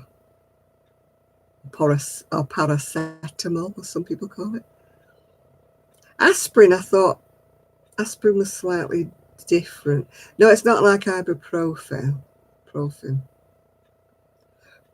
If you can't feel your legs, you've probably got something weighing on top of them.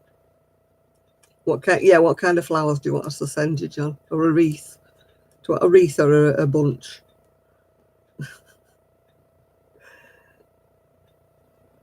You will not die. You've got a cold, John.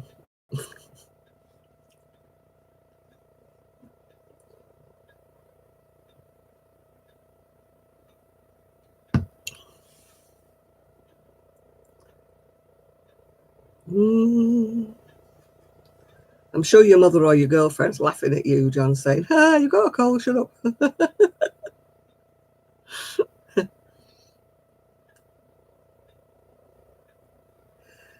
I have cocodamol when the pain is bad, Jean, but I don't want to take it because it upsets my stomach. I used to take 8 a day before I started having the injections, which is why I'm hoping when I go back on Tuesday that they're going to suggest some different kind of pain relief for me. They're talking about some kind of nerve blocking things, whatever. Like impulses. It's probably going to be a bit like ultrasound or something. But they're going to tell me on, is it Tuesday? No, Wednesday. They're going to tell me on Wednesday what they're going to prescribe for me. Or whether I'll go straight to pain patches or something like that. Because, I mean, once you've been like this, you get a tolerance to pain. But some days, I don't have a tolerance to pain. But I was watching a program on TV and they were saying like a lot of these painkillers, the reason why, you know, don't want you to take too much is because you build up a sort of a whatever to them, and then they make your pain worse. Because you're building up a immunity, whatever you want to call it. And I mean, I'd been on those Cocodamol for about 8 years. And I'd got to the stage where I didn't feel like they were doing anything. Yeah. Did you see that funeral where that guy had this thing put in his coffin and it sounded like it was him? And it was like a knocking sound. He's going, all right, let me out. And it's, I know it's horrible, John. Nobody likes having a cold. Yeah, nobody likes it. That's what, you know, it's just something you've got to get through. Just go to bed, take your paracetamol, have a hot drink, and just go to sleep. Yeah. Yeah, you saw that video, did you? Yeah. Everybody was like, what's happening? And then all of a sudden, then they realised what was happening and they started laughing, didn't they?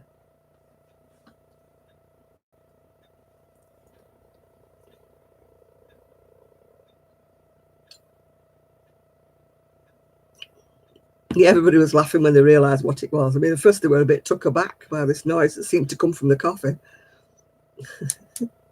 Let me out.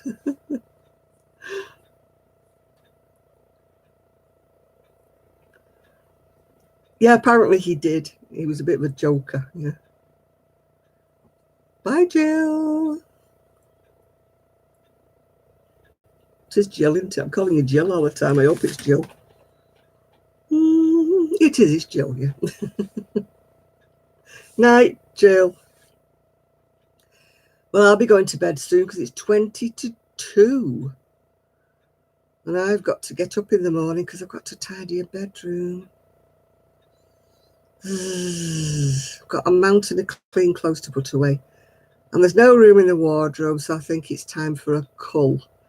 It's time to get a big black bin bag and start saying, right, I don't really need this, I don't really need that. And make a donation to the charity shop. The trouble with me is I wear all my clothes. So it's like having to make a decision, which is my favourite child, you know. You know, I'm a bit territorial about my clothes, yeah. So, because I have certain things that go with certain things, and, you know. That's nice, so long as it's not the person in the coffin that does that. Oh, dear. Yeah, I'll say good night to everybody because it's getting late and I've been on for 4 hours and 40 minutes. That's about a record for me, I think. So I'm going to set my alarm to make myself get up. Would you believe I had a crank call or a scam caller at 10 to 8 this morning? Was not amused. I think that's what made me sleep late because I turned the alarm off when that went off and I overslept then. So you're going over to do the 24-hour live with, what's she called? Forgot. Not Madeline. Can't remember her name now. Oh, she's not called Madeline. What's she called? Anyway, she's doing a 24-hour if you want to go and say hello to her. Yeah, Madonna, that's it, not Marilyn. Oh, what did I say she was called? Yes, Madonna, yeah. No, I'm not going over there. I am going to bed. Because you're all in America and it's not 1:45 in the morning over there, is it? So I will see you all next week, and I hope to make a video in the week. I didn't do one this week because of all the kerfuffling with the gas board, yeah. So I shall say bye, everybody. So bye-bye. Say hello to the squirrel squad for me. Bye.